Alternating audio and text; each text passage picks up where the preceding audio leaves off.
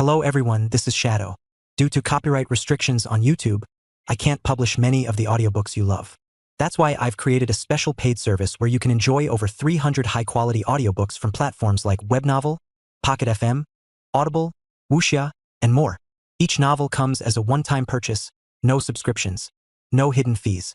After payment, you'll receive full access via Telegram, along with all future updates for that novel. You'll find a wide selection of your favorite genres and titles, always in premium audio quality.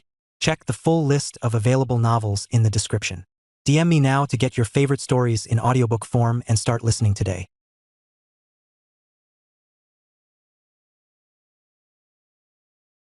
Page 51. I said there's something fishy going on. Yes, absolutely. Alyssa was still stuck in her anger. Ever since she had an intimate relationship with Su Ming, she has become Su Ming's most staunch supporter. Help me decide on a location for the press conference. I'm going out for a bit. Su Ming suddenly remembered that this press conference seemed to be very lively, and those rows of seemingly majestic combat armor should be worth a lot of money. It seems like I can take advantage of the chaos to make a fortune without any subsequent trouble. This kind of opportunity that is equivalent to giving yourself money is rare. He casually transformed the metal figure into a pair of thin fingerless boxing gloves. He took the long-lost crimson coat and flew out of the window. Chapter 58 Fishing in Troubled Waters. The Hanmo Expo opened grandly. This is Justin Hammer's highlight moment. He has enough confidence in his Iron Legion. While dancing sexy moves, he also claimed that he wanted to replace Iron Man. He just pointed with both hands, and a large number of steel mechas slowly rose on the stage against the backdrop of majestic background music. The original Iron Man Mark II, War Machine, which he transformed, also made its debut. It is worth mentioning that after James Rhodes had a fight with Tony, he met Hammer when he returned to the military to upgrade his armor and weapons. Hammer boasted about his weapon system to the skies,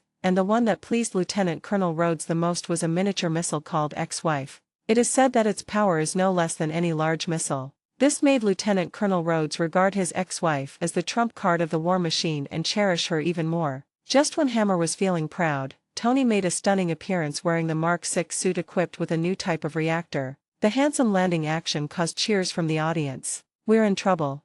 Ignoring the boiling crowd, Tony warned Rhodes that this was all a conspiracy. Tony, there are civilians here. I'm here to follow orders. We can talk later if there's anything else. Apparently Rhodes misunderstood Tony's intention. For the next 5 minutes, you have to believe me, everyone here is in danger. Tony waved to the audience and seriously reminded Lieutenant Colonel Rhodes. But Rod didn't believe Tony's words at all. I trusted you, and ended up getting beaten up in your house, remember? It wasn't until Tony mentioned to Rhodes the collusion between Hammer and Ivan that War Machine Rhodes began to waver. Ivan is still alive. Just as Tony stepped forward to question Banks' whereabouts, Rhodes and War Machine exclaimed, "Oh, this is not good." War Machine suddenly raised his machine gun and aimed it at Tony. A large number of steel armors behind him also locked onto him. I'm locked in, is that you? Tony, alerted by Jarvis himself that he was being targeted by War Machine, loudly questioned Rhodes. No, it's not me. Go, the entire system has been hacked. Get out of here. Lieutenant Colonel Rhodes's dark face turned red at this moment because of the unauthorized warning on the monitor. He realized that something was wrong and he had lost control of the mecha, so he could only urge Tony loudly to leave quickly. In a secret room in the Hanmo factory, Ivan Vanko seized control of the War Machine and all the steel armors. The revenge plan officially begins. In order to avoid hurting innocent people, Tony immediately flew into the sky. All the armors attacked in the direction Tony was flying. The high-tech ceiling was shattered into pieces by the bullets, and the tempered glass fell like raindrops. This scene caused panic among people. The audience below screamed and ran for their lives, and the scene fell into chaos. Some of the armors took off on the spot and chased Tony. Seeing that Tony was not easy to deal with, the remaining armors walked straight into the crowd and began to indiscriminately attack civilians. At this time, the armor aimed at the Iron Man mask on a little boy's head and was about to launch an attack. The little boy fearlessly raised his right hand to face the tall enemy, as if he were Iron Man who could kill the enemy with one shot. At this moment, Tony arrived in time and saved the child from danger with a palm laser cannon. Well done, kid. Black Widow Natasha Romanoff, who was always in the audience with Ms. Pepper, couldn't help but take action. He ran to the stage immediately and angrily pressed Han Emo on the table to force him to tell him Ivan's location. After getting the exact location, Tony's bodyguard Happy took Black Widow to the Hammer factory quickly. Black Widow took off her coat and put on combat uniform in the car. The white scenery made Happy want to put his head directly into the rearview mirror. The vehicle suddenly shook. It's too white, I can't see clearly. I don't know if Happy didn't see the road clearly or what. Regardless of the fact that Happy only managed to knock down one enemy despite using all his strength, Black Widow had already dealt with all the guards in the corridor. Su-Ming flew over the expo just in time to catch Tony taking off to divert enemy fire. Just in time. Su-Ming quickly observed the battlefield and found that the combat mechas on the stage had taken off one after another to chase Tony, while the rest walked out of the venue and launched indiscriminate attacks on nearby buildings. The successful people, both men and women, who had just been watching the expo, now hated the design of their dresses. Damn it, this is totally unsuitable for escaping. When they ran past an electrical box, they despairingly discovered a rocket rapidly shooting towards them. Just as the electrical box was about to be hit and explode, Su-Ming flashed forward and came closer, slapping the huge cannonball away with his backhand. Boom! The shell exploded not far away. Su-Ming's crimson figure was framed with a bright golden edge. The man who was rescued behind Su-Ming was surprised to find out, "You are also wearing a suit, how come you are so outstanding?" Until a certain lady recognized Su-Ming and screamed excitedly, "Ah, it's the Crimson Silver Duke." Only then did people see the luster of the metal mask on Su-Ming's face. "I suggest taking off your high heels before running." Looking at the excited ladies, Su-Ming left a word and rushed towards the armor firing the artillery, waving his hand. Exchange. Exchange successful. Plus $1,200 million, account balance $51,510 million. Without waiting for the system to prompt the valuation, Su-Ming turned the armor in front of him into dust and earned $1,200 million US.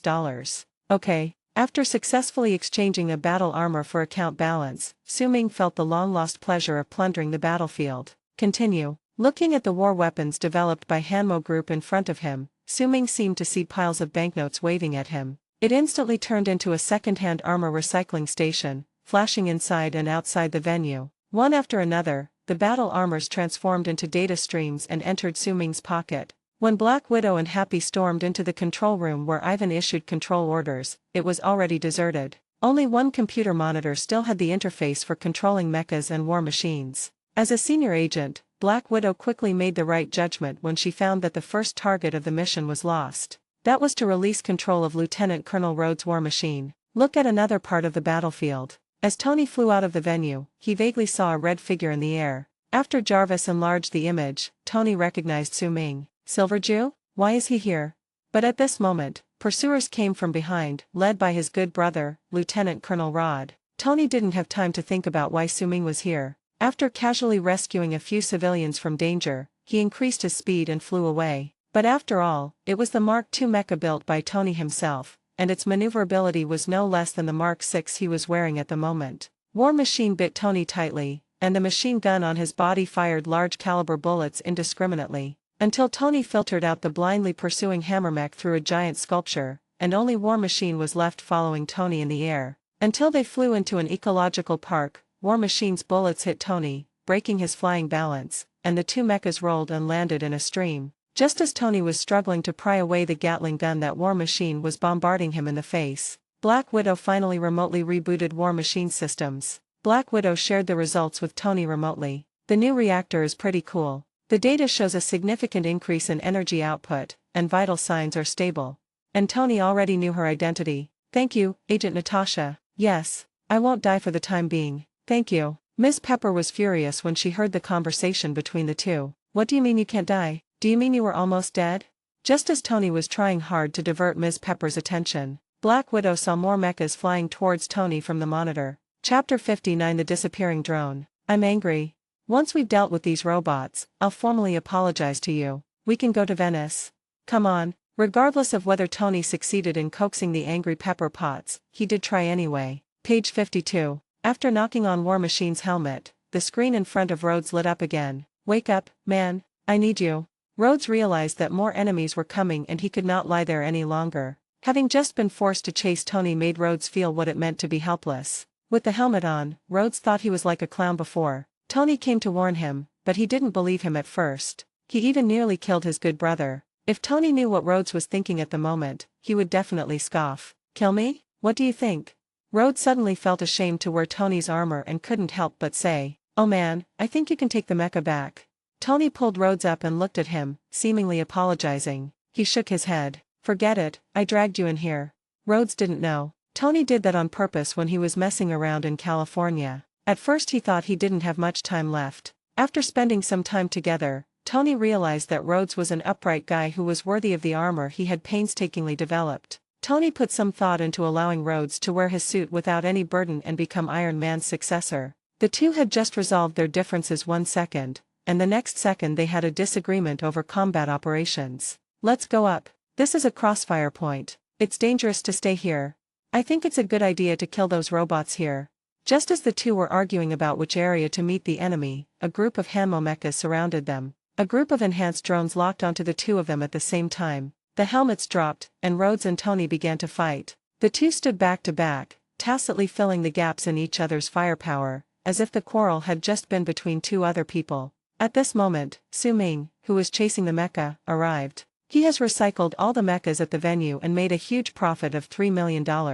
Watching the large and expensive reinforced mecha chasing after Tony. Of course Su Ming would not let go of this last wave of gold monsters. Looking at the tacit cooperation between the two people on the field, a picture flashed through my mind. It looks like Tony is about to unleash a powerful area attack here, killing all enemies in one fell swoop. It's handsome, but what a waste.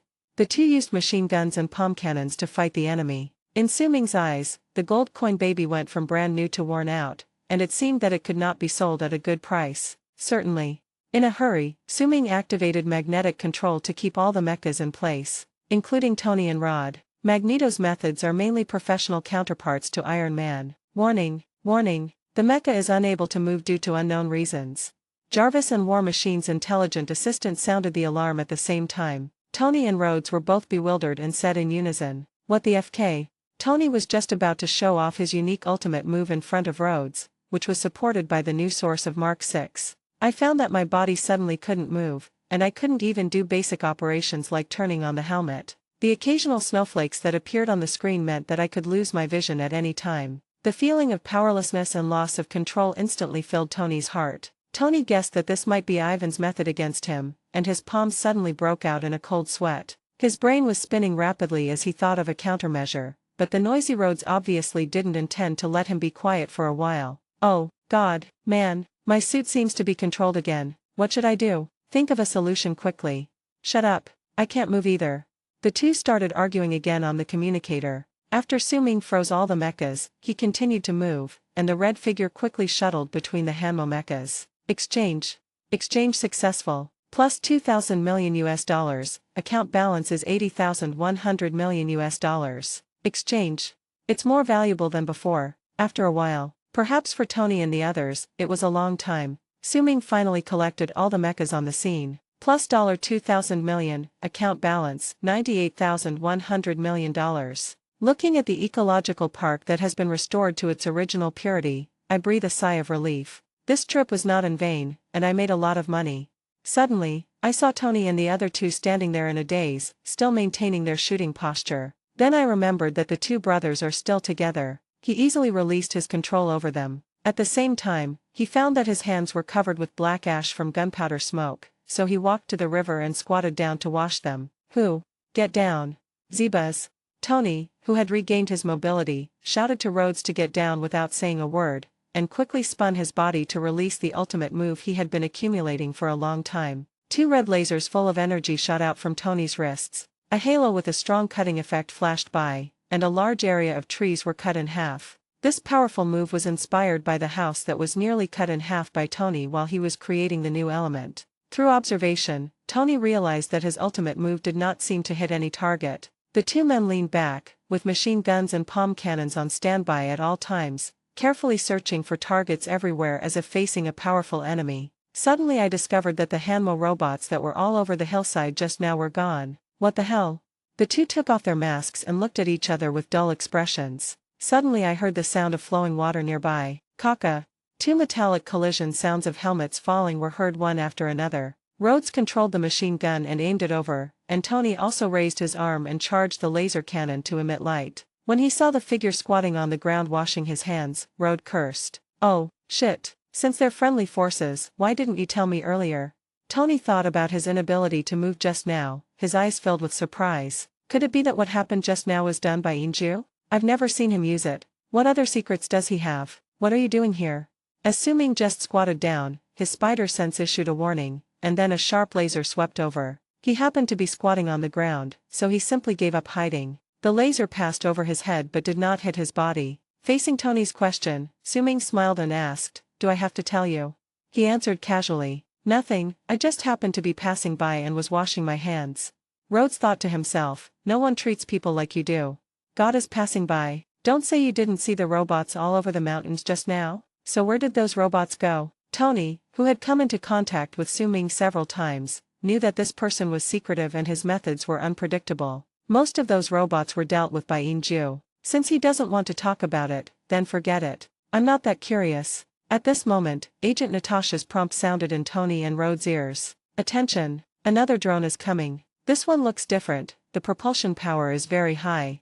Tony and Rhodes looked up at the sky after hearing this. I saw another set of mechanical armor landing steadily from a high altitude. The helmet opened, and Ivan Vanko appeared in front of Tony and Rhodes with a happy smile. "It's great to be back." Lieutenant Colonel James Rhodes looked at Ivan falling from the sky and blurted out, "This is not a second." Ivan's confident expression gradually turned into arrogance. He crossed his arms over his chest and threw them downwards. Sizzle, pop.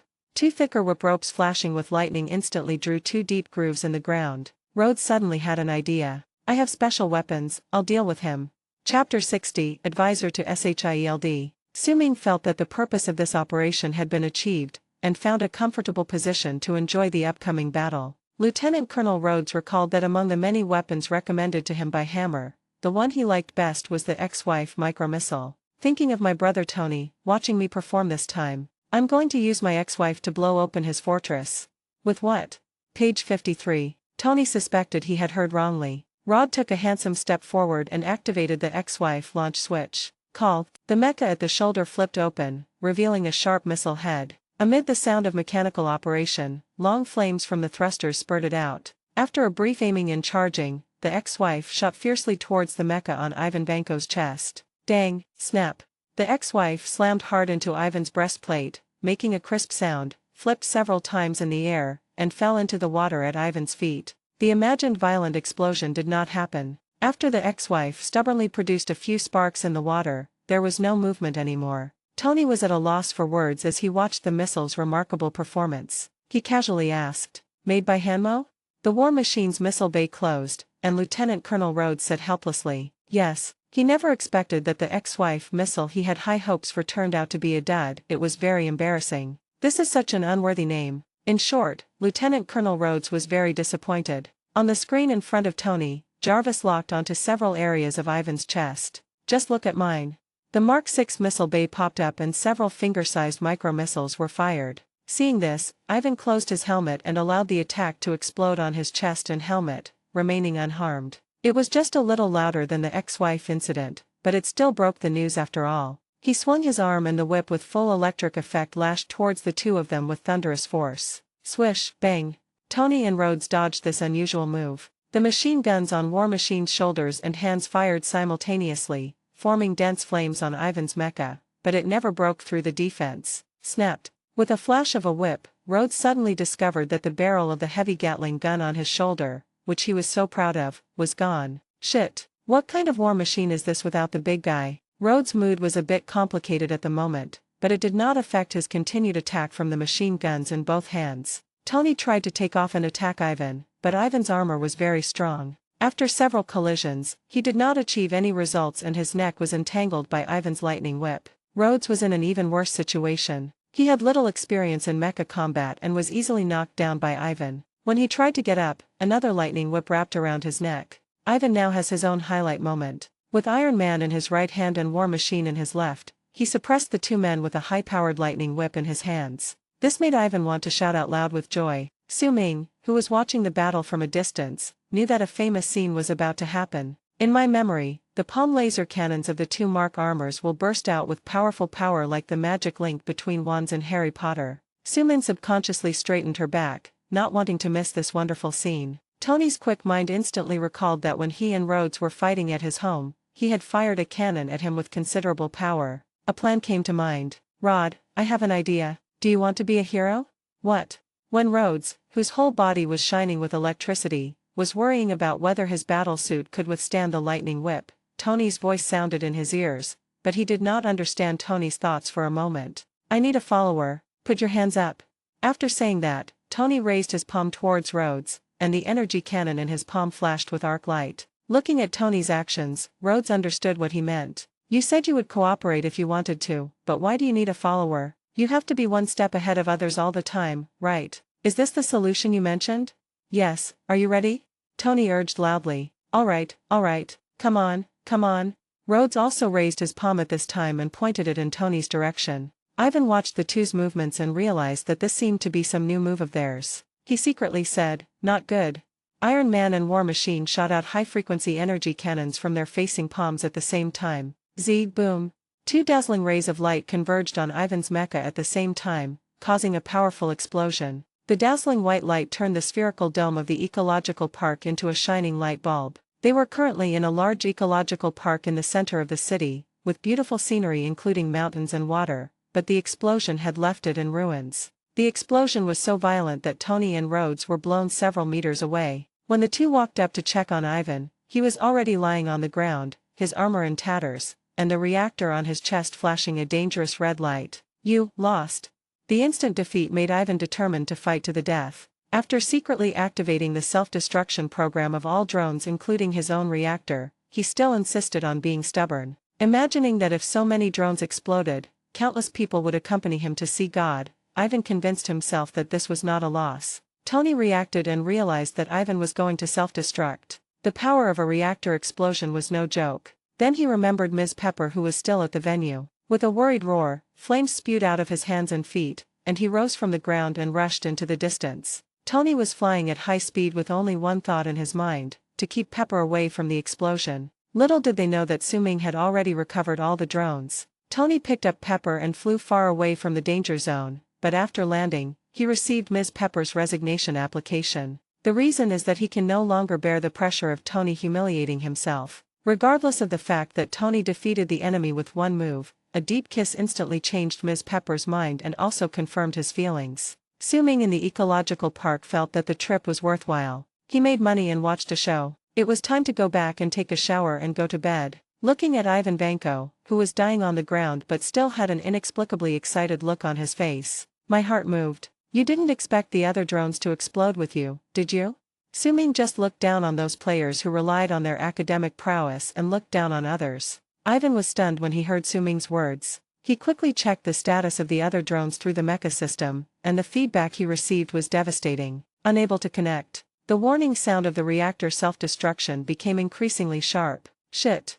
Ivan, who had been unharmed by countless bullets, was broken at this moment. Boom. The huge fireball raised the entire ecological park to the ground. After successfully stimulating Ivan, Su-Ming activated his magnetic power to control his body and transformed it into a stream of light, escaping into the distance. Natasha's mission at Stark Industries is over. Natasha issued a detailed assessment report on Tony Stark. Based on her report, Tony Stark was denied a recommendation to join the Avengers. There are several keywords in it: obsessive-compulsive behavior traits, self-destructive tendencies, standard narcissism, etc. Nick Fury agreed with the report very much. After all, Natasha had been sneaking into Stark Group and observing Tony closely for a long time. Her evaluation of Tony was quite pertinent, especially the sentence, "a typical narcissist." "I thought S.H.I.E.L.D. would keep chasing me and asking me to join the Avengers project like before." Unexpectedly, Natasha's assessment report directly caused S.H.I.E.L.D. to change its opinion of itself.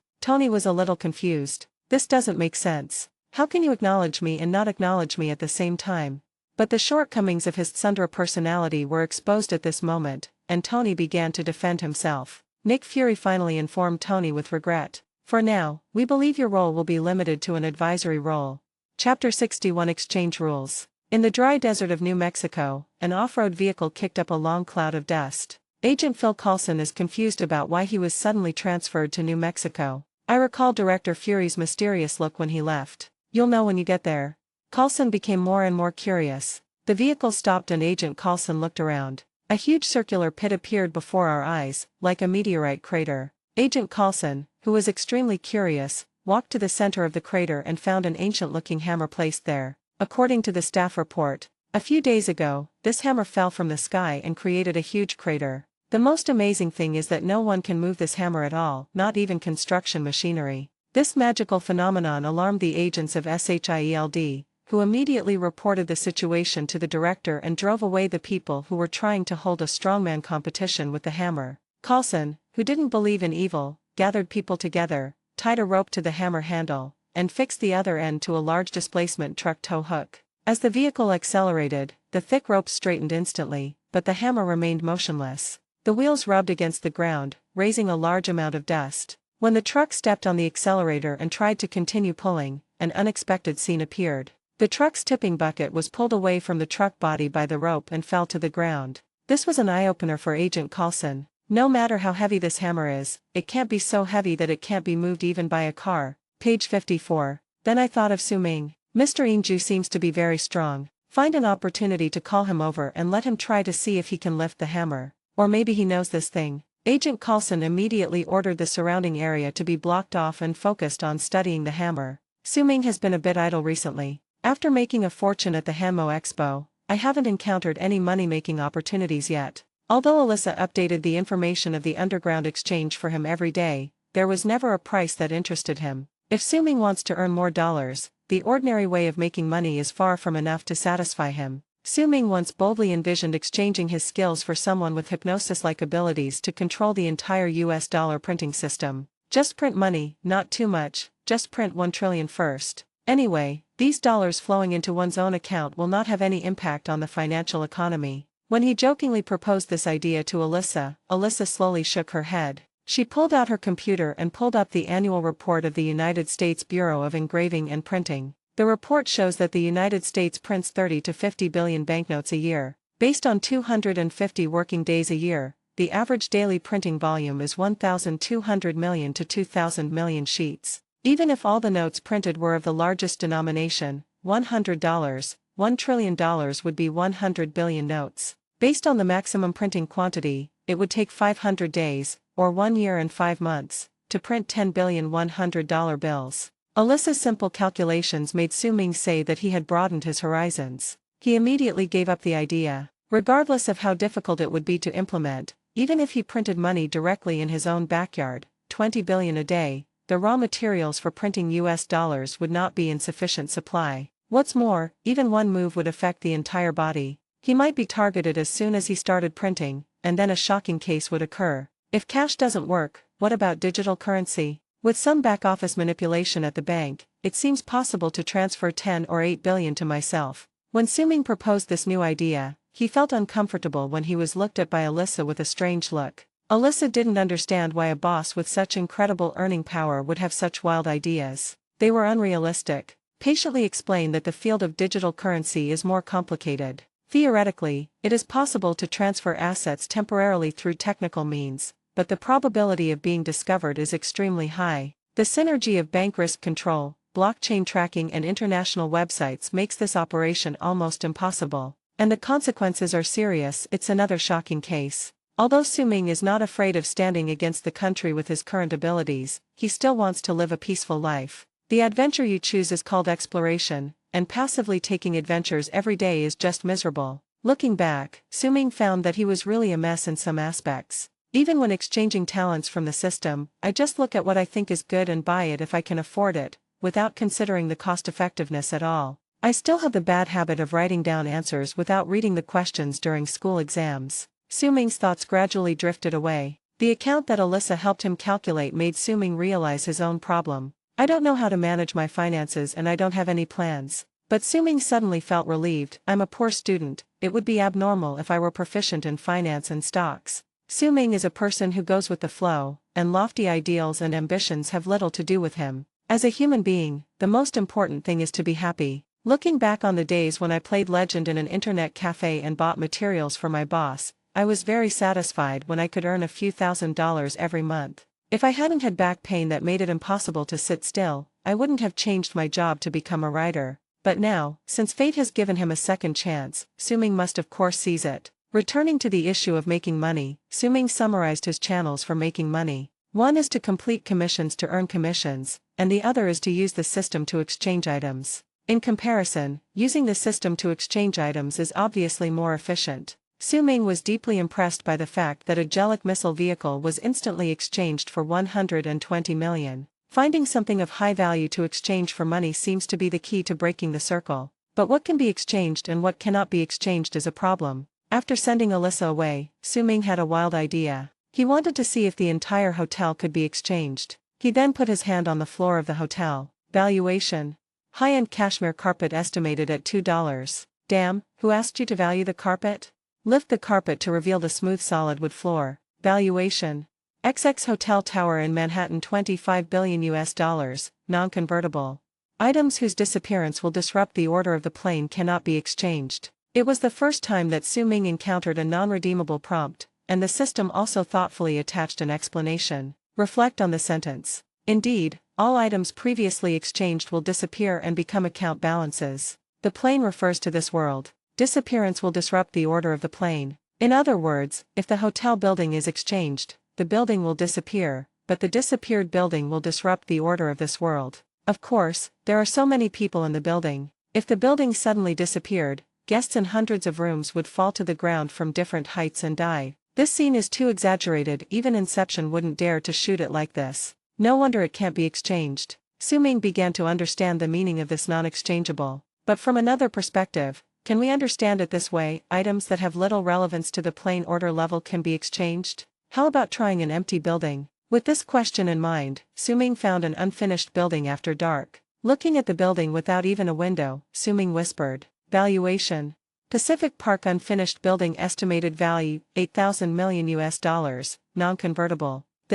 Su Ming was a little puzzled. This unfinished building was located in a remote area and no one lived in it. Why couldn't it be exchanged? Su Ming, who didn't believe in evil, walked aimlessly on the street, evaluating the buildings around him as he walked. Unconsciously, they arrived at Times Square. Looking at the giant billboard of world civilization among the crowd, Su Ming curiously started to speculate. 1 Times Square, 5 million US dollars, non-convertible. Undoubtedly, the system still shows that it cannot be redeemed. What Su Ming didn't know was that those unfinished buildings were actually related to more people. Not only is there government intervention, but there are also multiple debt disputes and lawsuits, some of which involve the livelihoods of many people. Of course, he cannot redeem it. Finally, Su Ming shook his head helplessly. Let's find a way to exchange them for war weapons or other valuable things. It doesn't matter if you have more or less of that thing, it's still valuable. If I'm lucky enough to find a nuclear bomb, a hydrogen bomb, an atomic bomb. At this moment, a sudden change occurred.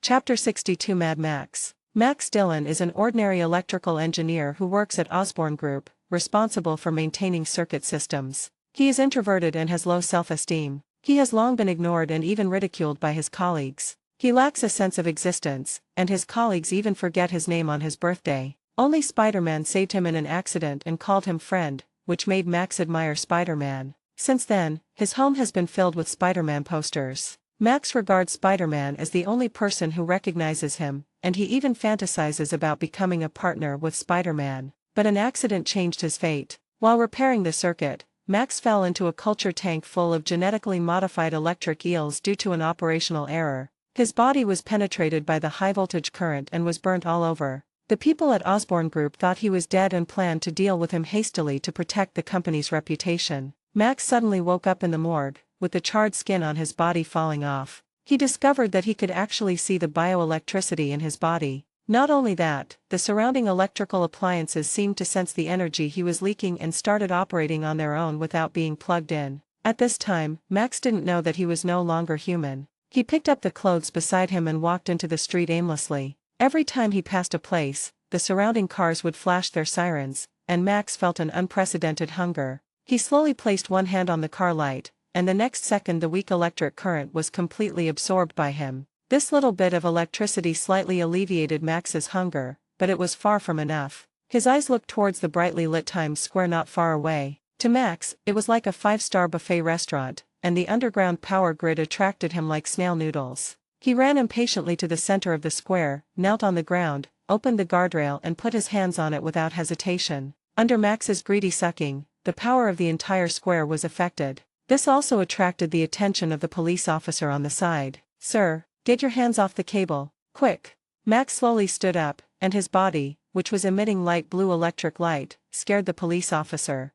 The police officer instinctively raised his pistol, which scared Max. In a hurry, he activated the electric power to materialize, lifted the passing truck high up, and threw it aside. The police arrived quickly and surrounded Max. "Get down on the ground right now. For your safety and the safety of the people around you."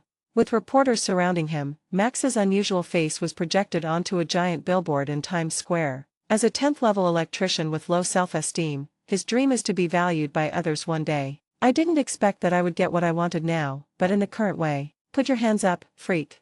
Just as Max was staring at himself in the commercial, the police threw a smoke bomb and shouted, "Freak. No, no, don't do that. It's not my fault." I said, "Stop." Max's emotions were finally ignited, and powerful energy burst out from his body. Blue electric light spread out in a circular shape, instantly blowing away many police cars and police officers. The police opened fire decisively. Page 55. The strange thing is that the bullet was torn apart by the powerful electric force field when it approached Max. One Times Square is only worth $5 million. After Su Ming appraised the building covered with electronic advertising screens, he was very surprised. Suddenly the billboard flickered, as if it was out of power. Soon, the crowd exclaimed and turned to look. A man in a hoodie raised the truck above his head with his hands emitting electric light. "Oh wow, isn't this that guy? Electro is here, and Spider-Man should be here soon." Su Ming lamented that New York was such a disaster-ridden city that he could even run into the Electric Man while taking a walk. Ignoring the civilians fleeing in all directions, Su Ming pulled a chair from the street and found a good spot to sit down. "Hey, it's a good time to take a break, watch a show, and eat some melons." A spider's thread streaked across the night sky. Spider-Man Peter Parker swiftly got under the flying police car, held up the police car, and saved the police officer who was about to be crushed. "Thank goodness you drove a car instead of riding a horse." Peter thought he was being humorous. When the rescued police officer saw Spider-Man coming, his eyes lit up and he immediately informed all the police officers through the intercom. "Everyone, cease fire immediately. Repeat, cease fire immediately." Peter somersaulted onto the roof of the car and looked at the bewildered figure. "Hey Sparks, what are you doing?" Max turned around and found that his good friend Spider-Man was there, and his fear was instantly soothed. "The only person who recognized me finally came. They called me a monster, but it wasn't my fault. They shot me and smoked me with smoke bombs." Max was so upset that he wanted to talk to Spider-Man, but the only words that came out of his mouth were, "Is it you?" Peter Parker had no idea who this guy was glowing blue. "I accidentally saved Max before and only knew his name after seeing the work badge on his chest. I also encouraged him by the way." But at this moment he couldn't recognize Max at all. After all, he had changed a lot. Hearing Max's words, Peter responded loudly, "Yes, I am here. Who are you?" Spider-Man's question, "Who are you?" made Max's heart sink. Walking towards Peter, Max couldn't believe that the only good friend who recognized him now didn't remember him. He had fought others to protect Spider-Man's reputation, but he had never fought like that even for himself. Max found it incredible. He could tolerate the grievances inflicted by others, but Spider-Man's forgetfulness almost made him unable to suppress his instinctive anger. A flash of lightning flashed from the tip of his toes, traveling along the ground and spreading far away, almost affecting the people on the steps. "Don't you remember me?" Peter Parker felt like he had missed something, but couldn't remember it for a moment, so he subconsciously asked, "Should I remember?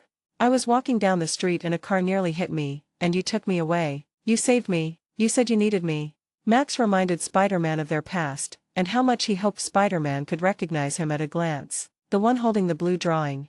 Peter finally remembered the person he had saved before. It turned out to be him. How did he become like this? But we must appease him no matter what and prevent more people from being harmed. Peter pretended to be relaxed and walked up to chat with Max, and finally remembered his name when Max was on the verge of anger. She explained that he had changed and she didn't recognize him at first. This statement was approved by Max. After a brief communication, Max asked the officers not to shoot him. "Hey guys, this is my buddy, Max. Told you not to shoot him." Peter's actions won Max's trust. Looking at himself on the advertisement screen, he spoke his true feelings. "I just want everyone to see me." Peter continued to comfort Max, and Max was ready to suppress the indescribable anger in his body. Just when the two were about to move to another place to have a good chat, Max stepped on a piece of metal, and the huge energy in his body burst out with a flash of lightning. This alarmed the sniper who had been aiming at him for a long time. "Oh!"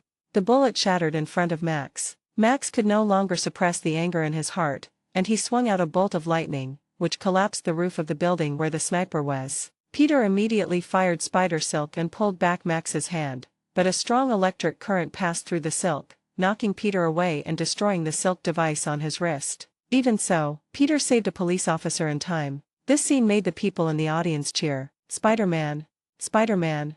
As I watched my image on the billboards change to a close-up of Spider-Man, my ears were filled with people's malicious insults. Max realizes that he has been deceived by Spider-Man, who only wants to step on him to gain more support from the people. Max, whose faith collapsed, was extremely angry. Completely crazy. Chapter 63 The Smell of Barbecue. The big screen was still broadcasting a close-up of Spider-Man. Thanks to the photographer's deliberate efforts, the little spider's figure appeared tall and majestic. The cheers of the onlookers lingered over Times Square. With Spider-Man in charge, the people who were originally fleeing in panic started to watch the show, and all kinds of vicious curses were directed at Max. There is no worry at all about detonating this time bomb. At this moment, Spider-Man's glorious image formed a sharp contrast with poor Max, which made Max feel like he was in hell. Spider-Man's behavior is undoubtedly a betrayal in Max's eyes. When a person's grievances accumulate to a certain level, they will turn into anger. What's more, Max's body, which has just undergone a transformation, is already full of violent energy. Liar, go to hell.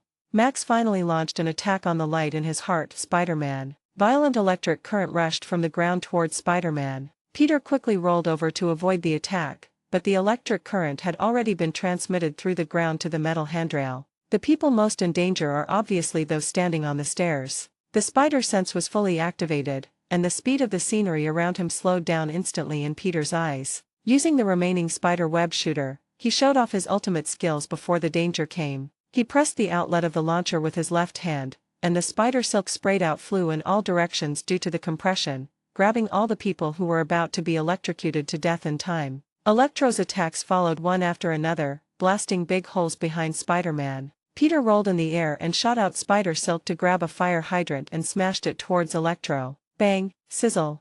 Both of them were hit by each other's moves and flew out at the same time. Peter in the air was paralyzed by the electric current and his body was stiff. He could only let inertia knock him to the side of the road. At this moment, Peter felt a strong hand supporting him from behind. It's Su Ming. Su Ming watched as the electric man was about to cooperate with Peter's persuasion, but his emotions were completely ignited by the sniper's careless shot. These police officers are really good at assisting. How anxious are you to get a promotion and a raise? Seeing the little spider flying backwards towards him, Su Ming casually supported him. Peter steadied himself and saw a familiar face, feeling both surprised and delighted. Very good. It's Mr. Silverdew. Sir, why are you here? There was a hint of excitement in his tone. He didn't know whether his performance just now was acceptable in Mr. Inju's eyes. He looked at Su Ming awkwardly and subconsciously hid the damaged spider silk launcher behind him. For a moment, I forgot that I was still in a battle. Are you kidding? Mr. Silver is here, so how can Electro still be a problem? Su Ming found Peter's expression somewhat funny. The bowl of chicken soup I gave him was not in vain. The young man seemed to respect himself more. Looking back, it's been a while since I last saw Spider-Man, and he seems to have grown a lot. The hand holding Peter patted Spider-Man's back. Considering that there were too many people around, he couldn't call Peter by his name. Spider, this is a long story. Are you okay? Su Ming's appearance gave Peter great confidence. After hearing Mr. Inju's cordial greetings, Peter wanted to tell Su Ming everything that had happened to him recently. I'm fine, sir. I've been trying to figure out what happened to my parents. Oh, and I'm also planning to confess my feelings to Gwen.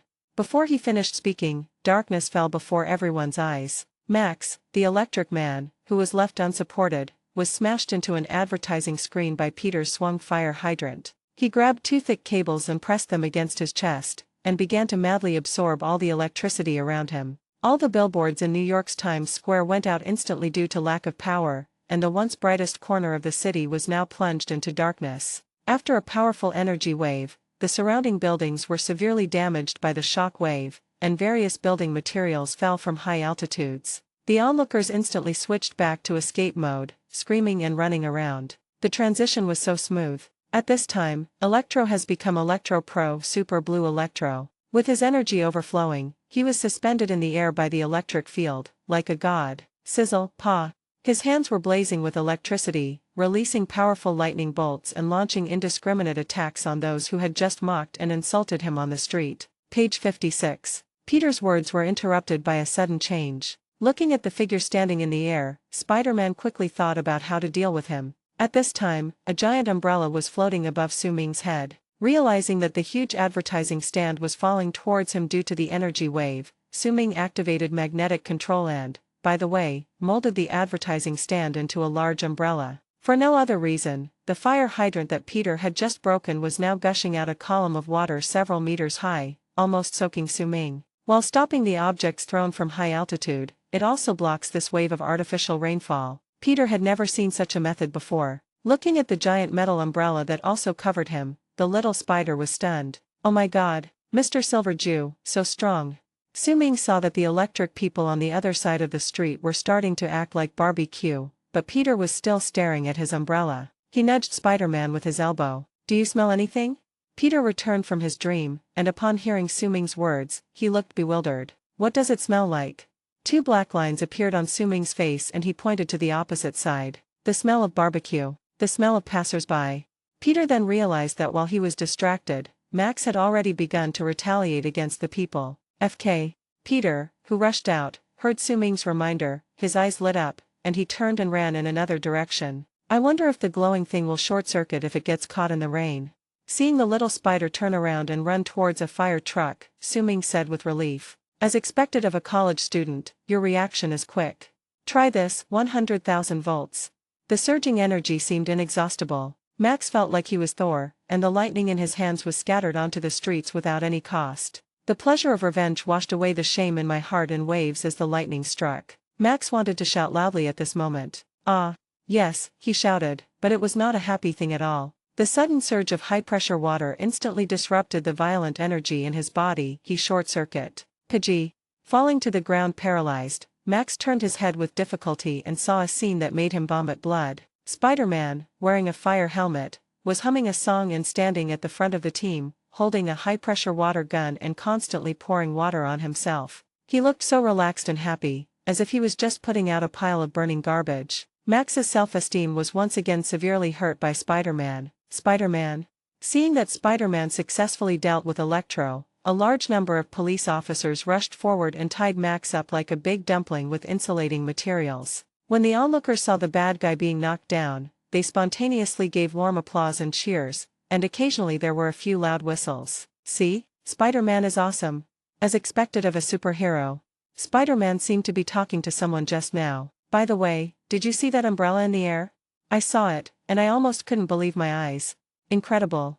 Su Ming felt that it was about time to go back. He could go downstairs for a walk and enjoy a visual feast, which would always make him feel good. As for Peter, Su Ming had no intention of greeting him. Didn't he see he was surrounded by media reporters? "Since this young man trusts me so much, it is reasonable for me to help him out." At this time, Su Ming's phone rang. Nick Fury's distinctive voice came from the microphone. "Fate, my friend, are you interested in a trip to New Mexico? Have a commission?" Su Ming's first reaction was that S.H.I.E.L.D. was asking him for help again. "Oh, Mr. Director, are you in any trouble?" Chapter 64 Hammer's Commission. Agent Phil Coulson's work has reached a bottleneck. Since discovering the mysterious hammer in New Mexico, he has mobilized many experts in information collection to try to investigate the origins of the hammer. But after a period of effort, there was no progress. This gave Agent Coulson a headache. Just at this time he received another task. Ensure through legal means that the U.S. government abandons recommending Abomination to join the Avengers. This proposal was strongly promoted by General Ross. In order to cover up the negative impact caused by his pursuit of Hulk, he said that Brinsky's accidental transformation into Abomination was the result of his work. And then he exaggerated the report and gave it to the top government officials. Such an outstanding warrior should have a better arrangement. General Ross's actions led the top U.S. government officials to consider incorporating Abomination into the Avengers team, and entrusted General Ross with the task. After internal assessment, S.H.I.E.L.D. believes that Abomination is too dangerous and uncontrollable. At the same time, he is unwilling to accept the government's arbitrary interference in the Avengers' plan. But that was the government's intention after all. Due to its position, S.H.I.E.L.D. could not object and could only hand over this difficult task to Agent Coulson. How could they have thought of letting someone as dangerous as the Abomination join the Avengers? Hulk is 100 times stronger than him. After all, every action of Hulk is out of protection. Coulson realized from Director Fury's words that if he found a nasty guy to connect with General Ross, there would be a high possibility that the matter would be ruined. An arrogant figure appeared in Coulson's mind. Thinking about how I was so kind to say goodbye to him before leaving, he was so angry. No one is more suitable for this task than him. That's right, the person Coulson thought of was Tony Stark. The result was that Tony, the new SHIELD consultant, had an informal meeting with General Ross in a bar. The conversation began in a harmonious environment and ended successfully with General Ross smashing the wine glass in his hand. Tony said happily afterwards, "What a lovely old man. Next time something like this happens, remember to call me." Obviously, it was not difficult for Tony to deal with the stubborn old man Ross. General Ross was successfully provoked by the arrogant Tony and withdrew the proposal. The abomination was thus excluded from the Avengers list. The solution to this problem inspired Coulson's work on the hammer. Why not seek external help? Coulson adjusted his tie. Several candidates came to mind, but through further analysis he eliminated them one after another, leaving only the last one, Scarlet Silver Duke. Although Mr. Silverjew's offer is high, his ability is indeed good. Apart from him, there is no one else who can take advantage of Director Fury. Didn't you see that even Iron Man Tony Stark is now a consultant? Coulson reported to Director Nick Fury the difficulties he encountered in researching the hammer and his desire to seek help from fate. Nick Fury agreed with Coulson's proposal, but the thought of having to bargain with that greedy guy again made Black Braised Egg feel a little unhappy. "For work," called Su Ming. "Oh, Mr. Director, are you in any trouble?" Hearing the expectation hidden in Su Ming's tone, Nick Fury felt disdainful. "You're hoping I'll get into big trouble so you can entrust me with a high salary," he said politely. "We discovered something and would like to ask Mr. Fate to help us investigate." "Oh, investigating stuff?" Su Ming was a little unsure about receiving such a commission for the first time, so he said it bluntly. "Director Fury, let's make this clear. No matter what the outcome, the money will not be refunded, and it must be transferred first." Black Sauce Egg cursed inwardly, as expected. "Okay, as usual, $1 million, I hope you can discover the secret of this hammer soon." "Only $1 million?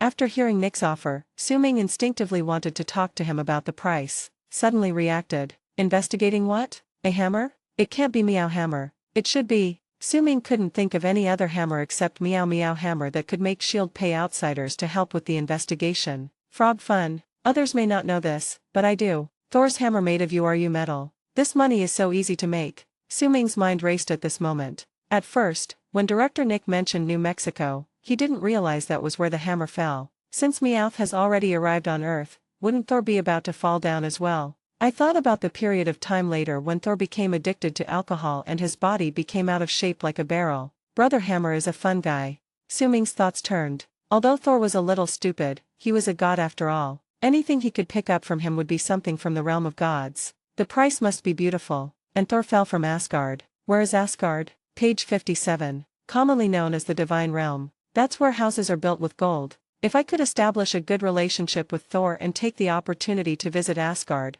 wouldn't my account balance explode? Su Ming's eyes became brighter and brighter. The question of how to make money that had been bothering him for a long time became extremely clear at this moment. Thinking of this, Su Ming gave up the idea of bargaining with Nick Fury. After all, compared to Asgard's mountains of gold and silver, S.H.I.E.L.D's mere hundreds of millions of dollars seems insufficient. Since they provided such a crucial opportunity, I might as well do it quickly. "No problem, Chief Fury." Su Ming agreed readily. "Mr. Fate, $1 million is a lot for an investigation mission." Nick Fury habitually opened his mouth to bargain, but halfway through, he realized. What the FK? Did he agree? That money-loving bounty hunter actually agreed so readily? The bargaining process that he imagined would be uncomfortable did not happen, and Nick Fury almost broke his waist because of Su Ming. Okay, Mr. Fate. I'll arrange a special plane to pick you up right away." The phone hangs up. How much can the things from the Divine Realm be exchanged for?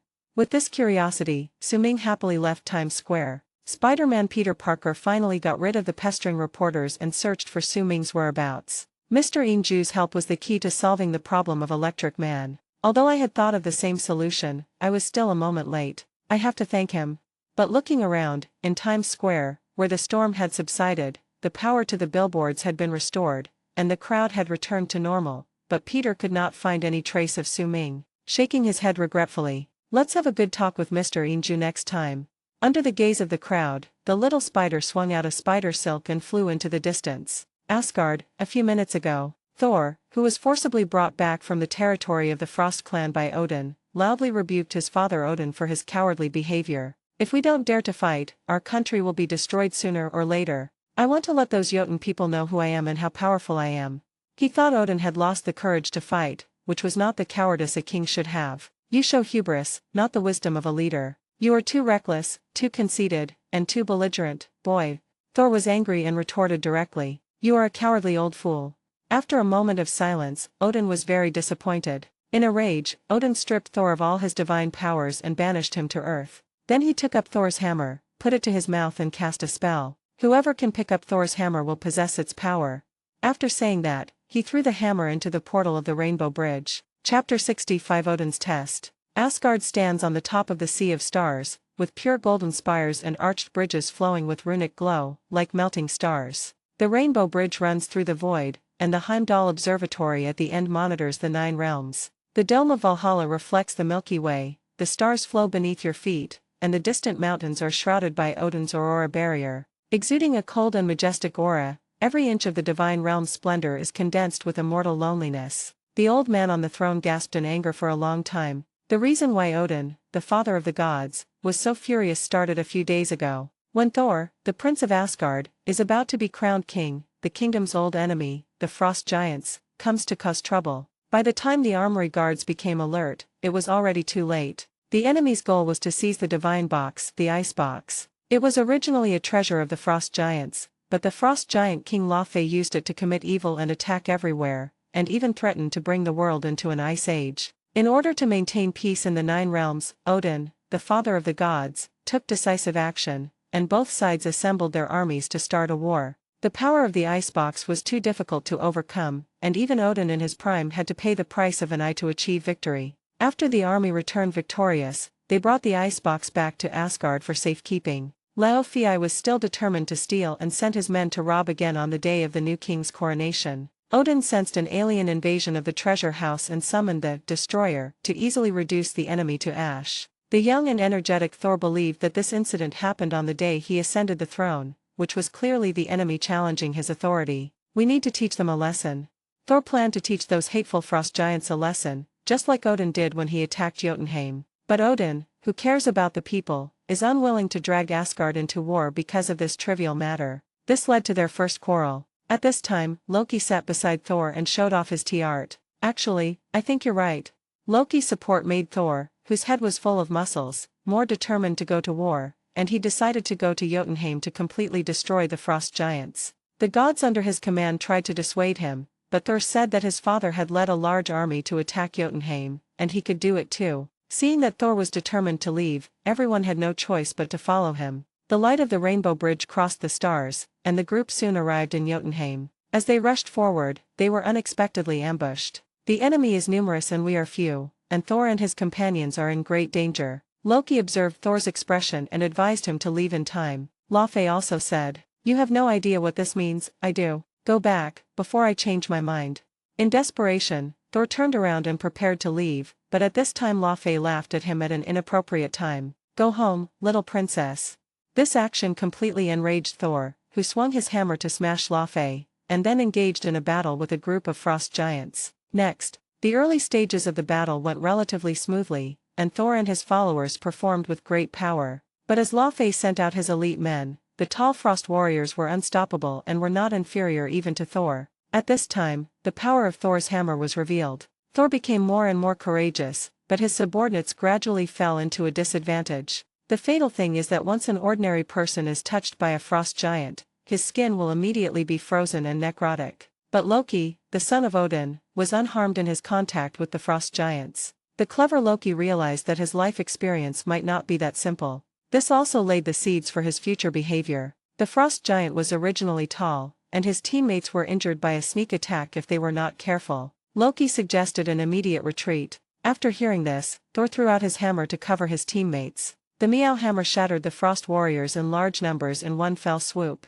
Seeing this, Laufey summoned a more powerful force, the frost monster. The frost monster is even more terrifying in terms of size, combat power and momentum. Thor fought alone to cover the retreat of the rest. Seeing that the enemy was gradually surrounding him, Thor used Thor's hammer to summon thick lightning to strike back. In the face of this powerful attack, a large area of the ground collapsed, temporarily blocking the attacking titan. Just as the group ran to the edge of the cliff, an even more terrifying monster crawled out of the abyss. Just as everyone was about to be flattened by the troll, Thor came from a distance. The extremely brave Thor pierced through the monster's head and killed it instantly. But more and more frost giants surrounded them. At the critical moment, Odin, the father of the gods, arrived on horseback in a dazzling glow. Thor also tried to convince Odin to join forces but was decisively rejected. The frost giant leader Laufey came to Odin to ask for an explanation. The cunning Laufey immediately saw Odin's weakness. Odin tried to make the matter smaller, but how could Laufey give up in the face of the invaders? Strike him while he's ill.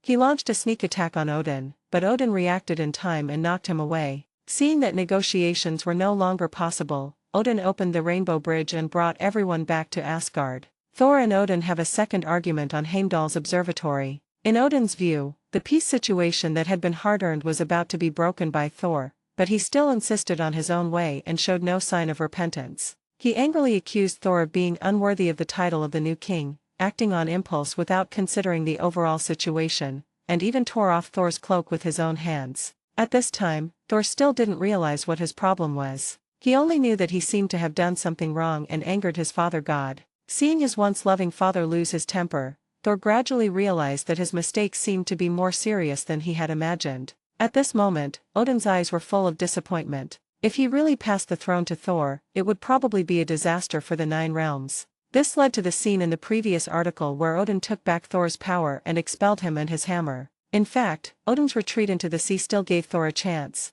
He could have exiled Thor to a farther place, but he didn't. There is also a test left for Thor, Thor's hammer that casts a spell, so that one day Thor can truly understand the wisdom and responsibility of being a king, and then restore his divine power and return with glory. But his behavior made Loki, who was standing next to him, very happy, because everything was planned by Loki. He didn't understand why, as a son of Odin and obviously smarter, he had nothing to do with the throne. Unwilling to admit defeat, he used a trick to sabotage Thor's coronation ceremony. The scene changes. Su-Ming has now arrived in New Mexico on a special plane. The place where the hammer landed has now been built into a temporary base by SHIELD, codenamed 0-8-4, page 58. This also reflects S.H.I.E.L.D.'s control logic in dealing with supernatural events, blockade, research, cover-up. They used a mechanical device to try to move the hammer, but found that it could not be shaken by any external force. At the same time, they analyzed the runes and energy fields on the surface of the hammer, but due to their ignorance of Asgardian technology, they made little progress. Under the guidance of Agent Coulson, Su-Ming finally saw the famous Meowth hammer, Mjolnir. Valuation. Thor's hammer Mjolnir valued at $5 trillion, not convertible. He immediately evaluated this artifact from Asgard. The price displayed by the system made Su-Ming's eyes light up, and the result that it could not be exchanged was also expected. If Thor's hammer was exchanged for money like this, Thor would probably be in trouble in the subsequent Thor-related plots. Seeing the crane fail in front of the hammer for the N+1th time, Su-Ming rubbed his hands, his eyes flashing with eagerness to try. Let me try? Agent Coulson adjusted his tie, thinking that he asked you to come because he knew you were strong. I wanted to let you try to see if you could pick up this hammer, but without any commission, I'm afraid you wouldn't even take a look at it. I don't know whether this 1 million yuan commission can bring me a surprise. Please. Su-Ming rolled up his sleeves and walked to the hammer, gripped the handle, and adjusted his breathing slightly. With a sudden force. Let's go. Chapter 66 The Electrocuted Thor. It has to be said that under the system's transformation, Su-Ming has already possessed power that is beyond the reach of ordinary people. Brinsky's incarnation of hatred has a deep understanding of this. But in front of Thor's hammer, Su-Ming's strength seemed to become the same as that of an ordinary person. Su-Ming's arm holding Thor's hammer had bulging veins, but the Meowth hammer remained motionless. Su-Ming, unconvinced, grasped the handles with both hands, stood firmly in a horse stance, and exerted force again. Boom! Under the influence of the huge force, Su-Ming's legs were deeply inserted into the ground, raising a cloud of dust. Thank you so much. Agent Coulson's pupils trembled, and he was dumbfounded by the power of fate. The machinery has been operating next to the hammer for a long time, making the ground here extremely hard. How could you stick your legs into the ground with just one exertion? That's outrageous. But to be honest, the hammer was still very cool, it didn't move at all. It seems the hammer is still better. Coulson's curiosity about whether fate could pick up the hammer gradually turned into relief. He had seen hammer stubbornness too many times in a while. No matter what method is used, the hammer seems to have its own ideas, just staying there, motionless. Even someone as powerful as Mr. Silver Jew has things he can't handle. At this moment, Su-ming felt a bitter feeling of frustration in his heart. So far, there has been nothing that he cannot handle, but he did not expect that the first thing that left him helpless would be this unremarkable hammer. Even though he knew deeply that this hammer was a supreme divine weapon made from the core of the planet and was accompanied by the spell of Odin, the father of the gods. But which man doesn't want to be able to wield Thor's hammer at will? If Captain America, that guy with the sexy ass, can lift it, why can't I? Su-ming jumped back to the ground and tried several times, but Thor's hammer remained motionless, which made Su-ming gradually give up the idea of picking it up. Crack. Frustrated, he slapped the hammer handle. I surrender to you, isn't that enough?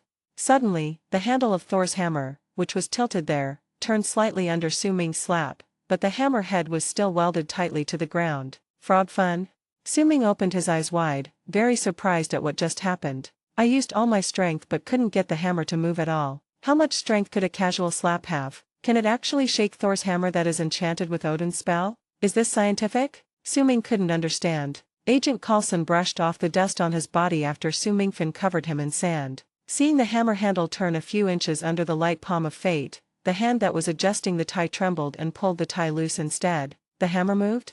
Coulson couldn't believe his eyes. He picked up the document and looked at the original direction and angle of the hammer marked on it, and immediately called the staff to take the instrument to start repeated measurements and comparisons. Finally came to the conclusion. The hammer handle rotated 38.6 degrees clockwise. This discovery excited everyone. Su-ming looked at his right hand in disbelief. Could it be that I have some hidden attributes? Or does this foreign artifact also follow the ancient Eastern thought of doing nothing and being able to do everything? If you give up picking it up, you can make it turn? Is this reliable? But in any case, the hammer did move. Su-ming, who had achieved some initial results, continued to try at Coulson's urging, but the hammer returned to its previous state, motionless. Su-ming also tried to swing the Meow Meow hammer a few times like before, but no matter which hand he used, forehand or backhand, the hammer did not change at all. After trying for more than an hour, Su-ming, who had run out of patience, finally gave up. Whatever you want to do, why are you trying to compete with a hammer? Perhaps it was because the matter was too sudden, or the God King chose the wrong day, or he was descending too quickly and failed to choose the landing point in advance. The prince, who was demoted to a commoner, had just arrived on Earth and was hit by a small pickup truck before he even landed. Yes, that's Thor. Jane Foster hurriedly got out of the car to check, but because the road was too dark, she accidentally bumped into someone. Please don't die. Fortunately, Thor was not seriously injured. Hammer? Hammer. He called out for his hammer but received no response. Thor quickly realized that he had made a big mistake and had been abandoned by the God King. Father, father. Unable to accept this huge gap, he was still fantasizing about going back to his father to talk it out. Heimdall, I know you can hear me, put down the Bifrost. Thor tried to call on the Rainbow Bridge to bring him back, but soon found that his cry was in vain. Saul's unusual behavior led several scientists to believe that he was an alcoholic or a psychopath. He was talking nonsense. Instinctively, he took out the stun gun and pointed it at Thor. Thor didn't care and even felt humiliated. You dare to threaten me, Thor, with this little broken thing? Before he could finish his words, Thor was hit by a high-power pulse electric shock gun, and fell to the ground with his body stiff and shaking. Thor probably never dreamed that the fallen god of thunder would fall victim to his own signature skill, which had such low power. Several people sent the unconscious Thor to the hospital. Jane Foster, her assistant Daisy Lewis, and her mentor Eric Selvig were all astrophysicists. At that time, they were studying the movement of stars on an empty mountain top. Suddenly, something strange happened in the sky, and a huge vortex fell from the sky, which scared Jane. She turned around, stepped on the gas and drove away, but happened to hit Thor, who was teleported down. Jane thought the man was talking nonsense, but she didn't expect that they actually found a human figure in the photos taken of the magnetic storm. This means that Thor is indeed from outer space. The three returned to the hospital and found that the ward was empty. Saul ran away. While they were still thinking about where to look for this alien, the female driver Jane, who was reversing without looking at the rearview mirror, once again knocked down Thor, who happened to be passing by. Before he lost consciousness, a sentence flashed through Thor's mind. Fuck you, I'm such a poor bastard. While his brother Thor was in exile, his younger brother Loki was also busy. Loki realized something was wrong when he was fighting the frost giants. Ordinary Asgardians would be immediately frostbitten if they came into contact with the frost giants. Yet he himself was intact. It was very strange. In order to verify his guess, Loki went to his father's treasure house and took the box of frost. The moment he got the thing, Loki's skin became the same as that of the frost giants. Stop. Odin seemed to have had a premonition and appeared in time to stop Loki. The frost box is the most precious treasure of the frost giants. It contains a strange coldness from the kingdom of death, which can release extremely cold air and freeze all objects. Once opened, it will plunge the 9 kingdoms into an endless ice age. Who am I? Feeling the changes in his body, Loki asked his father with his back turned. You are my son. Odin answered Loki's question calmly, but sighed in his heart. It can't be that simple. Loki turned around and stared at Odin with burning eyes, his skin color gradually turning from the dark blue of extinction to normal. Page 59. At this moment, his inner thoughts were basically confirmed, but he still wanted to know the truth from Odin's mouth. What you took away from Jotunheim shouldn't be just the divine box, right? The old Odin looked at Loki, who was slowly walking towards him with a complicated expression. After the battle, I walked into the temple and found a baby. It was very small, not like the offspring of a giant. He was just left there, dying. La Fei's son. Chapter 67. The Science Team and the Prince. Su-Ming settled down in the temporary base number 0-8-4. On the one hand, he assisted Coulson in conducting research on the hammer at any time, and on the other hand, he waited for Thor's arrival. Although Su-Ming didn't know whether Thor had fallen to earth at this moment, he knew that the god of thunder would definitely find a way to find his hammer. Isabella Restaurant. Looking at Thor eating cuckoo, Daisy kept asking questions. How did you fall from the sky? You ate a whole box of Pop-Tarts, why do you still look so hungry? Thor ignored Daisy and drank the drink in his cup. What's so delicious? Another one. Snapped. The way he threw the cup with all his might seemed to be bestowing supreme glory upon everyone. The restaurant suddenly fell silent. The diners and the waiters all looked at Thor with surprised eyes, as if to say, where did this rude guy come from? Saul's behavior caused Jane's dissatisfaction, and she reminded him to be more polite. But Saul ignored Jane's suggestion. At this moment, the guests were discussing enthusiastically. We heard a satellite fell into the desert. We were just about to go check out the excitement when the FBI showed up again. The topic did not interest Thor, he didn't even know what a satellite was. But this news piqued the curiosity of astrophysicist Eric Selvig. What does the satellite you're talking about look like? Seeing that someone was curious, the passerby started to tell the story in a boastful manner. I don't know what the satellite is like, but it's heavy. I mean, no one can move it. I heard it has radiation. Before he finished speaking, Thor had already come up behind the passerby, grabbed his clothes by the shoulders and asked, where is it? Although satellites and the like didn't arouse Thor's curiosity, something that fell from the sky and was too heavy to lift could not help but make Thor suspicious. This is most likely my lost hammer. The passers-by were intimidated by Thor's rude behavior and tall stature, and subconsciously answered, 80 kilometers west of here. Thor turned and walked away, not caring at all about the kind reminder from passers-by. Don't waste time. By the time we get back, the army will have already passed by. Thor, who had no idea about traffic rules, walked on the road with great dignity, forcing several cars that were about to pass through the intersection to stop. At this time, Jane chased out from the restaurant. Where are you going? 80 kilometers west of here. Thor answered without turning his head, striding forward. Why? Jane didn't understand what the handsome blonde guy in front of her wanted to do by suddenly leaving. Go get what's mine. The more Thor thought about it, the more he felt that what the passerby described was his weapon. Facing the 3 scientists who were catching up, he stopped and offered his own suggestions. If you can lead me to Mjolnir, I will tell you everything. Meow? What meow?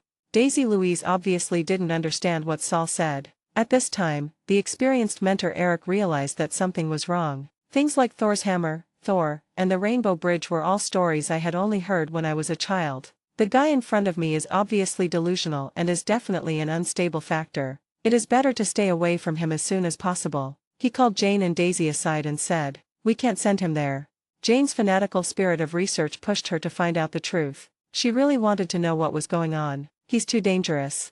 But her mentor's sincere advice made her realize that she shouldn't act impulsively. Jane then expressed regret that she could not give Thor a ride. Of course, Thor doesn't care about such trivial matters. It's time to say goodbye. Thor took Jane's hand and gently kissed the back of her hand. This sudden kiss on the hand made Jane just grin foolishly, not knowing what to say. After holding it in for a long time, he finally said with an awkward smile, thank you. Thor didn't notice the other party's embarrassment at all, and sincerely said the names of the 3 scientists one by one. Jane Foster, Eric Selvig, Daisy. See you later. After that, he bowed gracefully to the 3 scientists. Until this moment, Eric began to believe that Thor was a prince, because his aristocratic temperament at this moment was so obvious that it could not be ignored. Under Thor's sincere gaze, Eric and Daisy awkwardly returned the greeting. The three scientists said goodbye to Thor. Jane hesitated and looked at Thor's back for a long time before catching up with the other two. Turning the corner, Jane was surprised to find that her pickup truck had been driven away. The above are the results of my many years of research, as well as important observation records from last night. She ran over to confront the weirdos in suits who had taken things without permission. Agent Coulson received her politely and forcefully. "It's a security threat, we have to take the stuff." "Thank you." The passing agent also took the iPad from Daisy's hand. As the three people watched in a daze, the mysterious convoy took away all their scientific research materials, including equipment. "Jane, the results of my years of research were taken away just like that." "Daisy, and my iPad?" "Jane, the backups of the materials, and the backups of the backups, were all taken away." "Daisy, and the 30 songs I just downloaded?" "Eric, can you please stop talking about your iPad?" "Jane, who are they?" "Eric, I have a friend who studies gamma rays. He has disappeared since being approached by SHIELD. "Oh, I have another friend. I'll email him right now." "Daisy, but your computer was taken away too." "The sunset is like blood." The three scientists sitting on the roof looked at each other, feeling so helpless. Thor realized that if he wanted to travel, he still lacked a suitable vehicle. He looked around and when he saw the sign of Pet Palace, his eyes lit up. "Step into the pet store with the wind. I want a horse." The pet shop owner heard the customer's words but seemed not to hear them clearly. He slowly raised his head and stared blankly at the tall Thor. Thor's sincere gaze convinced the boss that he had heard correctly, and he mechanically replied, "There are no horses here, only dogs, cats and birds." "Then give me a bigger one I can ride on." Thor seriously reported his needs to his boss. The pet shop owner looked at the burly man in front of him with an embarrassed look on his face. He really couldn't imagine what in his small shop could withstand a ride from this guy. At this moment, a car stopped at the door, and Jane's voice came. "Hey, still want a ride?" After thinking it over again and again, Jane still couldn't accept that her hard work was taken away for no reason. So he got another car to retrieve his belongings, and happened to meet Thor who was buying a horse at a pet shop. The car they were riding in drove towards the sunset. The question that has troubled Loki for many years finally got an answer. No wonder his father has always favored Thor for many years, because he would never let the descendants of the frost giants sit on the throne of Asgard. Loki didn't believe Odin's nonsense about wanting to use him to achieve permanent peace between Asgard and the Frost people in the future. He broke down emotionally, tears streaming down his face unconsciously. "So I'm just a monster that you adults use to scare children?" Loki was venting his dissatisfaction to his heart's content, not noticing that Odin was slowly collapsing to the ground in weakness. It wasn't until he saw his father lying motionless on the ground that Loki regained his senses. In fact, Loki still loves his family. He just wants to get the same amount of love as his brother. Although he questioned Odin loudly, there was no malice in his words. When Loki looked at Odin at this moment, his eyes were full of grievance, self-blame and helplessness. He quickly called the guards and properly accommodated his father. Chapter 68 Attack of Thor. When the four warriors of the divine realm arrived at the royal court, Loki had already sat on the throne. He is now the king of Asgard. Page 60. Those who have a deep affection for Thor asked the new king to end his exile and let him return to Asgard. But Loki sternly refused. "My first order upon taking the throne cannot possibly disobey my father's last order." This gave the idea to several people to look for Thor on their own. The four of them quickly found Heimdall. Heimdall said that he would not disobey the king's order, but he forgot to take away the key to open the Rainbow Bridge, the burnt steel sword. After a while, they followed Thor's coordinates and disappeared in the glow. The warriors of the divine realm disobeyed the king's orders and acted on their own, which made Loki very angry. One by one, how is Thor better than me? He decided not to dwell on the past. Loki struck the ground with the king's scepter in his hand, and the next moment the destroyer mecha appeared on the scene. As one of Asgard's most powerful weapons, Loki immediately ordered him to hunt down Thor. But there is still a very crucial point, which is to persuade Heimdall to open the Rainbow Bridge. As the gatekeeper of Asgard, Heimdall is an all-seeing and all-hearing observer. His eyes can see through the 9 realms, his hearing covers the universe, and he can even hear the grass growing. His fighting ability should not be underestimated. The meticulous Heimdall had long suspected that the invasion of the frost giants was Loki's doing. He followed Loki's steps towards Jotunheim but saw nothing. This was exactly the same as when the frost giants invaded Asgard right under their noses. Loki knew that he was no match for Heimdall, so he froze Heimdall with the box of frost that he had prepared long ago. From then on, the right to use the Rainbow Bridge was in Loki's hands. He looked at the destroyer who was slowly approaching, with a hint of satisfaction in his eyes. Near Puente Antique, New Mexico.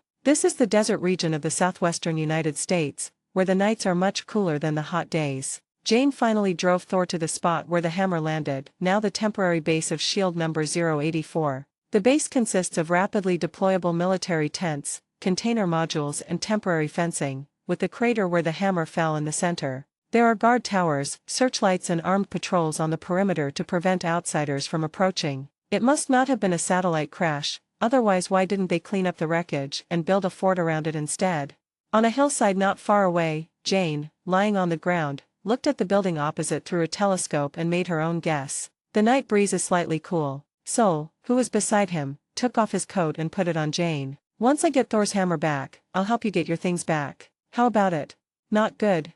Jane looked at Thor in surprise, wondering where he got the confidence to break through this heavily guarded military base alone. Do you really think you can get in, grab your stuff, and come out safely? No, I will fly out. Under Jane's incredulous gaze, Thor walked away. At the 084 base, staff are still working hard to study the characteristics of the hammer. They found that the hammer is constantly emitting interfering substances, and nearby electrical equipment will be affected from time to time. Not only that, even the signals from satellites in the sky were interfered with and could not penetrate the clouds. 2 bolts of lightning flashed across the sky, and a huge roar of thunder seemed to greet something. At this time, the staff reported that a passenger plane was about to fly over the base, Southwest Airlines Flight 5434. Agent Jasper Sitwell casually gave the order, "Tell it to change course."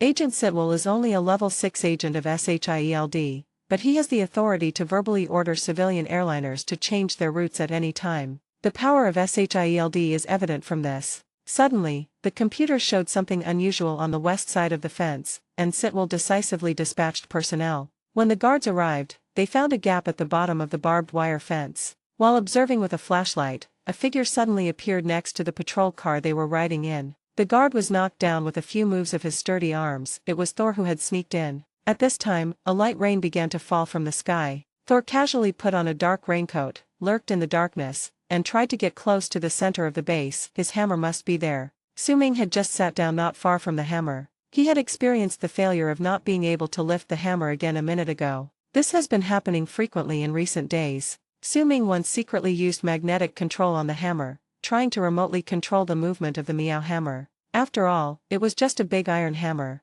But the unresponsive hammer and the vague feeling of powerlessness made Su-Ming realize that this method would not work either. How can I make it move? At this moment, the guard's report came from Agent Coulson's intercom. Agent under attack, intruder. Suddenly, shrill alarms rang out inside and outside the base. At the same time, eye-catching red lights flashed in every corner of the base. All the security agents became nervous instantly and returned to their respective posts to increase their vigilance. Jane on the hillside was a little scared when she saw that Thor actually dared to make such a big noise. She hid in the shadows in a panic and called her mentor Eric. She ran away secretly and came here on impulse without thinking about the consequences at all. She said on the phone that she had come to Daking and if she didn't receive a reply within an hour, she would go to Daking to look for someone. He also apologized for not listening to Eric's advice. At this time, Thor had approached the tent passage surrounding the big pit. He looked at the familiar hammer handle from afar, then looked up at the lightning in the sky which was becoming noticeably denser. "Baby, you've been waiting for me for a long time." Thor smiled happily. Then he swiftly slipped into the tent passage and neatly dealt with a guard. The target appeared in the eastern passage. Agent Coulson decisively ordered, "Go to the high ground, bring your guns." The scene changed, and a wall was covered with weapons of various types. A pair of strong arms paused briefly on the sniper rifle, and then decisively chose one, a compound bow. The figure holding the bow quickly jumped into the crane basket and quickly rose into the air. Su-Ming looked at Agent Coulson, who looked as if he was facing a great enemy, and consoled him. "Relax, Coulson." Coulson has extensive experience in emergency response and didn't care too much about the base being invaded. He was just curious about who dared to offend SHIELD. The hand that was not holding the walkie-talkie subconsciously adjusted his tie. When he heard Su-Ming's words, a hint of relief appeared in his seriousness. Feeling relieved, Coulson thought that Su-Ming comforted him because he planned to deal with the invader for him. Mr. Fate is a good person. If Su-Ming knew what Coulson was thinking at the moment, he would definitely laugh at his imagination. "I had clearly accepted a commission to investigate. As for beating someone up, that's another price." Su-ming reminded Coulson because he knew that the person who came was none other than Thor, the god of thunder who had lost his divine power. At this time, Thor is just an ordinary person, at most a little stronger and more handsome, but it would be strange if he could break through the siege of Shield. So what Su-ming meant was, you can handle it all on your own, don't panic. Thor encountered a huge guy, taller than him, blocking his way. Although he has lost his divine power, his fighting skills and brave will are still there. Even though he rolled outside in a seemingly embarrassing manner and was covered in mud, it did not affect Thor's continued victory. A voice came from Coulson's intercom. Give the order, Coulson. I'm almost a fan. Hawkeye, Clint Barton had already drawn his bow and aimed for a long time. Chapter 69. Want to make a bet? The rain was getting heavier and heavier and the ground was becoming very muddy. Thor, covered in mud, dealt with the big guard and shook his rain-soaked blonde hair in a dashing manner. In Thor's eyes, a man's romance is about fighting and winning. He took 2 steps forward and tore open the veil. The familiar Mjolnir suddenly appeared before his eyes. With a victorious smile, Thor walked towards the hammer. No chance. Hawkeye adjusted his angle and stared at Thor, whose whole body was exposed to the bow and arrow, reminding Coulson that now was his best chance to take action. Wait, I want to see. Coulson observed Thor next to the hammer in a hidden corner. He was very curious about what made this person rush and even at the cost of going against Shield. This man was quite skilled and even so many guards couldn't stop him, and the way he looked at hammer was different from any of us. Maybe something will happen. Thor was just staring at the hammer with a silly smile, imagining himself picking it up again and returning to Asgard to have a good talk with his father, or even admit his fault. Then regain your supreme glory. Suddenly, a voice sounded from the side. Hey, Prince, wanna make a bet? At this time, Su-ming was on the other side of the venue, with an umbrella floating above his head, and his whole body was dry. He sat leisurely in the fishing chair, looking at the slightly disheveled Thor with interest. This careless guy just ran towards the hammer and didn't even notice himself, which made Su-ming unable to help but tease Thor. Thor's thoughts returned from Asgard. He heard someone talking and looked in the direction of the voice. I saw a man with a unique face of Midgard sitting there leisurely, looking at me with a smile. An umbrella floated above his head, blocking all the rain and forming a sharp contrast with his soaking wet body. Page 61. Is this the magic of Midgard? I can also get the hammer back, huh? Wait, how did he know I was a prince? Could this guy even have prophetic powers? What are you gambling? Thinking of this, Thor became interested. I bet you can't lift this hammer. Su-ming raised his hand and pointed at the meow hammer on the ground and expressed his opinion. Ha ha ha. Thor, the god of thunder, seemed to have heard something funny and burst into laughter, making the white tent buzz. I'm afraid I'll disappoint you. Are you kidding? Who am I? Thor Odinson. This Thor's hammer originally belonged to me. If even I can't lift it, who else can? It seems that although you know some things, you don't know much. Mjolnir is not something that ordinary people like you can wield casually. Only I can do it. I am its master. Thor bent down and reached for the hammer handle, but his movement suddenly stopped in midair. You haven't told me what the bet is yet. Thor stood up straight, shook his hair, smoothed the rain off it with his hand, and looked up at Su-ming. He didn't want to miss this free victory. It would definitely be interesting if he could gain something by the way. Seeing Thor acting like a child eager to prove himself, Su-ming's expression was sincere. Let me put it this way. If you can't lift this hammer, I win. The bet is to take me to your hometown. No. Hearing Su-ming's proposal, Thor became alert and instinctively refused. Are you kidding? Anyone can go to Asgard? Who are you? Besides, why do you think I will lose? This bet is inappropriate, change it. As the Prince of Asgard and the son of Odin, Thor would never easily take back someone of unknown origin. He would not allow any external danger to threaten Asgard. Seeing that Thor firmly rejected him, Su-ming felt a little anxious. I couldn't think of anything else at the moment, so I shrugged indifferently. Since this bet doesn't work, I can't think of anything else for now, so whatever. At this time, Thor, who was closely observing Su-ming, thought that he proposed to go to Asgard for other purposes. Now he showed an attitude of being okay with anything, which made Thor's vigilance drop a lot. How about this? If you win, I'll give you one of my treasures. But what if you lose? Su-ming didn't expect that Thunder God would be so contractually minded that he would exchange the bet for treasures. Considering that I can't go to Asgard for the time being, it seems like it would be nice to get a treasure from Thor's mouth. As expected of a noble, he didn't bargain at all. He nodded and said, if you win, I'll help you deal with the trouble you caused by trespassing here.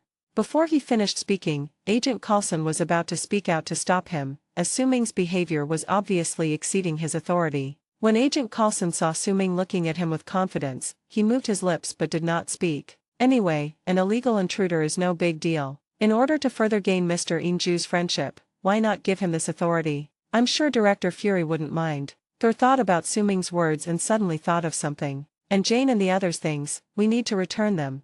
Suming recalled the name Jane, as if it was this woman who knocked Thor away when he just landed. It seems that Thor has a good relationship with the 3 scientists and is even thinking about helping them get things. Suming readily agreed to Thor's request. Thor was very impressed by Suming's straightforwardness and saluted him slightly. Crack, crack, crack. A few lightning bolts streaked across the sky again, and Thor turned his attention back to Meowth Hammer. The recovery of his life-defining weapon had already invigorated him. The bet with Suming could also resolve any subsequent troubles, and he could even get Jian and the others' belongings back. I'm such a genius. Thor grinned happily, grasped the hammer handle with his right hand, and exerted a little force. The imagined scene of him holding the hammer high did not appear. His smile froze, and Thor tried again in confusion, still no effect. Thor's expression gradually grew solemn. He gripped the hammer handle tightly with both hands, exerting all his strength, even roaring. Mjolnir didn't move at all, as if he didn't recognize himself. Seeing this scene, Suming's mouth curled up slightly, but Agent Coulson was a little disappointed. After making such a big noise, I finally got close to the hammer, but I still couldn't lift it. I'm not even as good as Mr. Silverdew. After Thor's last attempt to pick up the hammer failed miserably, he finally realized that things were not as simple as he thought. Recalling the scene when he was electrocuted by a small broken weapon when he first arrived here, Thor felt that this was the darkest moment of his life. Thor's hammer doesn't even recognize Thor. Does that make sense? A stun gun can easily defeat Thor. Does that make sense? Disappointment, confusion, helplessness mixed with a strong sense of frustration hit Thor's heart. He looked up blankly into the depths of the universe, where it seemed as if 2 eyes were staring at him constantly. Why? Thor's roared question was so desolate against the backdrop of lightning and heavy rain. Being defeated by a powerful enemy is not scary, but Thor felt deeply wronged that his old friend who had fought side by side with him for many years did not recognize him at this moment. Thor knelt in front of the hammer, lost in deep self-doubt. Okay, the show's over. Ground teams are out. Agent Coulson lost interest and picked up the walkie-talkie to wake everyone up. Thor seemed to have lost his soul at this moment, allowing the shield guards to handcuff him behind his back. His eyes never left Thor's hammer, and mysterious runes flashed across the wide surface of the hammer head. None of this escaped Heimdall's all-seeing eyes. A sigh, across the galaxy. Chapter 70. The Destroyer arrives. My people have all been professionally trained, but in front of you, they've become clowns. This makes me very depressed. Looking at the handsome man sitting in front of him, looking distraught, Agent Coulson tried to use conversation to get the information he wanted to know. In Coulson's impression, only people who have undergone special systematic training can have such skills. He wanted to know which faction this man of unknown origin belonged to. Kardest? Or is it a Fahan? But looking at this man's performance, Agent Coulson is more inclined to believe that Thor is a mercenary. Who is his employer? South Africa or somewhere else? Who are you? Agent Coulson finally asked a question Thor could understand. But Thor was obviously not in the mood to chat with a man at the moment. He stared at Coulson and did not say a word until he was called away by a phone call. It doesn't matter if you don't tell me, we'll find out. That's what we do. The scene flashed, and Loki, wearing a dark green windbreaker, appeared in front of Thor, which shocked Thor. I want you to tell father. My father is dead. Thor was still thinking of asking Loki to convey a message to his father Odin on his behalf, but Loki's deep voice told him a piece of news that he couldn't believe. What? Thor stared at Loki with blank eyes, stunned on the spot. You were expelled from the heavens, and a war is about to break out. This is too much for him to bear. Loki lied with his eyes open. Odin just fell into a deep sleep and did not die, but Loki wanted to prove his legitimacy to the throne in front of Thor. He angrily tried to make up for the fact that he had spoken for Thor in front of Odin. But Thor is unable to lift the hammer of Thor now, so Loki has to inherit the throne. The pragmatic Thor believed Loki's words. He believed his father was dead. Tears of grief fell from the corners of his eyes. He raised his blue eyes to look at Loki and pleaded, "Can I go home and visit?" Thinking of his father's voice, appearance and smile, Thor felt heartbroken. Could it be that I, an unfilial son, was the one who indirectly killed my father? Expelling you from the realm of the gods is the armistice condition proposed by Jotunheim. Loki stated coldly. Thor tried to ask if there was any other way. He just wanted to go home and see his father one last time. It was obviously just a simple request. But with Loki's next words, Thor's brain buzzed. And, mother, she won't let you go back either. Loki is lying. Thor thought sadly that his mother must have blamed him for his father's death. This was normal. When I heard Loki's hypocritical apology, Only then did Thor realize how much trouble he had caused, and he said earnestly, page 62, "No, I'm the one who should be sorry. Thank you for coming to see me, thank you. Take care of yourself." Loki turned and left with a heavy expression, his eyes flashing with a sharp light as he turned his back to Thor. Apparently, he had tricked Thor with a clever lie. "Goodbye." Thor whispered goodbye to his brother. At this time, Agent Coulson returned to Thor. "Goodbye? I just got here." Hammer Pit. The staff are still diligently collecting various information about the hammer. A thin hand brushed across the hammer's handle. It was Loki. Loki appeared in front of Mjolnir in casual clothes, and no one could see him. Loki tried to hold the handle of the hammer with one hand, but the hammer didn't move at all despite the force. He tried again, raising both hands and baring his teeth. After giving up, Loki instinctively looked up at the sky and thought, what on earth did the old man do? Why can't anyone lift this broken thing? On second thought, he had already succeeded to the throne. Whether or not one can pick up the hammer, or who can pick up the hammer, has something to do with oneself. With an evil smile, he disappeared from the spot. "Mr. Inju, I don't understand why you made that bet with him." Coulson turned his gaze from his busy hands to Su Ming, who was drinking coffee. "What a crap thing, it's so bitter, it's hard to drink." Su Ming scraped his tongue with his teeth, put the coffee cup aside, and looked at Agent Coulson, who was serious and a little old-fashioned. "What if I say, that hammer was originally his?" "Impossible."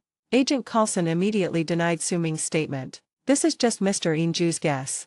Because an astrophysicist he just met, Eric Selvig, had already taken the person away. The blonde man shown in the identity information system is a doctor, his name is Donald Black. According to Eric, he later switched to studying physics. Although their words were full of loopholes, after all, that guy hadn't done anything excessive except trespassing on the base and beating up a dozen of his men. Coulson let Thor go. Of course, he sent people to follow secretly. After hearing Coulson's story, Su Ming knew that it was impossible for the senior S.H.I.E.L.D. agent in front of him to be fooled so easily by a researcher. At the same time, he also realized that he didn't believe what he said at all. He shook his head slightly, without further explanation, and went to the storeroom to look for tea leaves. The 4 warriors of the Divine Realm came to Puente Antique. They were wearing Asgard armor, holding weapons, and walking on the street, attracting the attention of all passers-by. It also attracted the S.H.I.E.L.D. agent assigned by Coulson to keep an eye on Thor. "Are they having a masquerade?"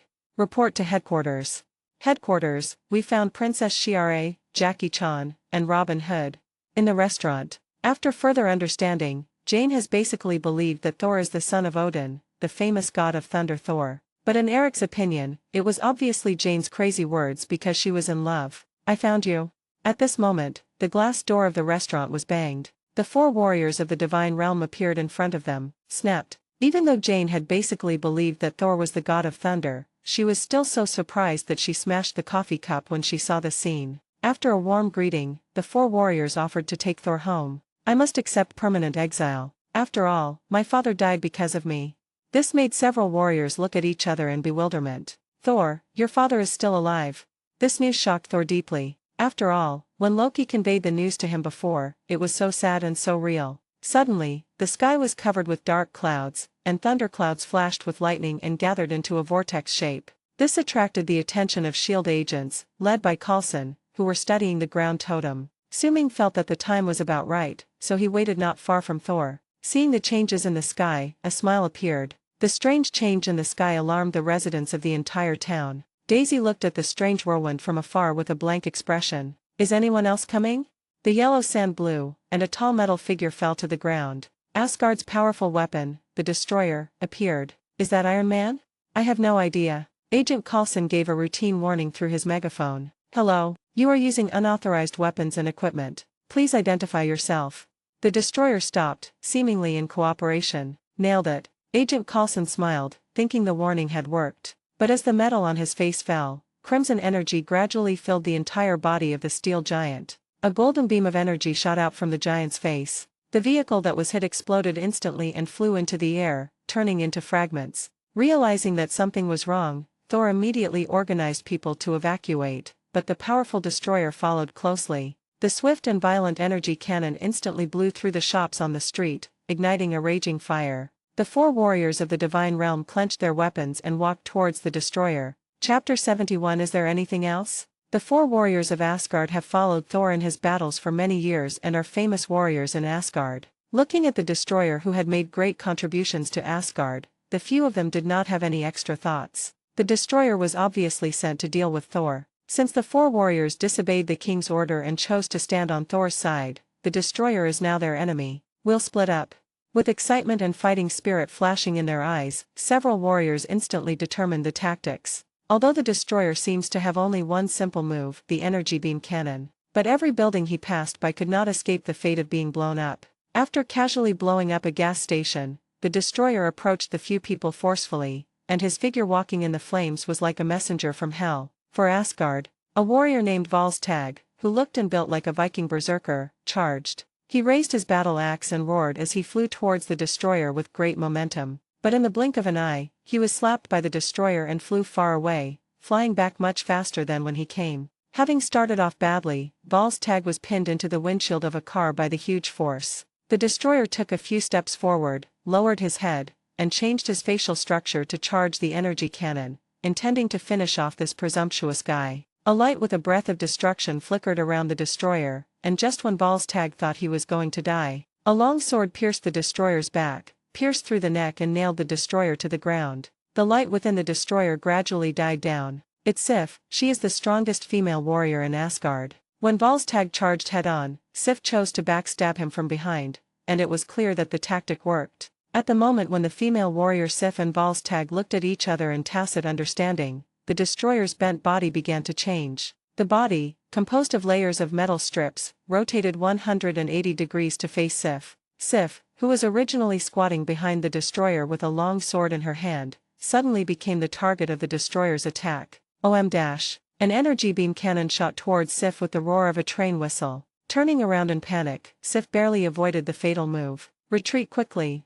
Sif, who had fallen to the ground, shouted a warning, quickly stood up and ran towards everyone. The energy cannon followed closely, plowing deep and long trenches in the ground, and it was not satisfied until it destroyed 2 houses on the roadside. The warriors from the Divine Realm who had just joined forces had not yet recovered when they were blown away by another energy cannon. The embarrassed figure flew far away and destroyed several buildings before stopping. Run, run. Thor was extremely anxious. Having lost his divine power, he was now just a mortal. Any of his good friends from Asgard could kill him in seconds, not to mention the destroyer who seemed invincible. Thor could only loudly remind the 3 scientists to escape as soon as possible. Volstagg, who had just gotten up in a street store, had blood oozing from the corner of his mouth. He looked dizzy as if he was still drunk and felt nauseous and wanted to vomit. But the destroyer obviously didn't give him a chance to breathe. Another energy cannon detonated the store. The violent explosion gave the various fragments huge kinetic energy, and the fragments flew around like bullets. Amidst the debris and smoke, Volstagg's body was thrown far away like a broken bag, losing his ability to fight. Sif and the other 2 warriors hid in the corner of the street, and no one was a match for the destroyer. Listen, Sif, you've done your best. Thor ran across the line of fire and came to Sif. He put his hands on Sif's shoulders and persuaded his old friend not to advance rashly and to retreat when necessary. Page 63. No, I will die like a warrior. My story will spread far and wide. Sif was an excellent warrior, and she was prepared to die here. Live and tell your story in your own words. Faced with Sif's bravery, the original Thor might have fought alongside her against the enemy. But after experiencing all kinds of setbacks and growing up a lot, Thor doesn't want Sif to waste her precious life like this. He wants her to live. Sif looked at Thor's sincere eyes with a complicated expression. The brave and invincible thunder god seemed to have changed. After a helpless sigh, Sif accepted Thor's advice and ran for shelter. The destroyer lived up to his name. The energy cannon continued to wreak havoc in the town, and a corner of the already small town was destroyed in a short period of time. Agent Coulson is once again faced with a hair crisis. Looking at the devastated town and the rampaging mecha warriors, even he, who was experienced in emergency response, had to say, "That's beyond the scope." Coulson's brain was thinking rapidly, but he could not find any solution to the current problem from his previous experience in dealing with emergencies. It seemed that several people with special appearances rushed forward, but to no avail. He thought about asking Mr. Inju to take action, but Suming said coldly, "Let your director talk to me." Having no choice but to call Nick Fury and quickly report the situation, Agent Coulson loudly suggested, "We must stop this monster immediately. The town is about to be razed to the ground." Nick Fury asked Coulson to give the phone to Suming. "Mr. Inju, you understand the situation better than I do, so I won't waste my words. $1 million. Help us solve this problem." Suming knew that the destroyer was coming, but he didn't expect that S.H.I.E.L.D. would be so bold as to entrust him with 1 million for the safety of a mere small town. You know, this town is too small, and $1 million is enough for the people here to move to a better place and rebuild their homes. Looking at the majestic destroyer not far away, Su-Ming knew that if he didn't take action, Thor would recover his divine power and kill the destroyer. This was not Su-Ming's plan. He had originally wanted to intervene with the destroyer at the critical moment before Thor awakened, to create an opportunity for Thor and thus win the favor of the god of thunder, and thus get closer to his ultimate goal of going to Asgard. Unexpectedly, S.H.I.E.L.D. couldn't sit still first. Coulson found himself eagerly. Although his rank was not low, it was always Nick Fury who did business with him. Sorry, each industry has its own rules. Mr. Director, the price for such a dangerous mission is the same as the price for the previous investigation. Is this reasonable? Although Su-Ming wanted to agree directly, it seemed that the price they offered lacked sincerity. 2 million. Fate, the situation is urgent, please act immediately. Destiny, who was already planning to take action, happily accepted Director Nick Fury's proposal. Transfer the money first. Plus $2 million, account balance $12.98 billion. Thor persuaded several old friends to return to Asgard to deal with Loki, but he pretended to be confident and said he had a solution. Just as the warriors of the divine realm and the scientists were supporting each other and preparing to take refuge, Thor threw away the shield in his hand, which was the only thing he had used to protect himself. Looking at the destroyer from afar, Thor now somewhat understood what his father had said. Just as Thor was about to go alone to fight the destroyer, his steps suddenly stopped. A figure flashed in front of the destroyer first. It was Su-Ming. Thor recognized the guy with whom he had made a bet. The destroyer will still fire an energy cannon at you no matter who you are, how many people you are, or whether you are human or not. Seeing this, Su-Ming raised his arms and crossed them in front of him for defense. Face it head on. After a huge roar, more than 10 meters away, Su-Ming's clothes had already turned to ashes, and his smooth arms were now red and purple, with hot steam coming out. Feeling the heat coming from his arm, Su-Ming was a little surprised. As expected of an Asgardian war machine, it almost broke my level 4 Iron Man. You know, a level 4 steel body can withstand heavy weapons. The destroyer's energy cannon can achieve this level, which means that the energy it contains is not far from that of a strategic weapon. It's the same trick I use over and over again. Do you know anything else? Chapter 72 Next. This is the bet. Su-Ming's words seemed to anger the destroyer, but the destroyer has no independent consciousness. He is just a weapon of war created by Odin. With the blessing of Odin's divine power, the destroyer only knows how to attack instinctively and destroy all enemies in front of him. The destroyer raised his right fist and hit Su-Ming hard. When the sound of metal clashing rang out as Su-Ming blocked the destroyer's blow, but the massive metal fist still pinned Su-Ming to the ground. This power is stronger than hatred. Thinking of this, Su-Ming jumped out of the ground, turned around, and kicked the destroyer directly in the abdomen. Boom! After the loud bang, the destroyer staggered back a few steps, raising a large amount of dust, but the part that was hit did not change at all. Oh, there's something. Su-Ming thought he could kick the destroyer away, but the powerful kick only made him move a few steps. He realized that the metal all over the destroyer's body was probably not ordinary stuff. It is indeed extraordinary. The metal surrounding the destroyer is none other than URU metal, the same material as Thor's hammer. URU metal can withstand the impact of cosmic energy such as the high temperature of stellar cores and supernova explosions. The destroyer is not only made of URU metal, but also imbued with Odin's magical energy. It can emit high-temperature beams and self-repair, but most importantly, it is immune to physical attacks. Su-Ming quickly realized this, because no matter what type of attack he tried to use, the destroyer barely took any damage. Whether it was close combat or knife attacks, it seemed like they were tickling the destroyer. The current situation is that Su-Ming has no way to deal with the destroyer, and the destroyer is also unable to destroy Su-Ming. But Su-Ming successfully held back the destroyer, and like a qualified MT, he firmly attracted the destroyer's fighting attention. The town has not suffered any further damage since Su-Ming appeared. Su-Ming remembered that he still had the trick of magnetic control, and wondered if Magneto's tricks could bring him any surprises when used against the power of Asgard. Just do it, raise your hands to the destroyer, OM-. A special energy field was released from Su-Ming's body, instantly covering the destroyer's entire body. Crack, crack, crack.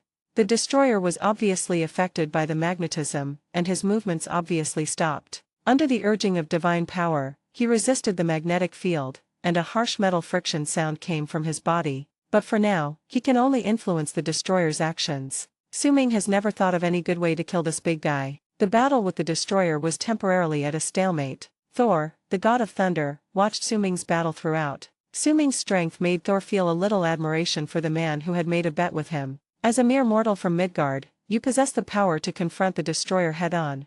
This made Thor look at Su-ming with admiration. At the same time, Su-ming's timely appearance saved his and his friends' lives, which made Thor grateful. However, it seems that this friend can only hold back the destroyer and cannot achieve victory for the time being. Thor knew that his brother Loki was behind the destroyer. To save everyone's life, Thor went to the destroyer. "Brother, no matter how I offended you, no matter what I did to make you hate me so much, I really beg you to forgive me. These people are innocent, and taking their lives will do you no good." Although the destroyer was resisting Su-ming's control at this time, his face slowly deformed, revealing an outlet for energy release, which was aimed at Thor. The violent energy began to gather strength. Seeing this, Su-ming increased his control over the magnetic field, but he could only freeze the destroyer in place, but could not interrupt the energy cannon he was about to fire. Although the situation was urgent, Su-ming knew that even if he was not there, Thor would not be killed so easily. So Su-ming still had some confidence in his heart and watched Thor's performance quietly. "Kill me, and this." At this time, Loki, who was sitting on the throne in divine clothes and wearing a horned helmet, looked hesitant. Although he had made up his mind not to care about the old relationship, Thor's sincere words reached his ears through the destroyer. "The softness deep in my heart seemed to be touched by something." Loki's hand, which was originally placed on his mouth, slowly fell down, which also meant that the confusion in his heart was finally answered. After all, Loki has not yet made up his mind to kill Thor. The structure of the destroyer's face returned to normal, and the violent energy in his body slowly stabilized. Thor was very pleased that his brother showed mercy at this moment, but before he could even smile, he was slapped away by the destroyer. The destroyer broke through Su-ming's control and dealt Thor a head-on blow. This seemingly casual move was extremely fatal to Thor, who was currently in his mortal stage. Thor flew more than 10 meters, rolled on the ground for a few times, and finally smiled with relief in the arms of Jane, who ran over. "It's all over, now you're safe." Watching Thor close his eyes peacefully in her arms, Jane's sadness was beyond words. At the same time, on the light bed in Asgard, a tear fell from the corner of Odin's eye as he slept. The destroyer is Odin's creation, and Odin is aware of everything he experiences. Odin was very pleased that his son finally had some leadership qualities and knew how to consider the overall situation and sacrifice himself. Odin was also very sad. The price his son paid to master the king's heart was too high, so high that even he, as the father of the gods, could hardly accept it. The energy surged. The researcher loudly indicated the changes that were happening to the hammer. "Whoever can lift the hammer will possess the power of Thor." There are flashbacks of Odin casting a spell on the hammer. Page 64. Thor's hammer finally stopped looking like a dead dog and seemed to have been summoned. Runes appear, the color deepens. Energy vibration. Thor's hammer Mjolnir suddenly exploded, carrying an unstoppable momentum, soaring into the sky, heading straight for Thor. Eric sensed the danger and immediately forcibly helped Jane, who was still immersed in grief, away. When Thor's hammer flew in front of Thor at extraordinary speed, Thor, lying on the ground, subconsciously raised his hand and held it. Click. A thick bolt of lightning fell from the clouds and struck Thor's raised hammer. "I'm back." In the light of lightning, the warriors of the divine realm saw Thor's body quickly covered by the armor of the god of thunder, and a pressure unique to the god of thunder gradually emanated from the center of the light. They showed a long-lost smile. This scene deeply shocked the three scientists. Jane, who had been crying bitterly a second ago, now had a dazed look in her eyes, staring at the incredible scene before her. "Oh, my God!" Su-ming released his control over the destroyer. As expected of a specialty of Asgard, controlling him for a while was really tiring for him. Seeing Thor's high-profile return, Su-ming couldn't help but sigh. As expected of a god, this transformation is invincible. The destroyer's murderous intent was rekindled at this moment, and he quickly gathered his strength to fire an energy ray at Thor. And in the huge column of lightning, Thor's hammer suddenly flew out. With a loud bang, the destroyer's head was hit by the hammer, and it tilted to the side, interrupting the energy wave. The destroyer was then struck to the ground by the returning Thor's hammer. When Thor's hammer returned to Thor's hands, that man, Thor, came back. He has golden hair and is wearing armor, with a blood-red cloak fluttering in the wind. He holds Thor's hammer in his hand and looks very majestic. Thor, who was bruised and battered a second ago, now reappears as the god of thunder. Ding! In the storm, a shining object flew towards Su-ming. Thor's bold voice came at the same time. "Next, this is the bet." Chapter 73, Return of Thor. Su-ming subconsciously took the flying object without taking a closer look. Thor, the god of thunder, leaped up and flew high into the sky. The sound waves that broke the sound barrier hit the eardrums of everyone in the venue. Eric only then realized that the man who was talking nonsense and saying that he was Thor, the son of Odin, did not seem to be lying. If a drunkard was really alive under such a thick lightning, how could he survive? He is actually the god of thunder.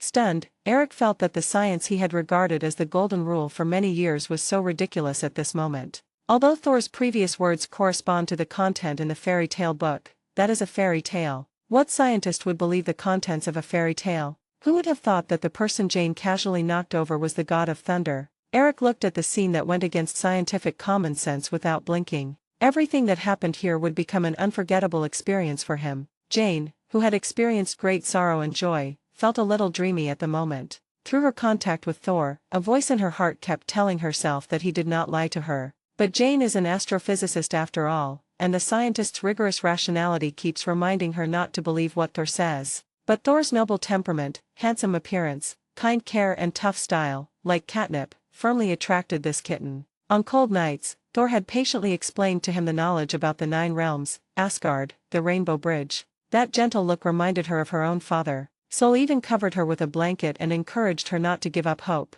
Everything about it intoxicated Jane. She admitted that she might have fallen in love with this man who lacked common sense, and he might not even know it. Jane was happier than anyone else when she saw Thor coming back from the dead. She cheered for Thor, but at the same time, there is a sense of loss. Since he's the god of thunder, he'll return to heaven sooner or later.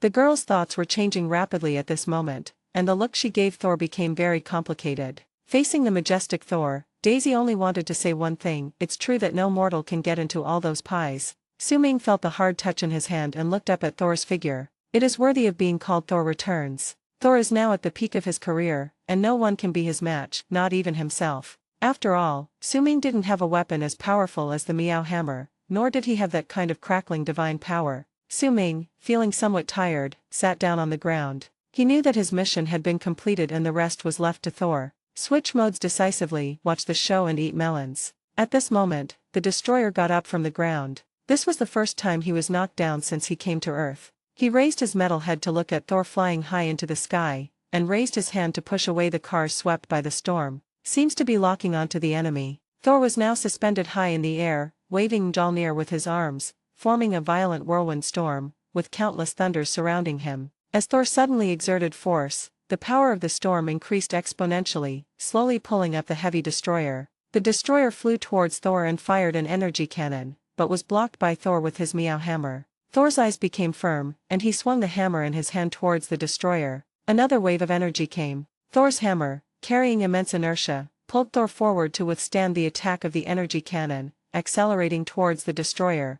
The high temperature of the energy light wave did not cause any harm to Thor. The hammer made of URU metal is Thor's largest shield. Thor's hammer, which can withstand the impact energy of a supernova explosion, blocked all the rays of the energy cannon, and the ultra-high temperature energy aftermath surrounded Thor's body. Thor kept moving forward, his speed increasing. Boom, a white light flashed, and a deafening explosion sounded. The collision between Thor and the destroyer caused a powerful energy wave above the town, which blew away all the clouds in an instant. The shockwave spread in all directions, and its range was so large that it far exceeded the scope of the small town. The destroyer was hit hard on the head and turned into a steel shell that fell to the ground, forming a huge deep pit. Under the impact of the divinely powered Mjolnir, not even Odin's magic could save this Asgardian weapon of war. Dust and soil were blown up to a height of hundreds of meters, as if a desert storm had occurred. In the area with zero visibility, a figure slowly walked towards them. Thor, the god of thunder, wearing full armor and a blood-red cloak and holding Thor's hammer, came before the people. "Is this how you usually dress?" Looking at the powerful Thor, Jane didn't know what to say and asked a meaningless question. "Roughly the same." Thor, his whole body filled with the might of the god of thunder, replied coolly. "So cool." Although Jane tried her best to control her expression, her eyes sparkling with stars still betrayed her. Thor, whose divine power has been restored, knows that he has more important things to do. He wants to find out what happened in Asgard. "We need to get to the celestial entrance. I need to talk to my brother." Thor issued orders in an unquestionable tone, which was exactly like him. The warriors in the divine world now had a backbone and their fighting spirit was rekindled. "Wait a moment." At this time, Agent Coulson stopped Thor. Donald, it seems you have never told me the truth. Thor, who had awakened the will of the king, interrupted Coulson with a firm look in his eyes. He knew that although the man in front of him had arrested him before, he had his mission, and Thor would not vent his anger on Coulson because of such a small matter. We all share the same mission, and that is to protect this world. From today on, you can consider me an ally, but, you must return what you took to Jane. Jane, now with a backer, immediately added, stealed. Borrowed. Coulson's reaction was so quick. Plans cannot change as quickly as they should. How can mere scientific research materials compare to godlike allies? Of course you can take the equipment back. After all, you still have to continue your research. Coulson wanted to say something to Thor, such as using a condom, but Thor ignored him. Thunder God took a big step and came to Su Ming. Looking at Su Ming with his upper body naked, he squatted down and asked, "Brave warrior, you have earned my respect. What is your name?" Seeing that Thor actually came over to talk to him, Su Ming knew that his plan had achieved phased results and smiled slightly. "My code name is Destiny, and I'm a bounty hunter." Thor repeated the word fate twice as if he wanted to remember the name. He raised his chin to signal Su Ming to look at the thing in his hand and grinned. "This is a medal I once won. I'm giving it to you." Page 65. Only then did Su Ming have the chance to raise his hand and take a closer look at what Thor threw to him. So it's a medal. The palm-sized medal is made of metal and its material cannot be seen. The base is a 9-pointed star shield, with broken spears and rune chains intertwined on the edge, and a mighty spear in the center, the tip of the spear piercing down through the shadow of the chaos wave. The background is a blend of lava and ice, and around the spears are 12 Valkyries riding horses and holding swords. Their figures appear and disappear as the angle of the metal changes. It uses the iridescent enamel technique, and when the light shines on it, it looks like a rainbow bridge passing by. Although the item is not big, it is obviously valuable at first glance. Su Ming waved the medal in his hand towards Thor. "Thank you. No need to thank me, I lost to you in the first place." Thor smiled casually, showing a hint of royal nobility and the quality of keeping promises. Su Ming looked at the medal in his hand and said to himself, "Valuation. Asgard War Medal, $80 billion valuation." Su Ming's pupils shrank. Oh shit. How could a broken badge be so valuable? Seeing that the little thing in his hand was valued at $80 billion US, Su Ming became more determined to go to Asgard. Chapter 74 Return to Asgard. Saul returned to Jane's side. The girl made Thor feel close to her. Jane had always been by his side since arriving in Midgard, and he had witnessed her gentleness, innocence, and strength. She seemed to be a ray of light that appeared to Thor at the lowest moment of his life. Seeing Jane happy for him, Thor felt soft inside. "Would you like to see that bridge I was talking about?" At Jane's exclamation, Thor held Jane's waist and flew into the sky. Asgard. Loki pulled out the key to the rainbow bridge. At the same time, several tall figures came in front of Loki, the frost giant leader Laufey and his people. After Thor was exiled, Loki privately found Laufey and expressed his desire for Laufey to kill Odin, the father of the gods. After he succeeds to the throne, he will use the frost box as a bargaining chip. Laufey had asked Loki why he didn't do it himself, and now was the time. Loki said that the people of Asgard were not stupid and they would not tolerate someone who killed the king to inherit the throne. This was just what Loki told Laufey. In fact, Loki had no intention of killing Odin at all. In order to get everyone to recognize him, he has his own plan. Welcome to the Divine Realm. Loki led Laufey and his people onto the Rainbow Bridge. The scene slowly turned, and Heimdall, who was frozen all over but still kept drawing his sword, had a crack on his ice shell. In the desert, the vehicle driven by Jane raised clouds of dust. They found the place where the warriors of the Divine Realm had landed. A huge circular mysterious rune was left on the ground after being transported through the Rainbow Bridge. Thor walked to the point where the rune landed and looked at the sky above his head. "Heimdall, put down the Rainbow Bridge, Heimdall." Thor called out to Heimdall loudly, wanting the Nine Realms Observer and Asgard's Gatekeeper to lower the Rainbow Bridge to take him back. But there was no response for a long time. Although Heimdall was frozen and unable to move, his ability to see and hear everything was still there. Thor's call kept ringing in his ears, which ignited his fighting spirit. He continued to struggle against the freezing effect of the frost box, and more cracks appeared on the ice surface, but he could not regain his freedom immediately. "He's not responding, we're stuck here." On Earth, the warriors of the Divine Realm were surprised and discussed in low voices when they saw that Thor had not received a response for a long time. Thor did not give up, calling out again and again, "Heimdall, we need you, Heimdall." Heimdall, whose body is frozen, knows that Asgard is about to face a crisis, and only Thor has the ability to reverse the situation. Heimdall's roar echoed from within the ice shell. Crash dash. After all, it was the cold air released by the divine box, the frost box. Even someone as strong as Heimdall had to use all his strength to barely break free from the ice. The ice shell around the body instantly shattered into pieces. With 2 swords, the frost giant guarding the ice sculpture was defeated, and Heimdall's anger was slightly subsided. Just trying to break free from the ice shell made Heimdall physically and mentally exhausted. He dragged his heavy body to the rainbow bridge mechanism and inserted the giant sword in his hand into the keyhole. The powerful energy was activated, and Heimdall fell weakly to the side. The warriors of the divine realm looked at the clouds in the sky that were constantly intertwining, rotating and extending downward, and knew that Thor's call had finally paid off. Saul came to Jane and said solemnly to the girl in front of him, "I'm about to return to the divine realm, but I promise you, I'll definitely come back for you. Deal?" Then he took Jane's hand again and kissed it. As the separation approached, Jane looked at Thor trying to comfort herself, unable to restrain her inner throbbing any longer. She leaned forward and kissed Thor's furry mouth. For a long time, the lips are divided. Deal? At this time, Su-ming was looking at the 2 people with thready eyes, and a funny scene appeared in his mind. 2 seals are pecking at the same cherry with their noses and mouths. This is also what James Rhodes said when he complained about Tony and Pepper kissing. "Hey Prince, won't you take me back with you?"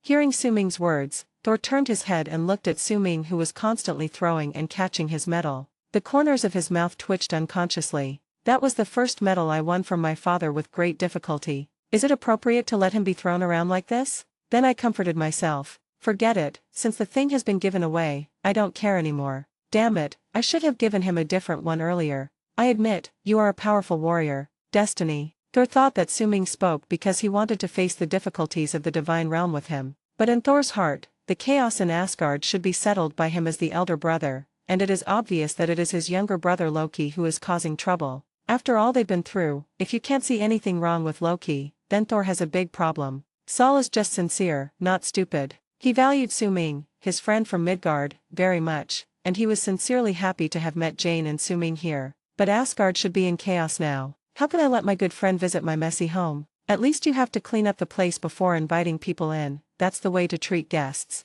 Looking at the expectant look in his eyes, Thor shook his head and rejected Su-ming's proposal. "After I have taken care of my family affairs, I will invite you to visit Asgard." Then he took the Divine Realm warriors and disappeared into the energy beam. "Hey," Su-ming actually wanted to say, "even if your house is as messy as dumpling filling, I just want to take a few chopped green onions." But watching Thor turn into a stream of light and rise into the sky, Su-ming had no choice but to wait for the next opportunity. His gaze returned to the medal in his hand. "Okay, after all, we've gained quite a bit. Exchange." The badge in his hand gradually became transparent until it disappeared. "Exchange successful. Plus 80 billion US dollars, account balance, 92.98 billion US dollars. Looking at the skyrocketing balance, Su-ming smiled knowingly. Not to mention that Su-ming exchanged the war medal, which Thor regarded as the highest honor, for money. Thor travels through the wormhole back to Heimdall Observatory. Looking at Heimdall lying on the ground, Thor immediately arranged for his men to send him for treatment. And I kept running towards the royal court. He wanted to go find Loki and ask for clarification. Led by Loki, Laufey came to the golden hall where Odin was sleeping. Frost flowers spread from the tightly closed door. The goddess Frigga, who was guarding Odin, sensed the danger, drew her sword and was on high alert. The divine power of the golden hall gate was corroded by frost, and the frost giant leader Laufey walked in. His scarlet eyes gleamed with pride. Goddess Frigga swung her sword and knocked down a giant follower, but was slapped to the ground by Laufey. She is not good at fighting after all. At this moment, Laufey acted like a victor. He opened Odin's left eye and whispered, "It's said, you can still hear and see what's happening around you. I hope that's true, so you will know that the one who killed you is me, Laufey." As he spoke, a frost dagger condensed in Laufey's hand. As the words fell, Laufey raised his weapon and prepared to give Odin, his lifelong enemy, a quick death. Bang! At this moment, a beam of energy hit Laufey's back. "It's Loki." He took Odin's spear Gungnir and gave Laufey a hard blow. "And the one who killed you was the son of Odin." Laufey was ambushed and fell to the ground weakly. The power of Odin's spear is no joke. Page 66. Under Laufey's astonished gaze, Loki used Odin's spear to transform Laufey into a shattered golden light. When goddess Frigga saw that it was her beloved son Loki who came to the rescue in the critical moment, she was relieved. Excitedly, he stepped forward and hugged Loki tightly. "Loki, you saved your father." At this moment, Loki transformed into a master of tea ceremony and angrily tried to win Frigga's favor. "I swear to you, mother, I will make them pay for what happened today. At this moment, a deep voice echoed in the corridor and rang in their ears. Loki. Chapter 75 Shocking Numbers. Seeing her eldest son Thor, whom she had not seen for a long time, the goddess Frigga, who had just experienced danger, jumped into Thor's arms like a dove returning to its nest. Thor, you're back. Suming was depressed, because he suddenly remembered that Thor seemed to have smashed the Rainbow Bridge when he returned this time. You know, without the Rainbow Bridge, Suming's wish to go to Asgard will not be realized in the short term. This made Suming very depressed. That's right, the Destroyer. Suming suddenly remembered that the Destroyer was also a specialty of Asgard. If I exchange it, wouldn't it be much more valuable than a small medal? Just do it. Suming transformed into a streak of light and flew towards the town. The sky gradually darkened and the setting sun gradually approached the mountain. Under the guidance of SHIELD, the residents of the town are restoring their lives in an orderly manner. Suming found the big pit where the Destroyer fell after being defeated by Thor. Wow, it's worthy of being a big hole created by heavy metal falling from a high altitude. It is almost twice as big as the hole created by Thor's hammer. Suming stood at the edge of the pit and looked down at the bottom. No way.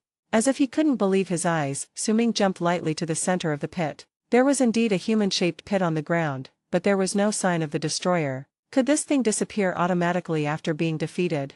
Suming searched carefully inside the pit again, but still couldn't find the Destroyer's mecha. Just when the idea of exchanging the Destroyer mech for money was about to be extinguished, I felt something hard on the sole of my foot. Okay. Suming quickly squatted down and searched, digging in the ground with his hands like a groundhog digging a hole. Finally he found a piece of metal. So it's disintegrated. Looking at the round, shiny metal bar in his hand, Suming suddenly understood.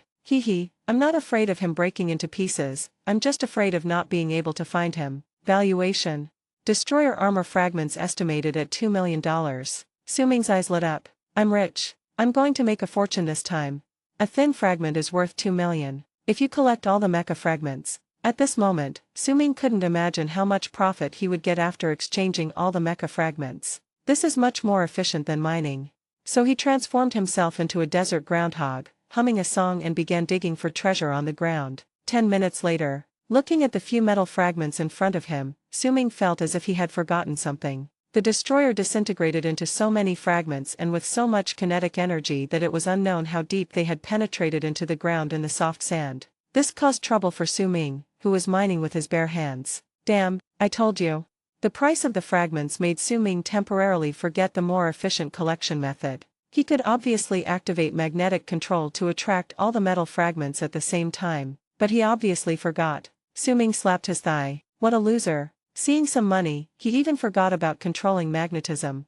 Thinking of this, Suming raised his hands and suddenly opened the magnetic control to the maximum. Strips of metal fragments whizzed out from the sand around him, densely packed and surrounding Suming. Suming tried to fuse all the metals into one piece, but their special material made it impossible for Suming to change their shape. That's it. After all, it is something from the divine realm, and its hardness is incomparable to ordinary metals on Earth. Don't do meaningless things, making money is important. After repeatedly confirming that no fragments were missed, we arrived at the most exciting part. Exchange.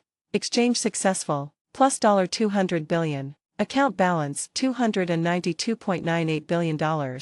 Awesome.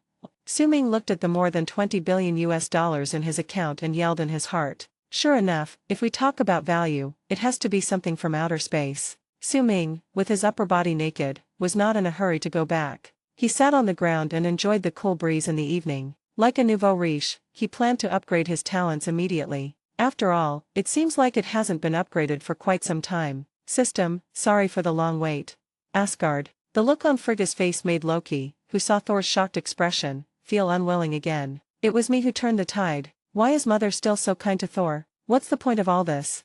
At the same time, seeing Thor staring at him with an unfriendly look, Loki felt a little uneasy and took a step back unconsciously. Thor's eyes never left Loki. He didn't understand why Loki lied that his father was dead. Could there be anything more important than his father's life? The brotherhood that he had cherished for many years was met with Loki's treacherous pursuit. The feeling of being betrayed by his loved ones repeatedly hit Thor's heart. The strong dissatisfaction ignited anger in Thor's chest, and he had to get to the bottom of it. Why didn't you tell Mother how you sent the Destroyer to kill me and my friends?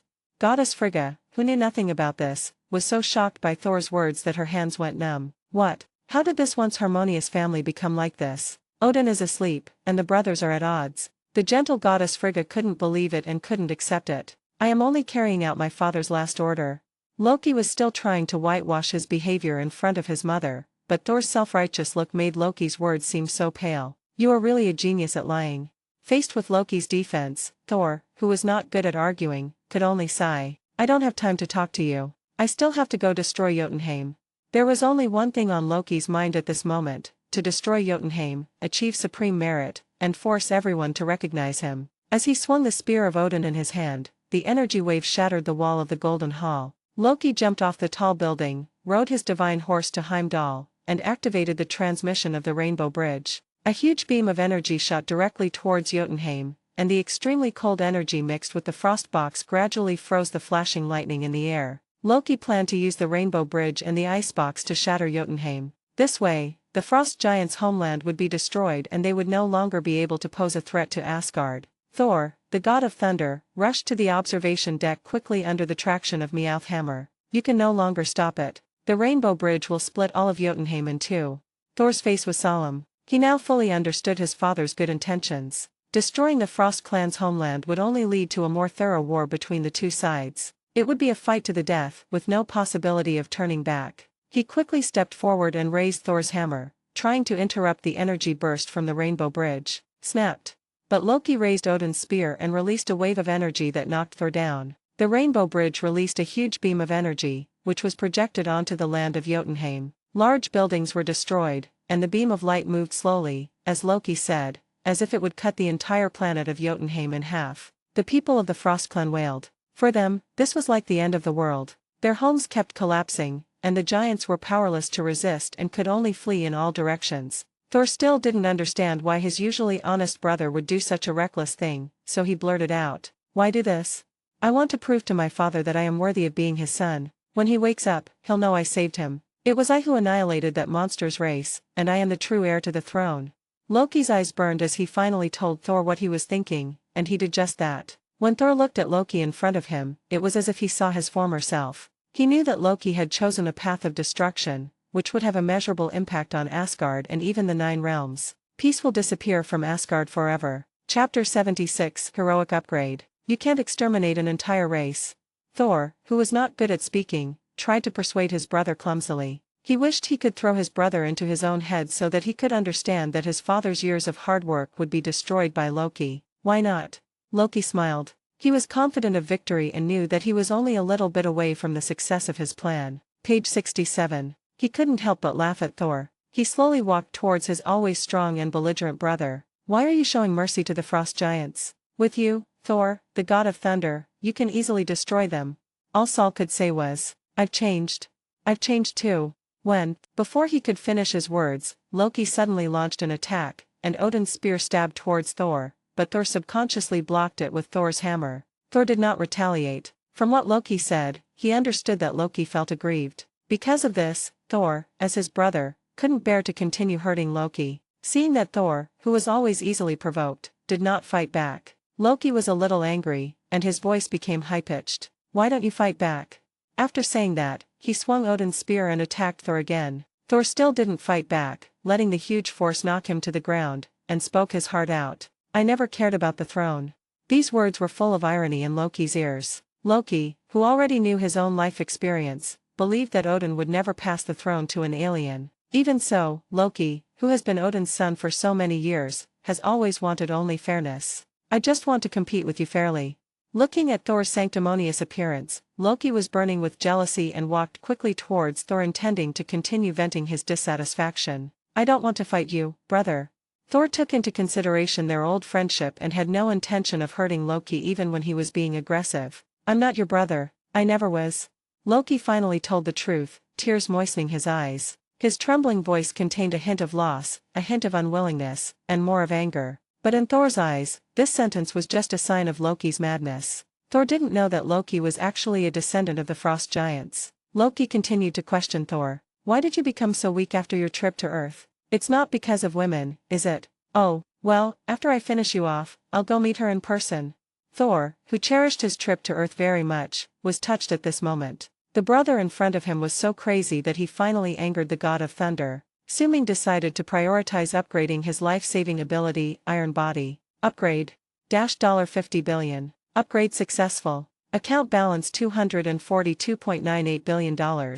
Ding! Congratulations to the host for upgrading the Iron Man to level 5 and unlocking the Iron Man Max upgrade formula. Iron Man Max, interstellar radiation resistance, recharges with yellow sunlight, 1 ton of vibranium plus $2,000 billion. Soldier. In an instant, a metallic luster flashed across the surface of Su-Ming's skin. At the same time, the collision of cells in his body triggered a sound of metallic resonance. Su-Ming knew that his defense was at its maximum, at least within the Earth's range. Oh, I didn't expect that upgrading the talent to level 5 wouldn't even be the highest level. Su-Ming carefully studied the system's prompts. This was the first time he received this type of prompt. Interstellar radiation resistance plus sunlight recharge. No wonder I didn't get stronger by basking in the sun when I first exchanged for the Iron Man. It turns out it was waiting here. Upgrading to the top-level talent actually requires other raw materials, vibranium. Another ton? Not to mention that this ton of vibranium has to be obtained from Wakanda. I don't even know which way the gate of Wakanda faces. The $200 billion alone is not something I can afford right now. Let's talk about it later. Currently, a level 5 Iron Man can basically walk sideways on the Earth. Su-Ming turned his attention to magnetic control again. This skill of Magneto is very useful and must be upgraded. Upgrade. $50 billion. Upgrade successful. Account balance $192.98 billion. Ding! Congratulations to the host for upgrading magnetic control to level 5 and unlocking the Magnetic Control Max upgrade formula. Magnetic Control Max, also known as Black Hole Siphon, magnetic force as strong as a black hole, you can't imagine, 1 cubic meter of URU metal plus $5,000 billion. Suddenly, the ground under his butt began to shake. Thinking that something had happened, Su-Ming looked around vigilantly. I saw all kinds of metal substances emerging from the ground. The scene was like a necromancer summoning an army of the undead. The difference was that what emerged from the ground were just scrap metal. Su-Ming even saw a rusty iron ring hanging from a broken bra. This scene made Su-Ming laugh and cry. He knew that his upgraded magnetic control had inadvertently spread out, sucking up all the metal debris from the ground. I thought there was an earthquake. He concentrated his mind and calmed his breath, restraining the magnetism emanating from his body. After a few minutes, the ground finally stopped shaking. But at this moment, Su-Ming's surroundings were already very spectacular. Scrapped car frames, various rusty farm tools and metal debris that could no longer be recognized formed a regular circle around Su-Ming, piled high. It's like a circular mountain of garbage. Even the wind around him was blocked by the mountain of junk metal surrounding him. As expected of Magneto, this unintentionally released magnetic field has such a powerful force. After the storm, Su-Ming continued to upgrade his talents, revealing his nouveau riche face. Realizing that although his physical defense had made a qualitative leap, his strength was still a disadvantage, Su-Ming upgraded his physique. Upgrade. $50 billion. Upgrade successful. Account balance $142.98 billion. Ding! Congratulations to the host for upgrading their physical enhancement to level 5. Now unlock the formula for upgrading the physical enhancement to max. Physical enhancement max, also known as demigod body, completely changes physical condition. 1 kilogram heart-shaped herb plus $5 billion. Holy crap! This seemingly insignificant physical enhancement can actually turn into a demigod's body at the top level.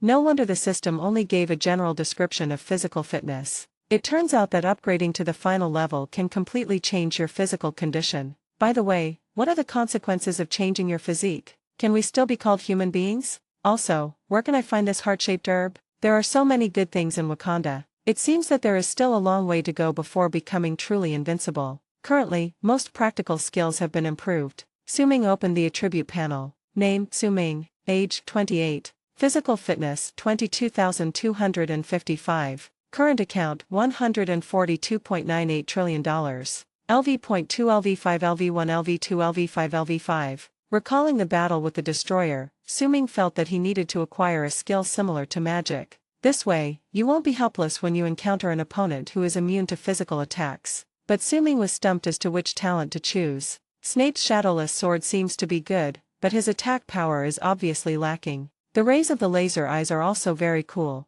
but thinking of the fact that he always wears glasses, Su-Ming decisively gave up this option. When I was delivering food, I wore windshield glasses enough times. After wearing them for a long time, they started to hurt my nose and my ears were uncomfortable. At this moment, Suming forgot that as someone with a body of steel, how could he feel anything strange because of a mere pair of glasses? Mental inertia is a magical thing. Thus, Suming fell into deep turmoil over what kind of talent to choose. Chapter 77 Heat Rays and Anywhere Doors. Thor planned to teach his younger brother a lesson. Maybe beating him up would calm him down. The two brothers fought each other. Even with the spear of Odin in hand, Loki still didn't gain any advantage. Finally, under the impact of Thor's hammer, the two fell on the Rainbow Bridge one after another. Just when Loki used illusion to make Thor think that he was about to fall off the bridge and begged Thor for help, Loki's true form successfully sneak-attacked Thor, and Odin's spear pierced Thor's body. Loki succeeded in one move, and laughed arrogantly, creating countless clones to show off his abilities.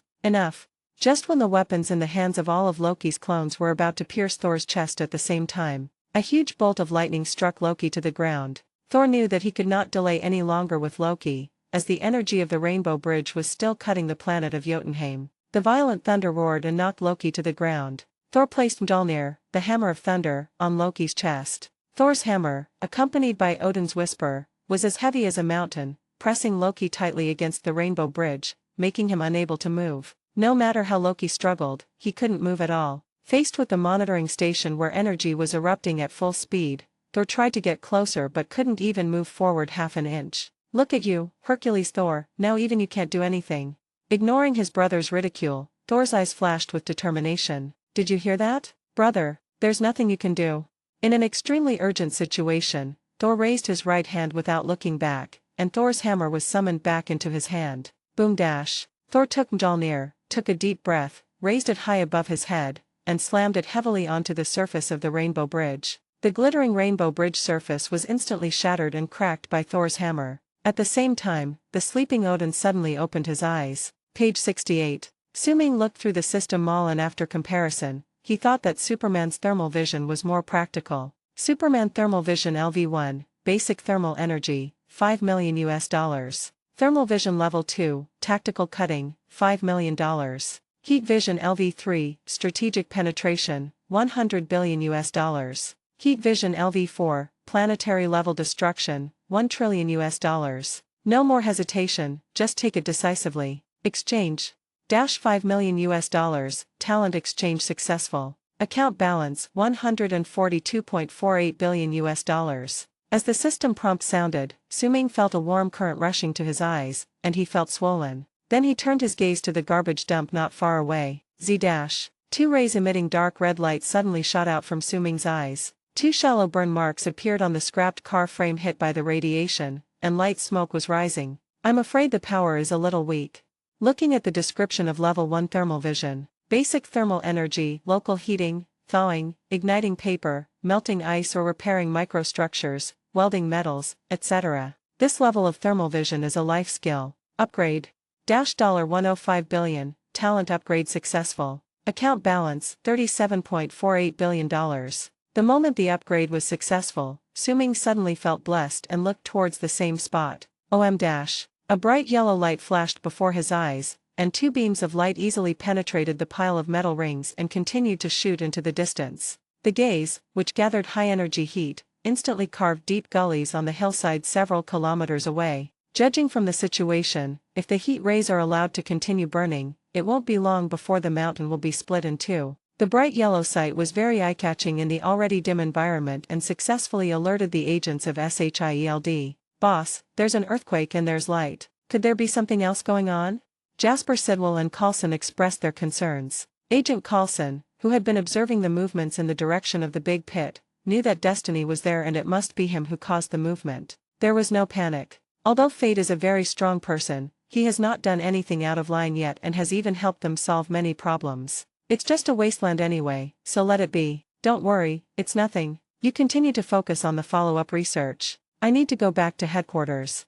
After several experiments, Suming gradually mastered how to control thermal vision. Looking at the hillside that was almost split into two from a distance, he nodded. This is very close to the effect Suming wants. After all, I don't have enough money to upgrade. Suming patted the sand off his body and stood up. Whoosh.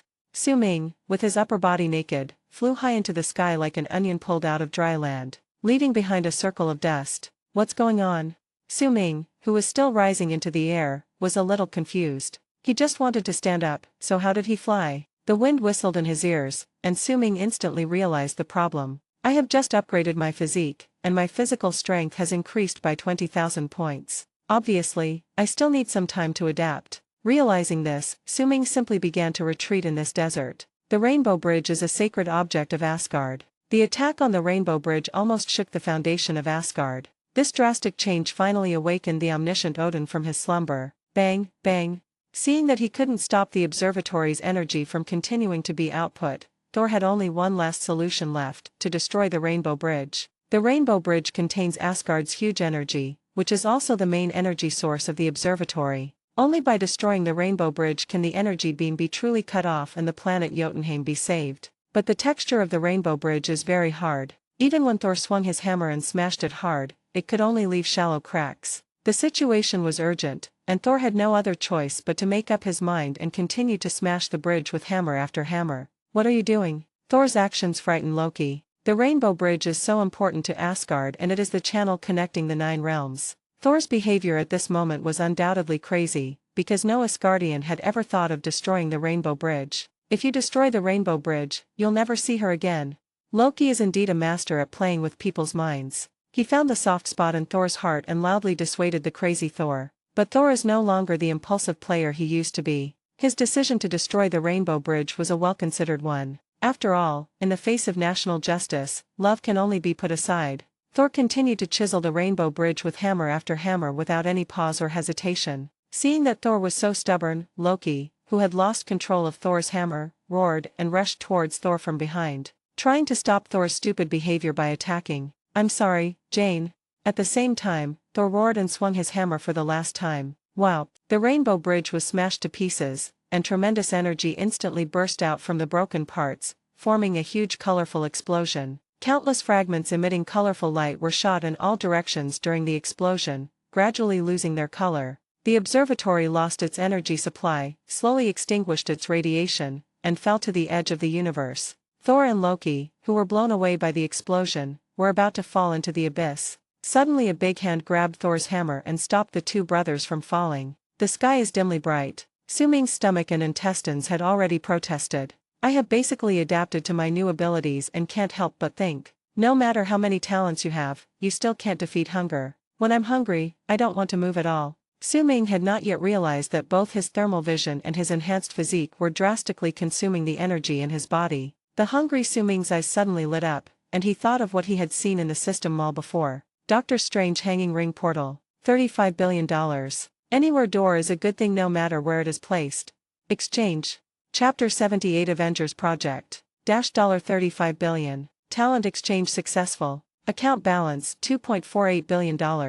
A sense of coolness came through Su-ming's mind. He had never had any concept of mental power, but at this moment he truly felt where his spirit was. It was an indescribable presence that permeated the entire body, a bit like the spiritual consciousness described in novels. It has no shape and no color, like a ball of energy, but it seems to be more than just a ball of energy. It has a very high dimension. All my thoughts and actions are driven by it. This is a completely different feeling from spider sense. Spider sense works by instantly heightening your entire body's senses to respond to threats. It's more of a biological instinct. At this moment, perception through mental power relies more on mental power to break through distance barriers and connect various dimensions. Concentrating his mind, the places Su-ming had been to gradually became clearer in his mind. He had a strong feeling that he could use his mental power to pull the space in his mind to the front, and open a channel to step directly through it. Truly realize movement across space. Is this the principle behind the anywhere door?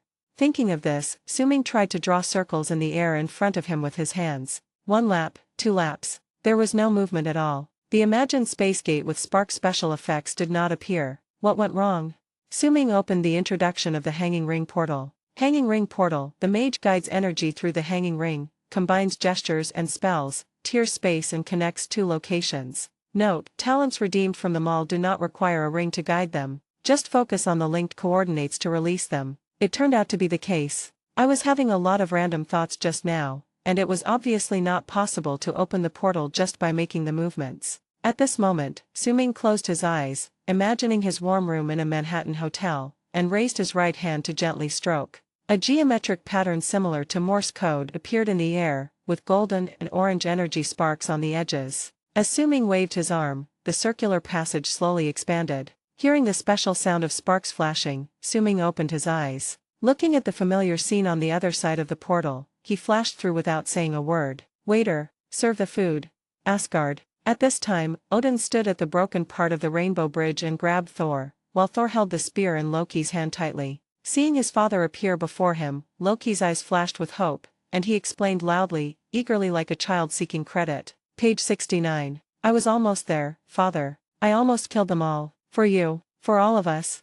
Faced with Loki's pale explanation at this time, Odin felt disappointed. He knew and understood everything Loki did, but he could not agree with it. "No, Loki. There was no lecturing, no scolding, and no abuse." Odin just stared at Loki with his loving eyes. But he had to deny his actions verbally. Loki almost caused a disaster. Loki, who was full of hope, was heartbroken when he heard his father's denial. What he just said was from his heart. In his heart, his motivation for doing all this was to prove himself to Odin. He didn't expect that after all his scheming, he still got Odin's rejection in the end. He felt like a joke. With his heart broken, Loki loosened his grip on the gun handle and let his body fall into the depths of the universe, disappearing. Seeing his brother exile himself, the sentimental Thor was heartbroken. "Do not. The setting sun is like blood." The storm in the sky had subsided by now. Jane looked at the horizon where Thor disappeared from afar and murmured, "He's gone." Jane, who had just touched love, experienced separation, which made her feel empty inside. Taking mechanical steps, he slowly followed Eric. At the celebration party in Asgard, Volstagg and the others boasted about how they defeated the destroyer, but were ruthlessly exposed by another warrior, causing everyone to burst into laughter. Thor was not as happy as the others. He walked slowly through the banquet hall, came to the balcony, stood beside Odin, and looked at the distant horizon with Odin. "You would be a good king." Odin, who sees everything, has seen the changes in Thor, and now he can safely pass the throne to Thor. But Thor no longer had the same expectations for the throne as before. He felt a bit heavy-hearted. On the one hand, he was mourning his careless brother, and on the other hand, he missed Jane who was far away on Earth. At the same time, having experienced so much, Thor was now able to fully understand the thoughts of the old man next to him. There will never be a better king, or a better father. Odin looked at the ground beneath his feet with a rare look of heartwarming emotion. "I thought with relief, my son has grown up." It seemed like Thor was revealing his true feelings to Odin for the first time, and his tone was a little nervous. "I still have so much to learn, and I only now understand. Maybe, one day, I'll make you proud of me." Odin slowly turned around and gently placed his left hand on Thor's shoulder. "I'm already proud of you." The scene changes. Thor strode across the rainbow bridge. Heimdall was standing at the broken part of the rainbow bridge at this moment, looking down at the lower world, continuing his mission of monitoring the 9 realms. "We're never going back to Earth, are we?" With some helplessness, Thor started chatting with the respectable gatekeeper. "No, anything is possible." Heimdall knew about the relationship between Thor and the Earth Girl, and his special voice prevented him from saying it too harshly. "Can you see her?" Thor stood beside Heimdall and looked down with him. "Yes." Heimdall knew who Thor was asking about and answered slowly. The scene now shows a trio of scientists who are focusing on continuing their exploration of astrophysics, especially Asgard. "Is she okay?" Thor softly asked the all-seeing and all-hearing gatekeeper beside him. "She's been looking for you." Hearing Heimdall's answer, Thor raised his eyes to the horizon, a smile of anticipation on his lips. Somewhere in SHIELD, Nick Fury meets with Eric Selvig. Director Fury values Eric's research ability very much and is ready to entrust him with a new scientific research task. A silver box was opened, and inside was a cube emitting blue fluorescence. Nick Fury plans to let Eric take the lead in studying this energy-filled Rubik's Cube. The purpose is to solve the energy crisis. And at this moment, Loki appeared in the reflection of the metal wall. He had already controlled Eric's consciousness at this time, looking at the Rubik's Cube in front of him. The energy contained in it far exceeded that of the God Box, the Frost Box. "A new plan emerged in my mind," Loki smiled and said to Eric. "It seems worth studying carefully." And Eric also said to Nick Fury in a slightly mechanical tone, "It seems worth studying carefully."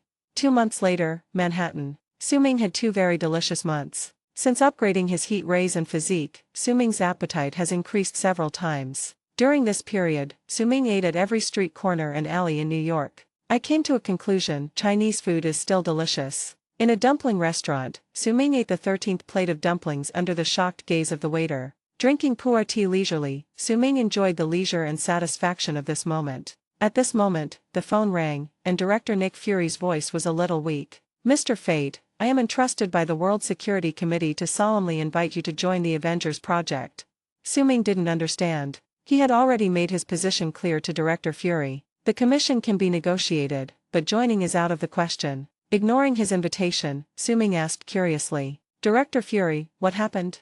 "Nothing much. I just accidentally summoned an alien. A base was bombed flat. Hawkeye turned on me and shot me. My helicopter crashed too."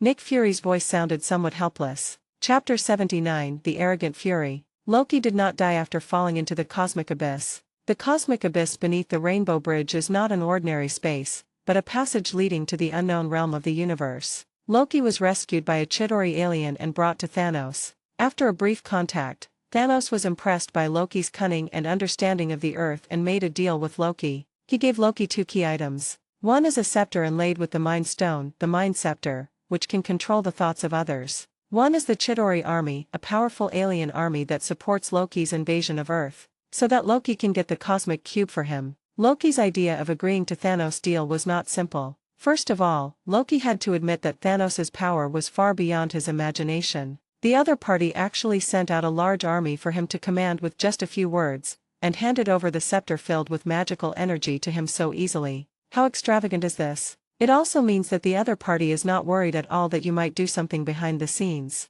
But as the god of trickery, Loki ostensibly promised Thanos to conquer the Earth, but in fact he did so to prove himself to Thor and Odin. Having suffered setbacks in his identity and power in Asgard, Lorne hopes to gain recognition by ruling the Earth. At the same time, Loki plans to secretly use the power of the cosmic cube to get rid of Thanos just like he killed Laufey. This is what Rocky does best. The energy fluctuations emitted by the scepter in his hand vaguely pointed to somewhere on the Earth. Loki realized that the cosmic cube and the Mind Scepter might not be as simple as they seemed. Nick Fury sighed on the phone. "In the past few decades, I have never been so embarrassed. Fortunately, I have the good habit of wearing a bulletproof vest, otherwise dying at the hands of my men would not be a glorious thing." Hawkeye is already close to the top fighter force of SHIELD, but he was controlled by the opponent at the first encounter. Captain America, Steve Rogers, who had just woken up, was very suitable to be the leader of the Avengers in terms of willpower, but from the perspective of combat power alone, it is still a bit lacking. The first person Nick Fury thought of was Su-ming on the other end of the phone. If only fate had Steve's will to protect America. But Fury, who was familiar with Su-ming's style, knew that this guy's thoughts were even freer than the free country under his feet. "Every time I wanted fate to help me with something, I had to go through some annoying bargaining, but this time it was different. He has been authorized by the World Peace Committee to mobilize huge resources. With this foundation, it no longer matters whether Su-ming is willing to join the Avengers. It's just money, here you go. Problems that can be solved with money are not problems." Thinking of this, Nick Fury was full of confidence when facing Su-ming. Su-ming, who had no idea that he was about to be captured by SHIELD, was quite surprised when he heard Director Nick's self-deprecating narration on the phone. Page 70. "Is this nothing? It's just a trivial matter, a fatal injury, is that right? Throw this thing into the lava and there will be only a mouth left floating on top. Director Fury, it looks like you're in big trouble." At this moment, Su-ming could only sigh that Director Fury was really annoying. "Fate, this matter is of no small importance, and you cannot handle it alone. I know your rules, $10 billion, help me." Su-ming was a little surprised to hear Nick Fury's offer. Why did Director Fury, who has always been stingy, suddenly change his ways? Why did he give the $10 billion so readily? It seems that the threats and blows from this incident have made Hey Lu Dan ready to take real action. But a mere $10 billion is no longer so attractive in Su-ming's eyes. Didn't you see that a small badge thrown to you by Thor could be easily exchanged for 80 billion? Not to mention that the destroyer's metal bars were exchanged for 200 billion. Things from the divine realm are still the best. They are worth exchanging for money. But I don't know if the Rainbow Bridge has been repaired yet. Even if it has been repaired, I can't get there without a guide. What's more, after the upgrade in the previous stage, there is very little money left in Su-ming's account. What can a mere $2 million buy? Nothing at all. Those seemingly fancy talents are no longer in Su-ming's eyes. Su-ming suddenly remembered that Thor was among the Avengers formed by Black Braised Egg. Find Thor as soon as possible so that he can realize his goal of making money by sweeping Asgard. Thinking of this, Su-ming decided to follow SHIELD and wait for Thor to appear. But business is always business, and we must make it clear in advance. Director Fury, Although $10 billion is not a small amount, your commission this time seems a little too vague. What I mean is, if this war lasts a lifetime, do you still expect to buy me out with this $10 billion? Nick Fury knew that Fate was a guy who would not give up until he saw the rabbit, but the situation was urgent and he had follow-up arrangements. Being the first to win over Fate was a crucial part of his plan. Since the birth of the Avengers project, Nick Fury has imagined countless times in his mind what kind of superheroes would be gathered. He had long realized that getting so many wannabe superheroes to work together would be difficult to achieve on his own. As the Avengers candidates became clearer one by one, Nick's worries became more serious. Tony Stark alone is not a likable character, let alone the others. If we are not careful, these people will start fighting each other, so there must be a player who can control the situation. In Fury's eyes, Destiny fits the role perfectly. He's good in every way, but he's not sentimental. As long as you pay him enough, he's very useful. Nick Fury snorted softly. He was no longer the same person he once was. Take down the one in front of you first, then turn around and drive out the air fortress, the mothership. Do you think you're the only one burning money? Isn't it just money? The authorization from the World Security Council. I'm afraid you little idiots don't understand its value at all. $5 billion. Mr. Fate, help us resolve this crisis. Nick Fury arrogantly increased the price fivefold. Su Ming's hand holding the phone paused slightly. Good guy, whether it's Tony or you all have plenty of money but are just reluctant to spend it, right? Su Ming forgot, when it comes to business, there's no such thing as generosity. Thinking of this, Su Ming felt as if he was being paid. Although he didn't hate it, it was still a bit annoying. Because he felt that Nick Fury was not feeling any pain at the moment, which meant he could take advantage of him again. Not enough.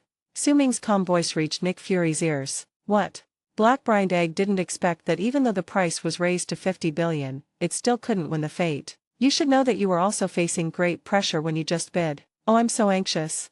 Taking a deep breath, Nick Fury realized that the other party had caught a flaw in the details of his words. After all, my power has suddenly risen to a higher level, so I feel a little inflated. It has something to do with the rush to carry out follow-up plans. This also sounded a wake-up call for Nick Fury. People at their level must always pay attention to keeping their acting skills online. Nothing more. 10 billion, Mr. Fate, no more. Nick Fury's tone revealed a hint of sincerity and helplessness, but more of weakness. Hawkeye's gun had a large caliber, and the place where he was hit should have been fractured. On the other end of the phone, Su Ming felt that it was almost time. Old rules, transfer the money first. The phone hangs up. Nick Fury's weak look disappeared instantly, and he glanced at the phone lightly. Left. Chapter 80 Coders begin. A few days ago, at a SHIELD base, Eric urgently reported to Nick Fury that the energy cube he was studying seemed to be suddenly activated, emitting powerful energy fluctuations. This aroused Nick Fury's curiosity. Just as Nick Fury was personally directing the research on the Rubik's Cube, a strong ray shot out from the Rubik's Cube, forming an energy vortex. A flash of light passed, and a figure holding a scepter appeared in front of everyone. It was Loki. Nick Fury, as the Supreme Commander here, warned loudly, "Put down your weapons, handsome boy." But what he got in return was Loki's ruthless attack. Loki, holding the Scepter of Mind, transforms into a melee mage. He starts with the energy wave of his Q skill and knocks down all the guards present with a few basic attacks. After all, the top of the scepter also has a blade. Archer Hawkeye was controlled by the skill, and as soon as he stood up, he was hit in the chest by the Mind Scepter in Loki's hand. This guy looks honest and simple, and he's obviously a good subordinate.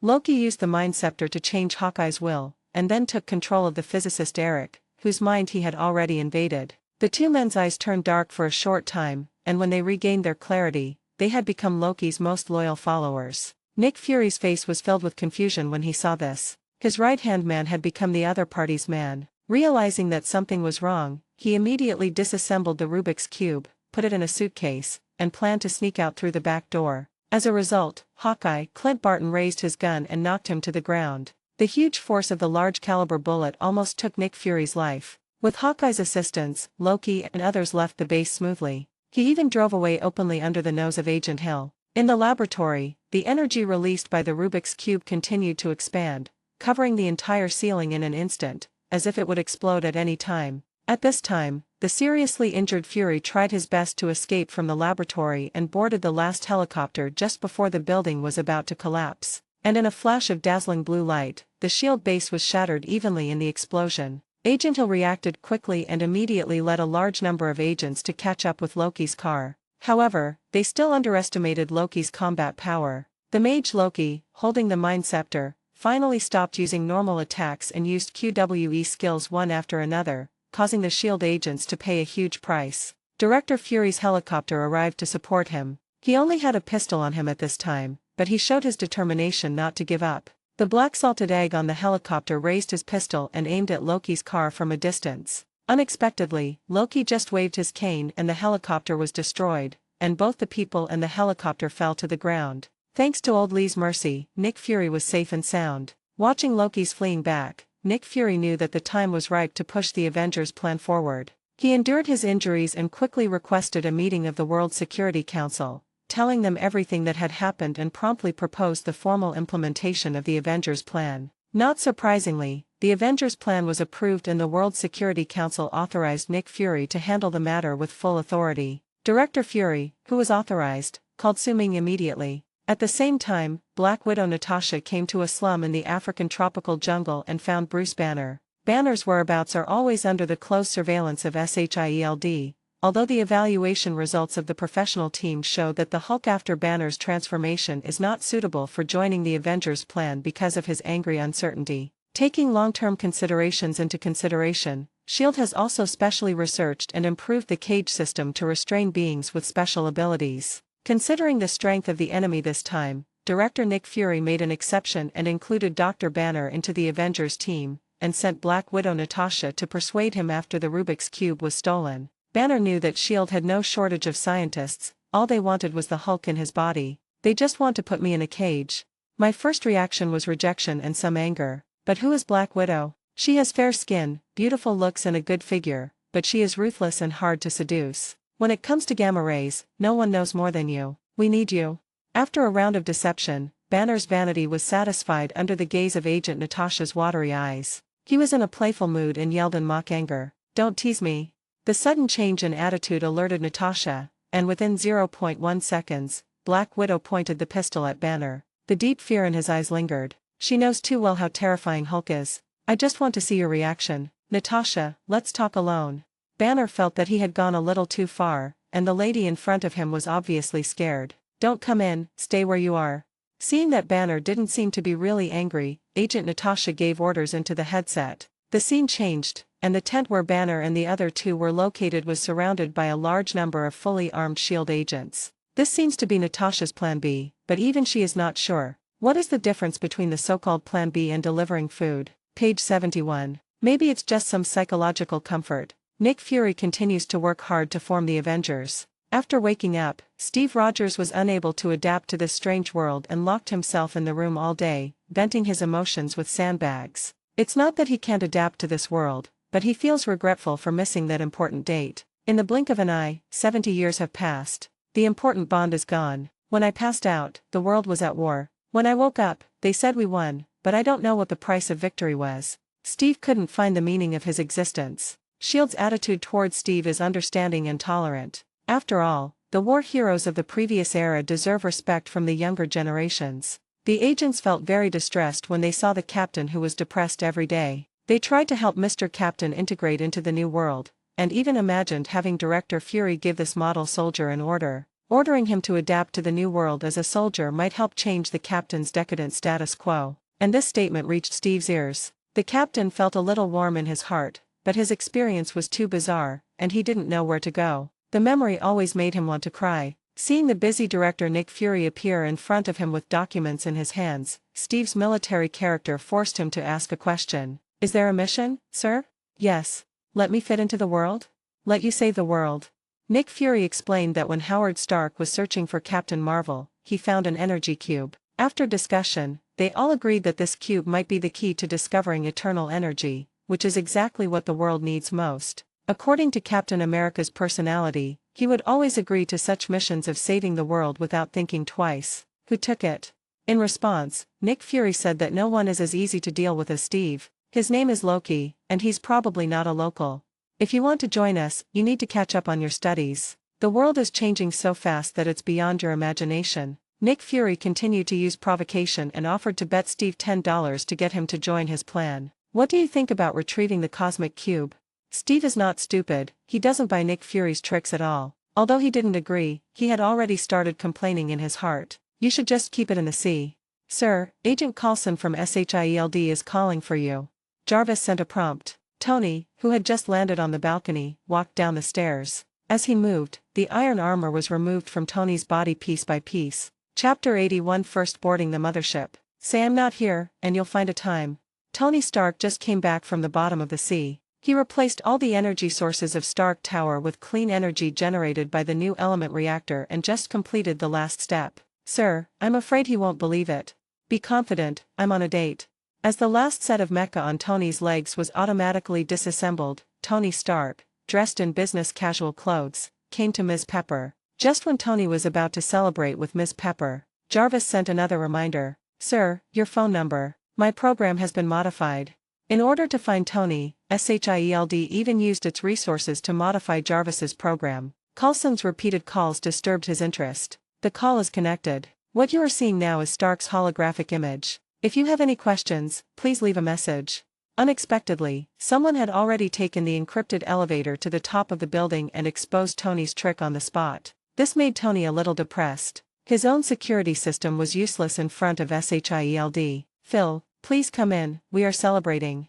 Ms. Pepper, who had shared hardships with Agent Coulson, greeted Agent Coulson warmly. Then he has to leave. Tony is very upset about his girlfriend's enthusiasm for other men, until Coulson hands Tony a document. Please take a look at this as soon as possible, it's urgent. The willful Tony was in a bad mood at the moment and didn't even intend to take the documents in person. Fortunately, Ms. Pepper was understanding and eased Coulson's embarrassment. I thought the Avengers project was shelved. After all, I didn't meet the requirements to join. After all, I am a capricious, extremely selfish person, and I don't fit in with the group. When Tony saw SHIELD coming to him for help, he remembered how he was rejected from joining the Avengers and kept muttering to himself to vent his dissatisfaction. The current events have nothing to do with personality. Holographic projections appeared simultaneously around Tony, showing the information of all Avengers members and the circumstances and consequences of the theft of the Cosmic Cube. Tony then realized that the situation was really serious, and his expression gradually became solemn. A certain sea area. SHIELD's mobile base aircraft carrier. The aircraft carrier seemed to be sailing slowly but was actually very fast on the sea. The bow of the ship broke through the waves, making a huge sound that surrounded the ears. The oncoming sea breeze mixed with small water droplets hit people's faces. Su Ming, dressed in high-end casual clothes, stood at the bow, holding the railing with both hands and looking at the sea. The environment at the moment was just right for thinking about poetry and the distance. But what Su Ming was thinking was, how much is this mothership worth? Yes, Su Ming knew that the big guy under his feet was not just a fortress on the sea, it could also fly high into the sky and become an air fortress. Valuation. SHIELD. Heli-carrier valuation, $2,000 billion, non-redeemable. Hiss. After seeing the value of the spaceship, Su Ming took a breath. 2,000 billion should be the highest price Su Ming has ever seen, and the non-convertibility is also within expectations. Agent Natasha beside him thought that Su Ming was shocked by S.H.I.E.L.D.'s display of power. To be honest, she was also deeply shocked when she first boarded the mothership. How's it going? Mr. Fate, is the S.H.I.E.L.D. vehicle okay? Natasha knew her fate. She worked hard undercover in Stark Corporation, observing and understanding Tony Stark just for the sake of convenience. The most important task is to help Tony solve the crisis of palladium poisoning, and then sublimate the relationship between Tony and SHIELD. As a result, Stark's relics were intercepted by the man in front of him, resulting in the only result of his hard work being an evaluation report. This made Agent Natasha a little unhappy. As a senior agent, her work standard has never been to complete tasks according to standards. Her habit is to exceed her targets. Hearing that the bounty hunter Fate had repeatedly given Director Fury a headache, Natasha felt a little unwilling to admit defeat. Seeing Su Ming in a daze, she started to show off. Su Ming was indeed a little surprised, but not because of the so-called face, but because of the price of this spaceship. It is also because of S.H.I.E.L.D.'s scientific research capabilities. After all, an aircraft carrier of this size and function cannot be built with money alone. Ms. Natasha, in my opinion, this mothership is the fruit of the wisdom and labor of countless people. It is definitely not just a vehicle. After saying that, he ignored Natasha and walked towards the deck alone. He wanted to take a closer look at the strange-looking plane that had just flown over. Hearing Su Ming's words, Natasha was stunned. It was just a small talk. why is it suddenly worth so much? Can we still have a good chat? Although I admit that what you said is true, but you are making me look superficial, okay? At this time, an order came from the headset, asking Natasha to immediately take Captain Rogers, who had just arrived, to the bridge. In Su-Ming's eyes, the uniquely shaped plane landed on the huge SHIELD pattern. Agent Coulson and Captain America Colonel Rogers walked down from the plane. "Hi Mr. Fate, long time no see. Last time you suddenly disappeared, it took us a long time to find you." Coulson saw Su-Ming not far from the plane, and greeted Su-Ming politely, while making a small complaint. Su-Ming didn't feel anything about this. The work was done, so why should he stay there? In hot and muggy New Mexico, there's nothing better than a hotel. He nodded politely but didn't respond. Su-Ming saw Captain America, Steve Rogers, standing next to Coulson. This was the first time he met this representative of the American spirit. He was wearing a shirt and leather jacket, and his casual attire made Su-Ming almost fail to recognize him. With Agent Coulson's introduction, Captain America got to know the Oriental man in front of him. When Steve learned that Su-Ming was also a member of the Avengers, a hint of surprise flashed in his eyes. He didn't see anything special about the man with an Oriental face in front of him. "I didn't join the Avengers. I came here on Director Fury's behalf." When Su-Ming heard Coulson introduce himself to Captain America as a member of the Avengers, he corrected him in time. Yes, Coulson had heard Director Fury complain that this time it cost 100 billion just to entrust Su-Ming, which was an outrageous price. At this time, Agent Natasha came up to the group. "Captain Rogers, Mr. Fate, go to the bridge. They have begun tracking." "Excuse me."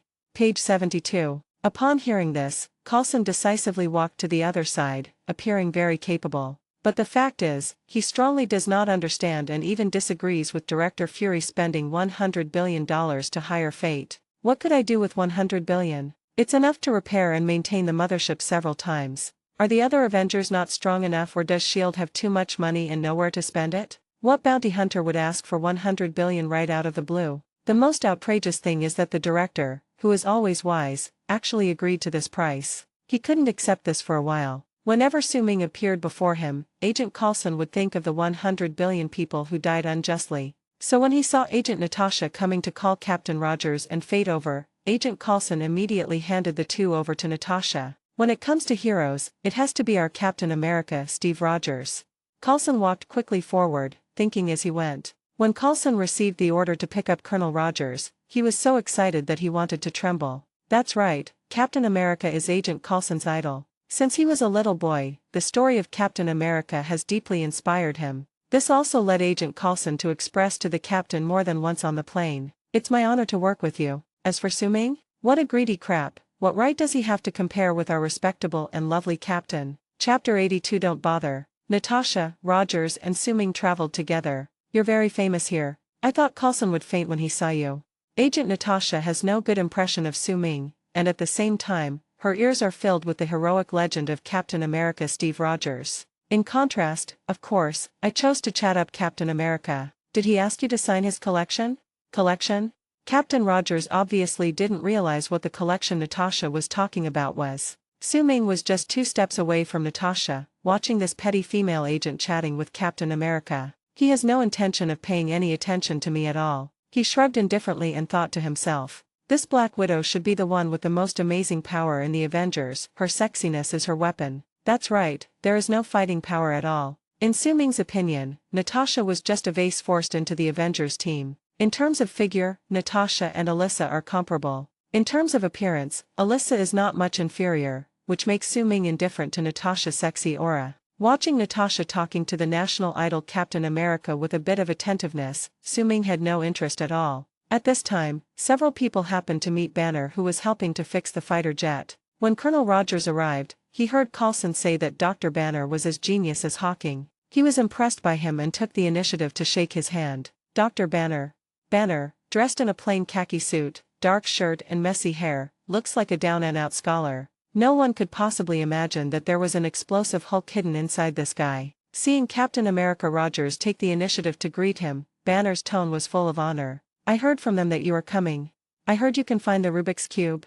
Banner thought that his magical experience would arouse the curiosity of Mr. Captain, but it was obvious that Rogers cared more about the Rubik's Cube. "Is that all you've heard?" With a hint of the arrogance of an American soldier, Rogers got straight to the point of the mission. "That's all I care about." This made Banner a little embarrassed. It was obvious that his first communication with Captain America did not make him happy. She didn't know the Oriental man next to her, and Natasha had no intention of introducing him. Cruise in position. Check the deck. At this moment, the mothership's broadcast warning sounded, and all the staff on the deck immediately became busy. Secure every fighter plane to the deck and begin clearing the area. Gentlemen, we must hurry. It will be hard to breathe here soon. Natasha reminded the three men with very different personalities in front of her with a hint of pride, but no response was received. Is this a submarine? Feeling the vibration under my feet, combined with Natasha's words that I would not be able to breathe in a while, Banner thought the mothership under his feet was about to transform and dive into the water. It seems they want to put me in a tin can and sink me underwater. Banner didn't fully believe S.H.I.E.L.D.'s claim that they had called him in to study some Rubik's Cube, and he had a concern. That is, the official has never given up the idea of studying the Hulk in his own body. As a huge vortex formed on the sea surface beneath their feet, 4 huge turbines rose from the underside of the mothership. Natasha, who was standing behind them, had a look of excitement in her eyes. She had heard from Director Fury that the Bureau had been secretly developing the Sky Fortress for many years. It will take off today, and as a key agent of SHIELD, she is standing on the deck of the mothership.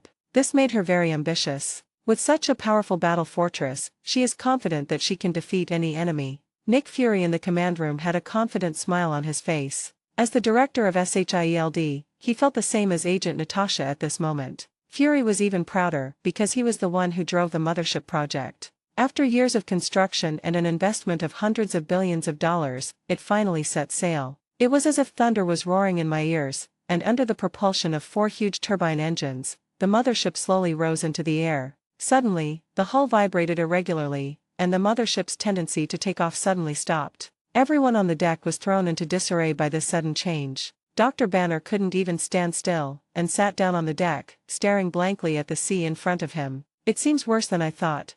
Someone tell me what's going on. The confidence on Nick Fury's face instantly disappeared as he stood proudly in the command position, and he gripped the armrest tightly. The suppressed angry voice echoed over the heads of the staff in the rows in front who were responsible for controlling the mothership. Agent Hill came to Fury at this time and explained in a low voice. Director, the mothership has taken off too infrequently. The agent in charge of Engine 3 is hospitalized due to illness. Their team is missing a core member and lacks flight experience. At this moment, the control team of Engine 3 was like an ant on a hot pot. 8,000 RPM.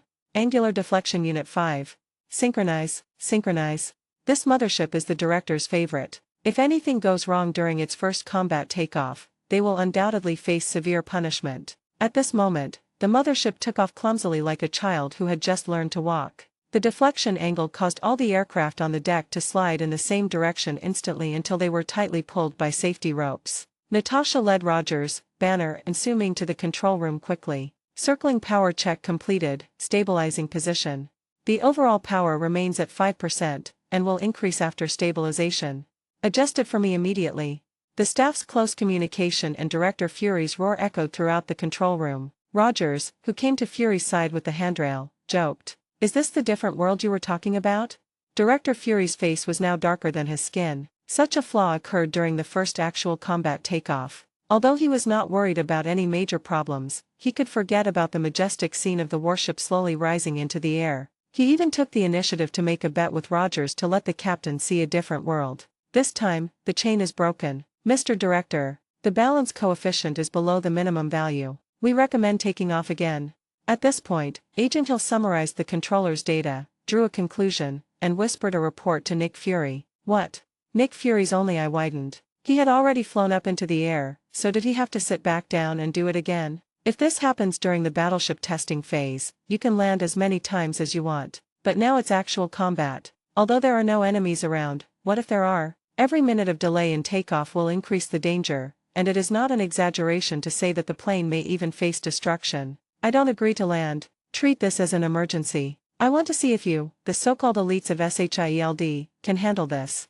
There was no need for Agent Hill to convey the message. Everyone present clearly heard Director Fury's angry voice. The entire control room instantly fell into a dead silence, leaving only the clacking of control devices and keyboard input. After a few minutes, the mothership turned half a circle in the air, but never returned to its horizontal position. The veins on Nick Fury's temples were throbbing, showing how angry he was at the moment. Agent Hill once again summarized the control data and drew a conclusion, then moved towards Director Fury with an embarrassed look on his face. Obviously, it's not a good result. Agent Hill glanced around, wondering how to explain this to the director. Suddenly I saw the long-awaited fate. For some reason, her sixth sense told her that Mr. Silverdew might be able to solve this problem. Then he looked towards Su-Ming for help. Su-Ming originally wanted to come and take a look and eat some melon, but when he saw Agent Hill's pleading eyes, his eyes became watery like a poor puppy, thinking of how much coffee she made for him every day, although he could never get used to drinking it. I scratched my chin and decided to help her this time.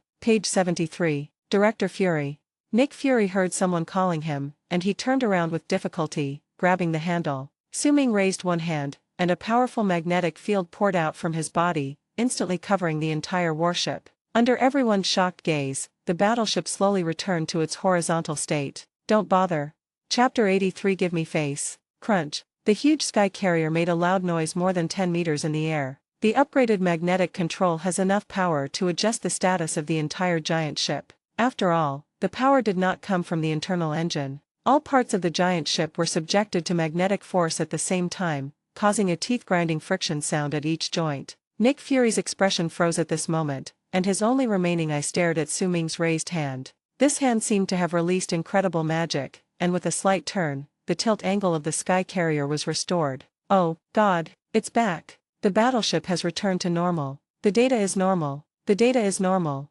The staff roared incredulously. Nick Fury finally recovered from his shock, but his hands on the guardrail were still tightly gripped. Oh my God, Mr. Fate, what incredible magic. Nick Fury almost instantly determined that it was Su-Ming who solved the dilemma of the mothership tilting during takeoff with a wave of his hand. This move undoubtedly helped Director Fury save face in front of Captain Rogers and Banner in time. But as the head of a bureau, Nick Fury always maintains the appearance of being in control of the overall situation in front of his many subordinates. The hands that were holding the guardrail instantly returned to his back, leaving a trail of after-images. He instantly regained his composure and said in a deep voice, "Ahem, thank you for your help, Mr. Fate, but please don't act rashly without my order. After all, it's not easy for young people to get a chance to exercise." As he said this, he turned his back to everyone and secretly gave Su-Ming a crazy look. As soon as the words fell, the eyes of all the S.H.I.E.L.D. agents looking at the director changed. As expected of Director Fury, he's already prepared. Even such a powerful person has to obey the director's orders. Cool. So the absence of Engine 3's leader was deliberately arranged by the director. Old Ginger is still spicy. Not to mention that Nick Fury took the opportunity to show his presence in front of many SHIELD subordinates. Agent Hill disagrees with the director's face-saving behavior. Childish old man. Having been in close contact with Director Fury, she knew clearly that Director Fury was indeed on the verge of a rage. If Mr. Inju was really his plan B, the director would never have been so angry just now. What's more, it seems that the reason why Mr. Inju took action was because of my request for help just now. What does this have to do with you, Nick Fury? I didn't expect Mr. Inju to actually respond to my request for help. I have to find a chance to thank him. Thinking of this, Agent Hill looked at Su-Ming with gratitude and fell into deep thought about how to thank him. There was a hint of embarrassment hidden in Director Fury's serious expression, while Su-Ming looked at Nick Fury with a playful look, without commenting. At this time, the red-haired agent Natasha Romanoff beside Banner stared at those big Caroline eyes in a daze. As a battle-hardened agent, she is very observant, which is why the director sent her to evaluate Tony Stark. She could guarantee with her figure that the shock and disbelief in Director Fury's micro-expression just now were definitely not fake, but the most real reaction of her body. Natasha had previously studied Fate's information carefully and knew that he was a super soldier with physical fitness far exceeding that of ordinary people. Should be on par with Captain America after he's been injected with the super soldier serum. But in Natasha's heart, Su-Ming's character is far inferior to Captain Rogers. Her profile of Su-Ming is a performative money grubber with a fetish for wearing formal attire and masks. The experience just now has greatly refreshed Natasha's understanding of Su-Ming. As a performer, why did Fate do such a shocking thing? But he easily handed the stage to Director Fury, and you still act like you don't care? Could it be that my assessment was wrong? Natasha has never made any mistakes in her assessments. She had to admit that Su-Ming's methods had a certain impact on her. I thought Fate was just a powerful warrior, but I didn't expect he possessed such an outrageous ability. Is it magic or a miracle?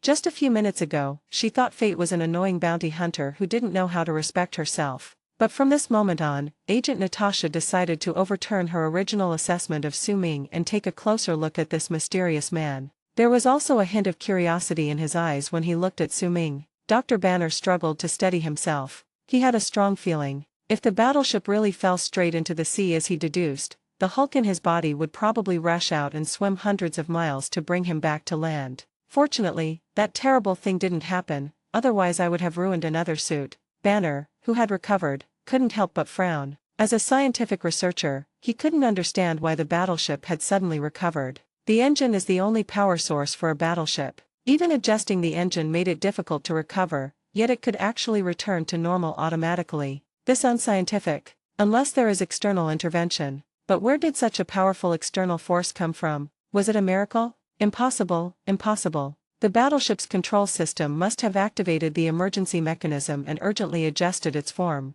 Right, that is it. What a great design. Banner's low-key personality made him walk at the end of the team, so he didn't see Su Ming raising his hand clearly. Even after hearing what Director Fury said, he didn't believe that one person alone could shake this 10,000-ton behemoth. With his overflowing curiosity, he seemed to have discovered some new topic. His eyes had already flown to the control console, and he couldn't wait to jump in and learn more about it. Captain America Colonel Steve Rogers looked at Su Ming with a look of respect in his eyes. Colonel Rogers, who had a very ordinary first impression of Su Ming, admitted that he had judged people by their appearance. He is not a stubborn person like Banner who advocates science. Blind reliance on science is itself a form of superstition. What he cares more about is the naked reality happening before his eyes. This is what the war taught him. I was able to wake up from the ice 70 years later. What else can be called outrageous? If we don't believe the reality happening before our eyes, what else can we believe in? Those arguments that claim to be logically rigorous? Forgive me, Director Nick Fury would not lie. It must be Su Ming who restored the battleship form. Although it is not clear what methods he used, there is no doubt that this person will become a strong teammate. It is always better to have strong teammates than strong opponents. No? Increase global power to 8%. Prepare to sail, increase power output to maximum. Attention, the power is fully turned on, everything is ready. Wait, something's wrong. Just as everyone recovered from the fact that the battleship tilted and was preparing to take off as planned, the staff sent another abnormality report. Speak. Nick Fury was confident that with Su Ming in charge, there would be no major problems. The power output has reached its maximum, but the altimeter shows that we are still 18 meters above the sea and have not climbed. As the roar of the engine grew louder, the metal hull once again made a teeth-grinding friction sound. The abnormality that appeared again repeatedly tortured Nick Fury's nerves. Isn't today a good day to set sail? Why are there so many obstacles at every step? He looked at Su Ming unconsciously. Oh, please, Mr. Fate. Nick Fury was devastated to find that Su Ming had not put down his hand that he had just raised. He was now squinting his eyes and looking at him with a smile on his face. He immediately realized that he was the one who caused this anomaly. He never released control of the mothership, so even with full engine power, he couldn't increase the speed by even a fraction. Fury walked over to Su Ming with a wry smile and whispered, "Mr. Fate, please give me some face. There are so many people watching." Chapter 84. What happened? Agent Hill was the quickest to react. When I realized what happened, I almost couldn't hold back my laughter. My dear director, you're trying to take advantage of Mr. Silver Jew, but it seems you haven't had any success yet. At this moment, Su Ming just wanted to trick Fury a little. Who told him to step on me and show off to his men? It's my turn now. Seeing Black Braised Egg quietly approaching him and talking to him, Su Ming had no intention of really making things difficult for him. Mr. Fate, the money has already been transferred to you, a full 100 billion. Do you have the heart to rip me off again here? Su Ming found it a little funny to see Nick Fury whispering to him. Director Fury, do you think it's fun to use me and my men to show off? Page 74. Great. Oh no, I mean, actually, it's not bad. It's mainly because you're so good. Seeing that beating Nick Fury had achieved his effect, Su Ming did not continue to embarrass Fury and withdrew the released magnetic field. Call, thank you so much.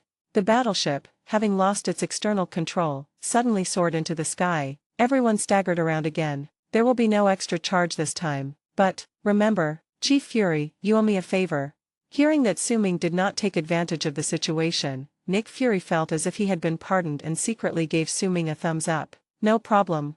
Nick Fury, who had readjusted himself, took his place at the command post. Then Hylidan signaled his men to start a certain program. Agent Hill put his hands on his waist and gave the order very professionally. Shield Emergency Procedure 193.6 activated. Indicators ready, Director. Let's disappear. Start the background reflection panel. With Nick Fury's order, the battleship flying high in the sky gradually stabilized its speed and turned on the stealth system. The stealth coating on the battleship's surface was activated, as if a special energy shield had been opened. The huge aerial fortress instantly merged with the clouds, finally took off successfully. Nick Fury, secretly relieved, turned and walked towards the few people. Gentlemen. Colonel Rogers came to Fury, took out a stack of banknotes from his trouser pocket, took out a $10 bill and handed it to Nick Fury. Nick Fury looked at the $10 bill in his hand and remembered the bet he had made with Captain America. Finally, something to be happy about has happened. Then they came to Dr. Banner, and after a brief greeting, they had a heated discussion on how to track Hawkeye and Loki. Su-Ming was not interested in this and walked back to the lounge prepared for him by S.H.I.E.L.D. Just lie down on the bed casually. Currently, the only Avengers missing are Tony and Thor, and the rest are basically in place. The next step is a head-on confrontation with Loki, the god of trickery. Su-Ming couldn't help but think of the space gate opening above Stark Tower and the scene of the Chitauri army invading the Earth in large numbers. Everything from outer space is good and valuable. I wonder if these aliens can be exchanged. At least their equipment should be exchangeable for money. Thinking that he would have to face off against alien armies in the near future, Su-Ming felt it necessary to improve himself. After all, the movie only shows a few majestic Avengers, and does not show the power of alien weapons too much. But it would be a big mistake to think that alien technology is not advanced and alien weapons are not powerful. Every member of the Avengers has the aura of a protagonist, and they are able to escape danger in every war. But as an outsider, I am full of uncertainty. Su-Ming didn't want to die or suffer a big loss in the plot of the first Avengers. It's safer to turn the money in your pocket into combat power while you still have it. He had already figured out what to do with the $100 billion. That's right, it's still a superhuman ability, freezing breath. The level of thermal vision has been upgraded to strategic level. Its power alone is considerable. If the effect of freezing breath is added, between cold and heat, no matter how strong the alien's defense is, they have to respect the laws of physics. Is not it? Thinking of this, Su-Ming opened the system mall and turned to this page. Superman Freezing Breath LV1, Assisted Cryogenic Control, $5 million. Frozen Breath LV2, Tactical Freeze, $5 million. Frozen Breath LV3, Wide Area Freeze, $15 billion. Frozen Breath LV4, Strategic Ice Storm, $80 billion. Exchange.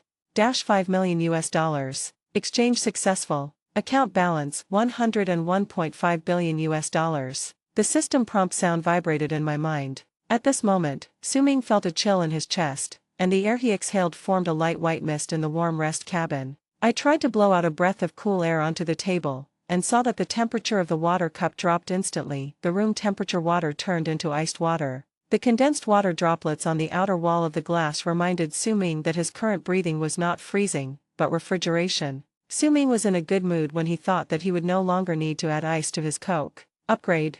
$100 billion. Talent upgrade successful. Account balance, $1.5 million. Crack, click, click. The temperature in the rest cabin dropped rapidly as Su-Ming exhaled the cold air. Snapped. The water cup on the table suddenly shattered due to the sudden drop in temperature. The room temperature water in it turned into ice crystals the moment it dispersed, which were crystal clear and had glass fragments stuck on them. It can be seen how outrageous the speed at which the temperature drops is. At this moment, Agent Hill pushed open Su-Ming's cabin door. Mr. Inju, while you're not busy, I made you a cup of hot coffee. Thanks, huh? The moment Agent Hill pushed the door open, her palm stuck to the metal hatch handle and she couldn't get it off. A biting coldness passed from Agent Hill's palm into his body, and his entire arm instantly lost sensation. This? Agent Hill's eyes widened as he watched the steaming coffee in his other hand suddenly turn into ice. A pair of shoes were frozen to the ground and I couldn't get into the cabin. He didn't react at all to what was happening. He ignored the coldness on his body and stared at Su-Ming blankly, his eyes gradually becoming unfocused. Su-Ming was very surprised to see that his newly upgraded talent turned the entire rest cabin into a world of ice and snow in just 2 breaths. No wonder the price is higher than thermal vision. The range effect.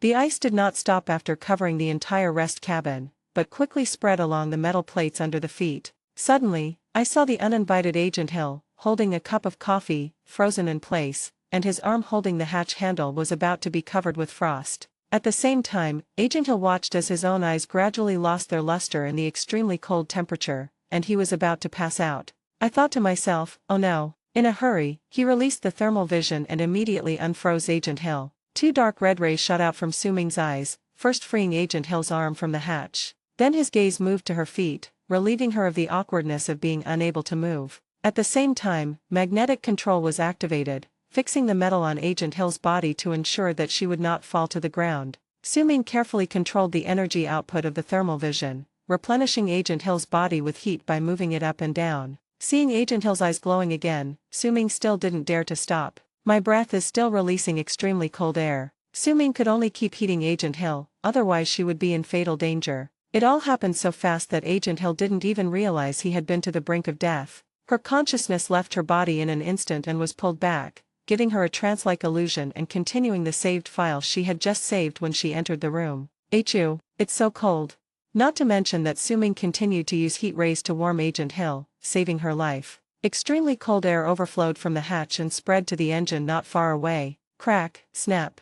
The helicarrier's engines were affected by the cold air, causing unusual movements. The entire hull shook again. Nick Fury was very calm, but his dead eyes revealed his mood at the moment. What's wrong with this, motherfucker? Chapter 85, A Wise Decision. Oh my god, Mr. Silverdew, your eyes? Agent Hill finally saw Suming's condition clearly. At this moment, his eyes were emitting two dark red rays of light that shone back and forth on his body. Everywhere he looked brought warmth to Agent Hill. A little comfortable. Realizing there was no danger, Agent Hill's body, tense from alertness, slowly relaxed. My feet. Suddenly, a biting chill came from his feet, and Agent Hill realized that the ground in the rest cabin was covered with a thick layer of ice. The place where she was standing happened to be a melted ice pit, and she instantly realized that Suming was trying to keep her warm. The ice pit under her feet meant that Mr. Silverdew had just thawed her legs. But the question is, where does the ice come from? Agent Hill, calm down, wait a moment. At this time, Suming's voice sounded in his ears, and Hill felt a little relieved. At the same time, he keenly discovered that as Suming's mouth opened and closed, billowing white mist escaped from his mouth and dissipated to the ground. His nostrils also released cold air with his breath. The source of the cold air is actually Mr. Silverdew. The eyes can release warm gazes, and the mouth and nose can exhale cold air. This strange ability opened Agent Hill's eyes. With Suming helping her maintain her body temperature, Hill was not worried. She blinked her pretty eyes and looked at Suming curiously. What a man full of mysteries. New York, a laboratory, page 75. Where did you find so many people? Dr. Eric was debugging some equipment and talking to Hawkeye Clint in a relaxed tone. S.H.I.E.L.D. has made a lot of enemies, Doctor. At the same time, he raised a tablet computer with both hands and pointed it at Eric. Is this what you need? The tablet screen shows a special metal and a photo of someone. Yes, it's iridium. It comes with meteorites and can form antiprotons, so it's very popular now. Eric and Hawkeye are both controlled by Loki through the Mind Scepter, and are now diligently helping Loki create the instrument to activate the Tesseract. However, the instrument needed to activate the cosmic cube is still lacking the most important material, iridium metal. Eric is a physicist himself. Although his position has changed, he is still very passionate about scientific research. He was deeply impressed by the magic of the cosmic cube. It was not just knowledge, but also truth. As a non-scientific researcher, Hawkeye Clint Barton is only thinking about how to deal with the person in the photo and bring back the iridium metal. In the eyes of combatants, there are only targets. Snapped. The folded compound bow sprang open in Clint's hand. Hawkeye's eyes flashed a strange blue, and he walked out of the laboratory with full confidence. Helicarrier. Although the irregular vibrations from the engine did not affect navigation, they always tormented Nick Fury's nerves. There's an abnormality with Engine 1. The staff finally discovered the anomaly in the operating system and reported it loudly. Continue tracking Loki and the others. The technical team will go and see what's going on. Wait, I'm going too. Nick Fury was puzzled as to why the Skycourier, the crystallization of the wisdom of all SHIELD scientific researchers, performed so poorly in its first mission. At this time, a layer of ice formed on the huge propeller of engine number 1, affecting the normal operation of the engine. Meanwhile, Suming in the lounge finally adjusted his breathing and stopped releasing cold air. After releasing heat rays again and melting all the ice in the room, Suming breathed a long sigh of relief. Oh my goodness, my talent upgrade was too rapid, I almost lost control. Luckily, I reacted quickly. Although Agent Hill's feet still felt cold, he was no longer seriously injured. He gently placed the coffee on the table and said, "Mr. Silver Jew, to thank you for your help just now, I specially made you a cup of hot coffee. Now it's iced coffee." Looking at the cup of coffee that had frozen into a lump on the table, Agent Hill explained his purpose with a little restraint. Having worked alongside the director for many years, she has a good habit of never being curious about what is happening in front of her. Even after discovering Su Ming's special ability, she still chose to pretend that she saw nothing. But Su Ming's ability was so outrageous that Hill felt a little awe of him from the bottom of his heart. Su Ming didn't intend to explain this. It seems that Agent Hill is very confident in his coffee-making skills. Although Su Ming saved Agent Hill's life in time, he felt a little sorry for almost taking her away. "Thank you for the coffee, Agent Hill." After saying that, Su Ming released heat rays from his eyes. Different from the dark red color that had just thawed Hill, this time the rays were a bright red with higher energy. Gurgling. Soon, the coffee in the coffee cup illuminated by the rays began to steam again and boil. "Hey, be careful of the heat." Under Agent Hill's shocked gaze, Su Ming picked up the cup and took a big gulp. Tastes good. It's so fucking hard." Ignoring the scalding heat of the coffee, Su Ming politely praised the coffee, but in his heart he was once again complaining about this drink for cows and horses. He had previously learned by accident that coffee was an additive that early farmers used to mix into feed. The purpose is to let the animals eat less and work more. In front of the man of steel, a cup of coffee that is less than 100 degrees is so refreshing. Thump. What? Suddenly there was a loud noise outside the door. Agent Hill quickly got up and went to check, and Su Ming also walked out of the room curiously. Nick Fury fell to the ground and Agent Hill was busy helping him up. "Why is my waist so slippery?"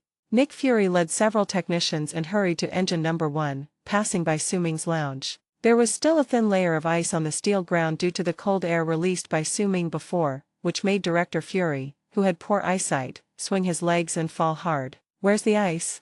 Director Fury's one eye was filled with astonishment when he realized there was a thin layer of ice on the ground. Agent Hill, who knew the truth, looked at Su Ming helplessly and did not betray him. "Don't worry about the details, Director Fury. Aren't you busy tracking Loki? What brought you here?" "Don't mention it." Fury cursed and told Su Ming that the engine had problems again. Su Ming asked thoughtfully, "It seems like the trouble I've caused this time isn't just about Agent Hill being nearly taken offline." When several people came to the side of engine number 1 and saw the ice remaining on the huge propeller, the expression on Director Fury's face was very interesting. When it was originally designed, the high altitude and low temperature were taken into consideration. This isn't even at a freezing point, how could it freeze? Agent Hill realized that this was probably related to Su Ming's special ability, and pursed his lips and looked at Su Ming again. Su Ming cleared his throat and signaled with his eyes that Agent Hill should take the extra people away. "Let's go over there and take a look." Hill understood that Su Ming intended to use his abilities to solve the problem at hand, and it was indeed not suitable for too many people to watch, so he found an excuse to take several technicians away. Nick Fury frowned tightly at this time. He couldn't figure out why this problem occurred. Why are the other engines fine, but only engine 1 is frozen? Strangeness. "Let me help." Su Ming felt that he was in the wrong and offered to help. Z-dash. Without waiting for Director Fury to reply, Su Ming's eyes suddenly shot out 2 heat rays. The dark red light shines directly on the ice. As soon as the water vapor is generated, it is blown away by the huge torque of the turbine. Several frozen areas return to normal in a blink of an eye. The unusual noises and vibrations caused by the ice also disappeared. Seeing the magical scene before him, Fury once again lamented that bringing Su Ming with him on this mission was a wise decision. "Fate, I owe you another favor, my waist." Chapter 86 Tony's appearance. When Nick Fury, holding his sprained waist, and Su Ming returned to the command room, Agent Coulson is talking about his collection with his idol, Captain Rogers. "Found it. 79% match. Located at Königstrasse 28 in Stuttgart, Germany." He doesn't seem to be trying to hide. In the surveillance footage retrieved by the satellite, Loki was appearing at a cocktail party in decent attire. "Captain, it's up to you." Nick Fury officially gave Captain America the Avengers' first combat mission to capture Loki. The scene changes, and in an exquisitely designed building, people in formal attire are tasting fine wine, their eyes searching for someone they want to cling to. In a corner of the auditorium, a classical band was playing string music mainly composed of violins. Captain America Steve Rogers came to the combat preparation room to the sound of melodious classical music, and his iconic battle suit was hanging on the wall. The security standards for the cocktail party were very high, but this was no problem for the battle-hardened Hawkeye Clint Barton. In the dark night, the arrow shot from the compound bow silently broke through the guard's defense. The aircraft carrying Rogers rushed to the cocktail party. Soon, Hawkeye Clint cleared out all the guards around the safe room. What appeared before his eyes was a burglar-proof door with an extremely high security level. It used the most advanced retinal unlocking technology in the private sector. The melodious violin music gradually became more radical, and Rocky walked down the rotating retro stairs with elegant manners and stepping on the syllables. At the turning point of the music, Loki swung the scepter in his hand and killed the target person's bodyguard in one move. This caused everyone in the venue to exclaim in surprise, until he grabbed someone's clothes and threw him onto a statue platform. Loki took out a special instrument from his arms, which seemed to be designed specifically for extracting eyeballs. Small, sharp, and brutal. With a scream, Loki ruthlessly inserted the instrument into the man's eye. Under the rapid rotation of the spiral blade, the poor man was twitching all over in pain, but there was a divine hand pressing on his body, preventing him from moving. On the other end of the instrument, Clint aimed the same instrument at the retinal scanning window of the security door. As Loki extracted the instrument, a holographic projection of an eyeball slowly appeared in the instrument in Clint's hand. Retina scan authenticated. Unlock. The thick security door opened with a sound, and in a pop-up safe, the sealed iridium metal reflected a special brilliance. What a simple task. Clint looked at the iridium in his hand and sneered. At this moment at the cocktail party, Loki looked at the people fleeing in all directions with a smile on his face. Yes, he brought fear to the people and Loki felt his presence from the situation. The ambitious Loki walked slowly to the front of the stage, holding the scepter in his hand. With a flash of golden light, his original British-style clothing had turned into the suit of the god of trickery. The iconic curved golden-horned helmet exudes both majesty and playfulness. Page 76. The dark green and gold color scheme, embellished with black leather and metal armor plates, symbolizes cunning and divinity. The slim-fitting robes and layered armor have exquisite and complex textures, and the green cape brings a touch of elegance. This makes Loki full of gorgeous and gloomy temperament. Strolling across the street, Loki casually fired a long-range attack, knocking over the police car that came to support him. One clone after another appeared in the direction where the crowd was taking refuge, repeating the same sentence. Kneel before me. When everyone was gathered together like sheep around a shepherd's torso, Loki slammed his scepter to the ground and shouted, "Kneel down." Each gem on the scepter in Loki's hand burst out with pale blue light at the same time, bringing a great sense of oppression to people. 1, 2. Groups of people kept kneeling in front of Loki. Isn't this simple? Aren't you born this way? The servility in your bones will force you to submit to your rulers sooner or later. Seeing everyone kneeling in front of him, Loki felt extremely comfortable and took the opportunity to mercilessly ridicule the people in front of him. Loki became more and more excited as he spoke, and the smile on his face became more and more unbridled. At this moment, an old man with thin but completely white hair slowly stood up. He looked very similar to Principal Rogers. He looked at Loki with disdain in his old eyes. "But, it won't be for someone like you." Took over Loki's words. Loki knew that the mortal before him would never understand his glory as a god, so he smiled with a seemingly tolerant look. "But I am unique. There are too many shameless people like you." The old man retorted without any fear, and tried to straighten his back which had become slightly hunched due to old age. Loki wanted to make an example of someone else to scare the monkeys, so he slowly pointed his scepter at the old man. "Look at this old man, he is your role model." Before he finished speaking, the Mind Scepter emitted a pulse of attack and headed straight for the old man.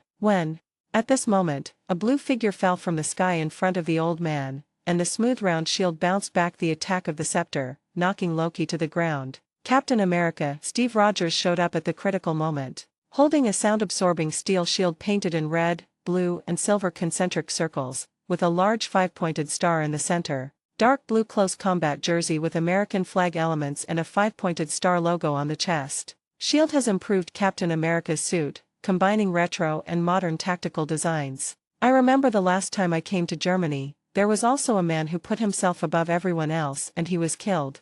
The crowd that was originally kneeling on the ground stood up one after another when they saw their guardian Captain America coming. At this time, Black Widow Natasha flew a fighter plane over the square, and the heavy machine gun flipped out and aimed at Loki. "Loki, lay down your weapons and surrender."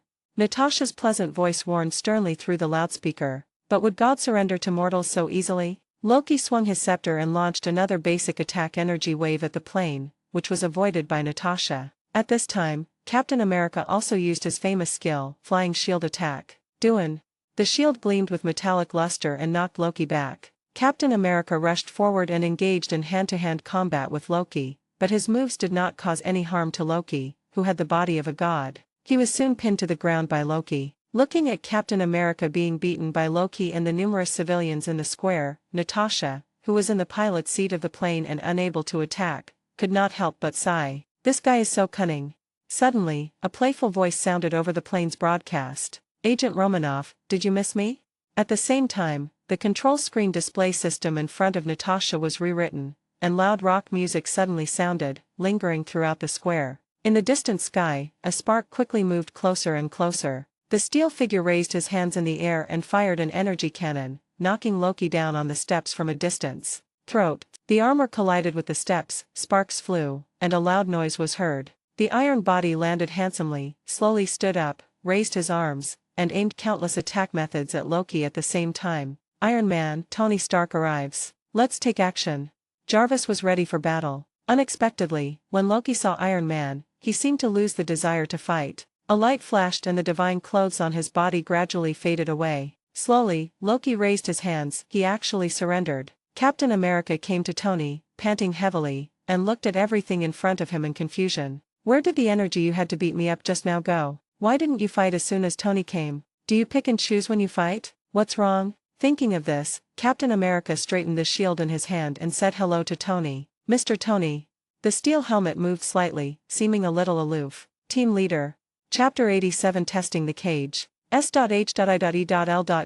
S combined helicopter and jet propulsion craft created a streak of light across the night sky. Loki, wearing restraints, sat there calmly, not saying a word. Colonel Rogers and Tony were guarding the prisoner a few steps away. Apart from Agent Natasha occasionally communicating with headquarters via radio, the only sounds on the plane were the running equipment and the engine. The atmosphere was eerie and depressing. Something's wrong.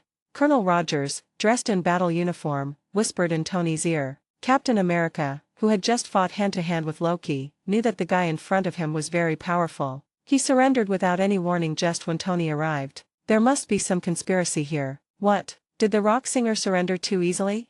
Tony was confident in his newly upgraded suit, but as smart as he was, he knew it was definitely not normal for Loki to surrender so easily. But there is no need to discuss such obvious things. Although there was nothing wrong with what Colonel Rogers said, it caused resistance from Tony. In Tony's view, he is a combination of modern technology and wisdom, transforming into a superhero, building battle suits, creating new elements, and so on, all mean that the darling of this era and the antique in front of him from 70 years ago can't get along. Outdated heroes should stay in museums. At this time, faint thunder was heard from a distance. When Colonel Rogers gave Tony a reminder out of good intentions, he encountered a soft nail. For an old man like you, your observation skills are pretty good. The way you fought just now was like you were doing aerobics. Captain America was a little unhappy, and he certainly wouldn't let Tony continue to tease him. Director Fury didn't say you were invited here. At this time, Tony fully demonstrated his annoying personality. Yes, there are many things that Fury didn't tell you. At this time, the thunder outside the aircraft became louder and louder, as if it surrounded them. Where does this lightning come from? Agent Natasha, who was driving the aircraft, was puzzled by the sudden change in the weather, as it had been a clear sky just now. There was thunder and lightning outside, and the originally calm night sky became extremely noisy, as if foreshadowing something. At this moment, Loki's face no longer had the calmness it had just had. He looked at the lightning surrounding him outside the window with a little nervousness. Why, are you afraid of thunder? Captain Rogers asked casually. Is this guy, who calls himself a god, afraid of thunder and lightning like a child? No way? Loki, who had been silent all the way, finally spoke, his tone unusually sincere. I don't like the guy who thunders every now and then.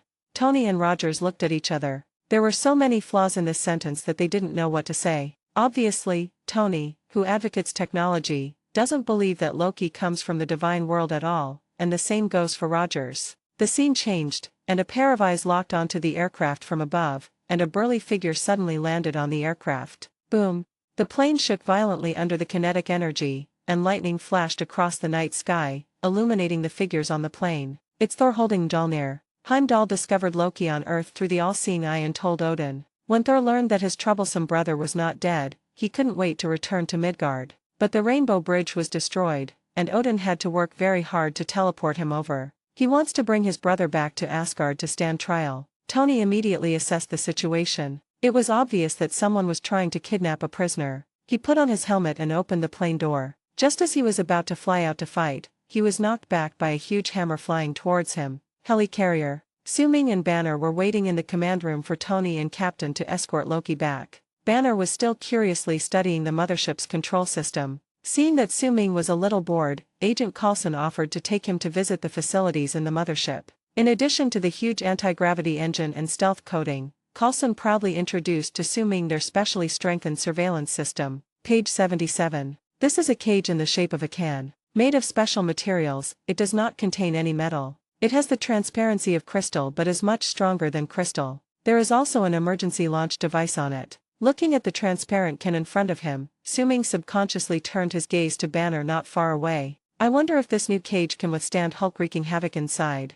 At the same time, a strange old man with a cold temperament appeared in Su-Ming's mind. It seems that Magneto has also been in a detention room of this type, but in order to imprison Magneto, the metal must be kept further away. Looking at Su-Ming, who seemed to be lost in thought, Coulson smiled and suggested that Su-Ming go into the cage to feel it for himself. The excuse is to help SHIELD test the strength of the ball cage in order to further improve the design. Coulson had a little selfish motive here. Although he had accepted the 100 billion entrusted to Su-Ming, he still felt unhappy. The new cage is so strong that it can withstand an explosion equivalent to nearly 10 tons of TNT. He thought this might be an opportunity to embarrass Su-Ming. Su-Ming instinctively rejected Coulson's proposal. Although I am curious about how sturdy this exquisite cage is, no matter how beautiful it is still a cage. Why did you enter the cage for no reason? He didn't believe Coulson's lies. This kid was definitely up to no good. But Coulson's repeated requests could not be stopped, and even alarmed director Nick Fury.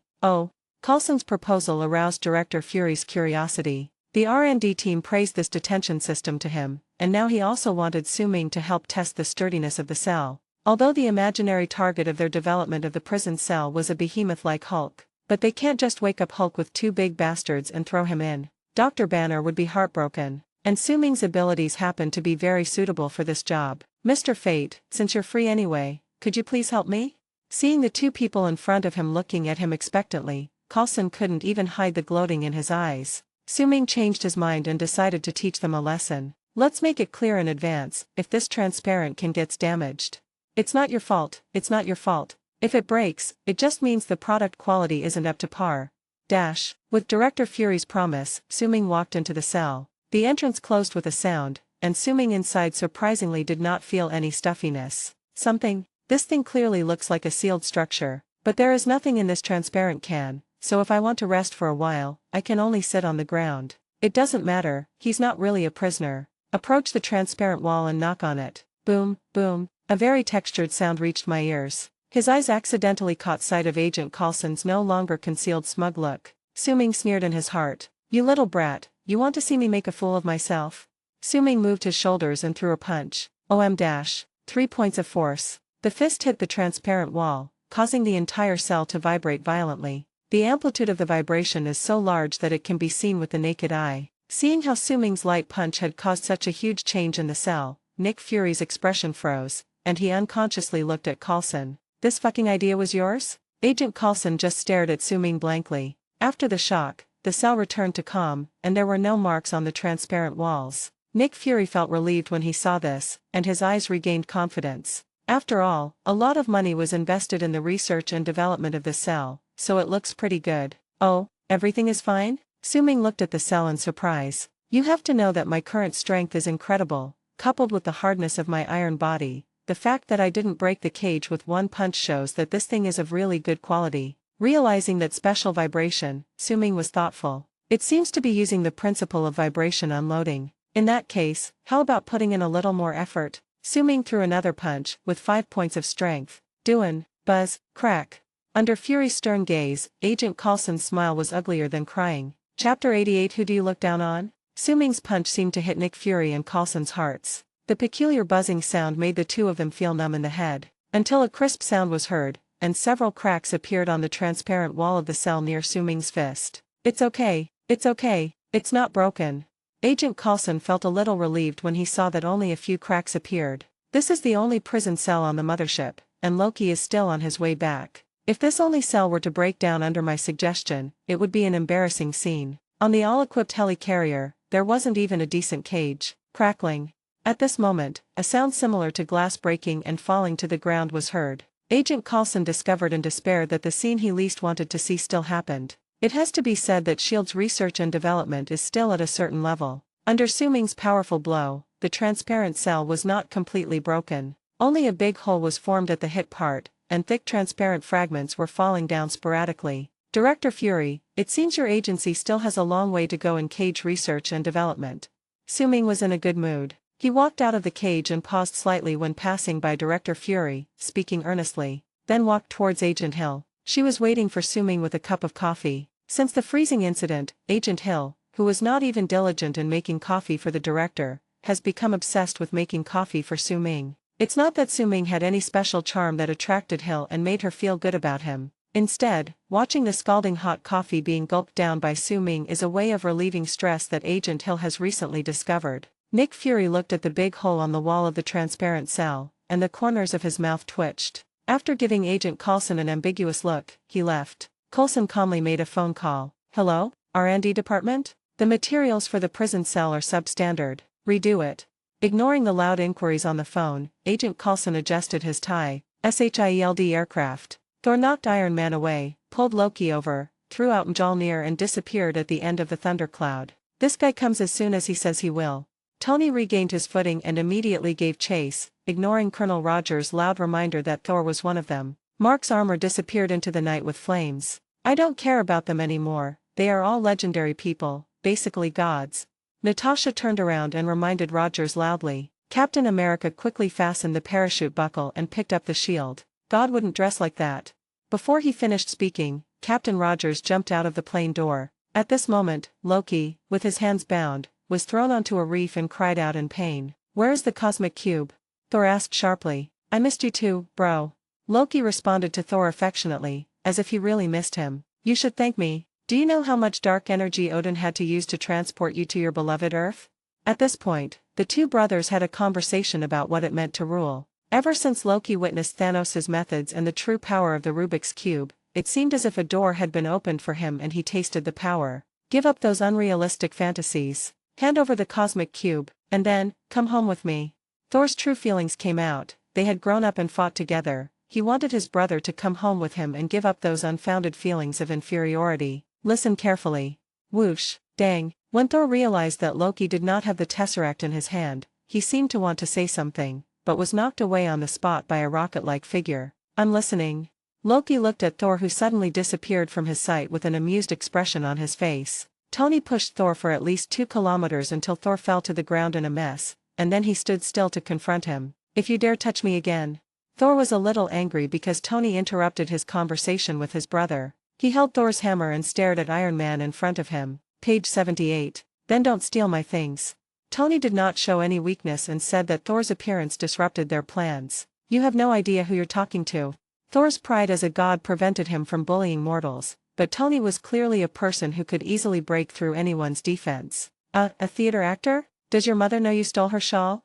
The two people's goals conflict at this time. Thor wants to take Loki back to Asgard for trial, while Tony wants to find the cosmic cube through Loki. As soon as the words were spoken, the hammer flew over. The two men started fighting, one hitting the other. Seeing that he couldn't decide the winner and Sonda with the ironclad man in front of him, Thor raised his hammer and summoned a thick lightning bolt. Crack dash. He wanted to let this arrogant mortal who despised the power of God see the power of God. Lightning gathered to charge the hammer. As Thor pointed his arm at Tony, several bolts of lightning shot out from the hammer and connected to various parts of Mark's mecha, releasing dazzling sparks and electric light, illuminating the surrounding jungle. After the lightning, Tony staggered but did not fall. Jarvis reminded him, "Energy reaches 400%.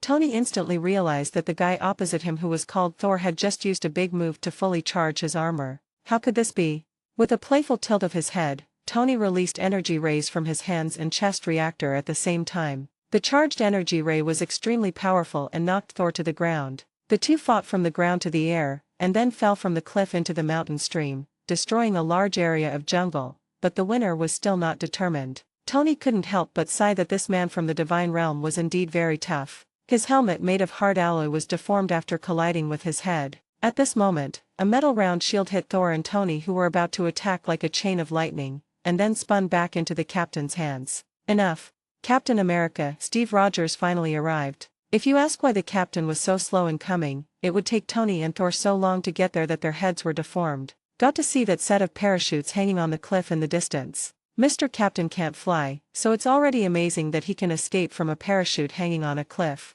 What is your purpose here? The captain looked at Thor seriously. He knew that Thor was a member of the Avengers plan, but it was obvious that S.H.I.E.L.D. had not had a good talk with Thor yet. I'm here to stop Loki's plot. Saul spoke the truth. Then prove it to me and put down your hammer. As an outstanding representative of American soldiers, Captain America can still control the situation even if the person standing in front of him is a god. Oh, no, that's not a good idea, he loves his hammer so much.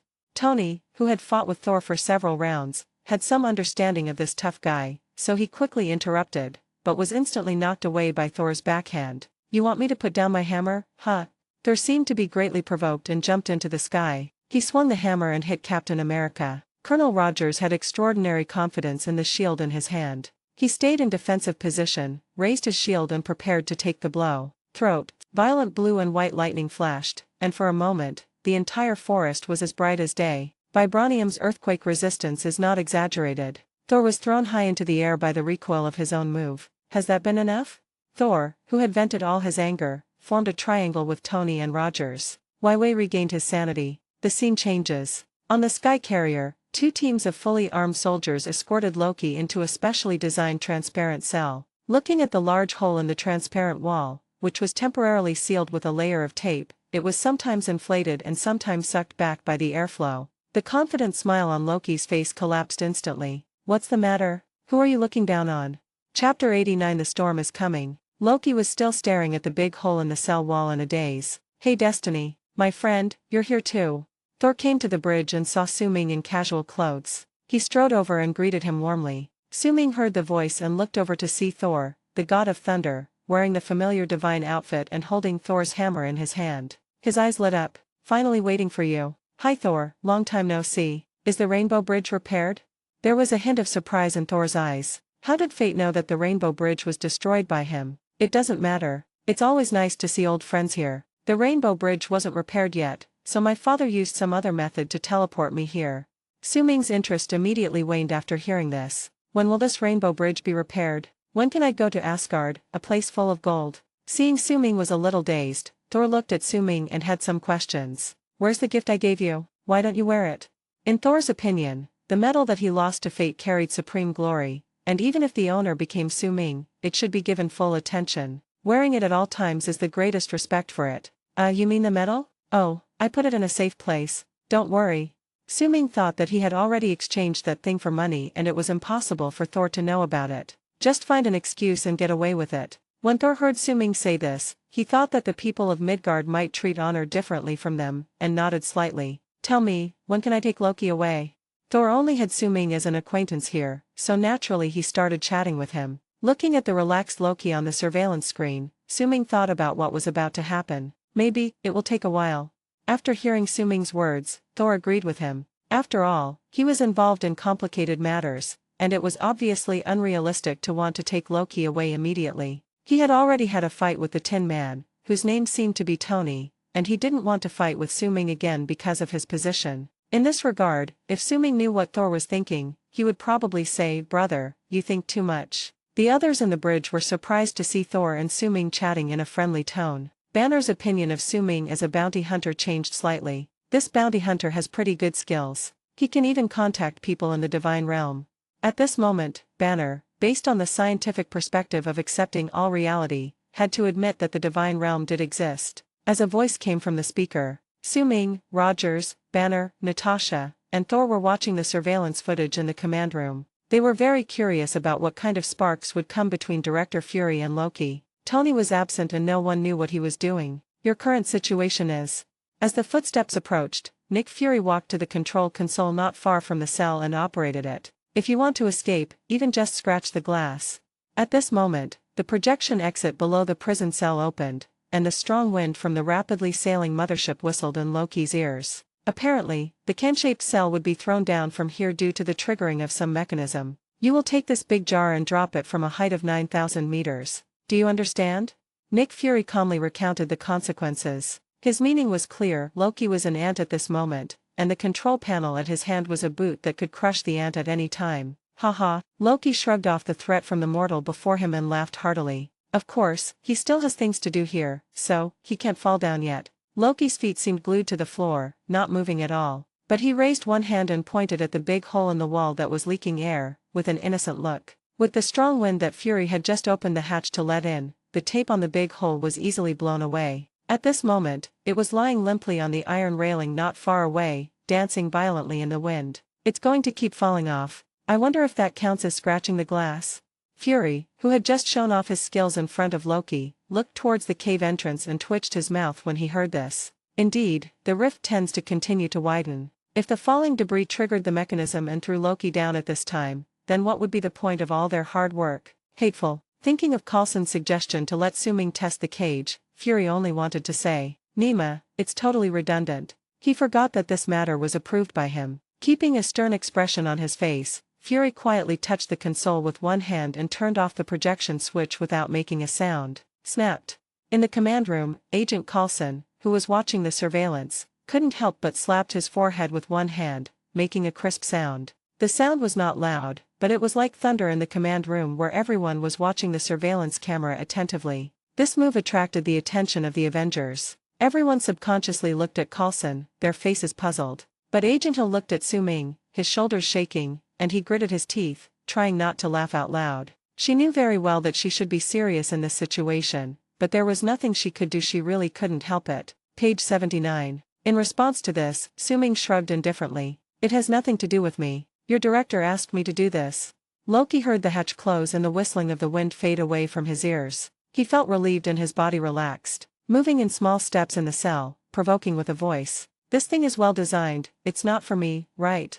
Nick Fury regained control of the situation and answered confidently, not shying away from Banner, who was watching the surveillance video. The thing you're supposed to be locking up is much more ferocious and stronger than you. Seeing that the other party had successfully fallen into the trap, Loki deliberately looked at the camera and said in a seductive voice, I heard it's a violent beast pretending to be an ordinary person. You must be desperate to find such a monster to protect you. The voice came from the loudspeaker to the command room, and Agent Natasha's first reaction was to look at Banner. Banner remained calm on the surface, but his heart was cold. Damn, I knew it. Not to mention that Nick Fury, known as the Master of Interrogation, did not gain any advantage over Loki. Not only did Loki reveal the truth that SHIELD was not trying to create clean energy but was trying to control the power of the Rubik's Cube, he also successfully planted the seeds of resistance in Banner's heart. In order to hide this feeling, Banner took the initiative to speak. He's really long-winded. The conversation between Fury and Loki aroused the suspicion of the Avengers, and a question arose in their minds at the same time. Why on earth does Fury want the Tesseract?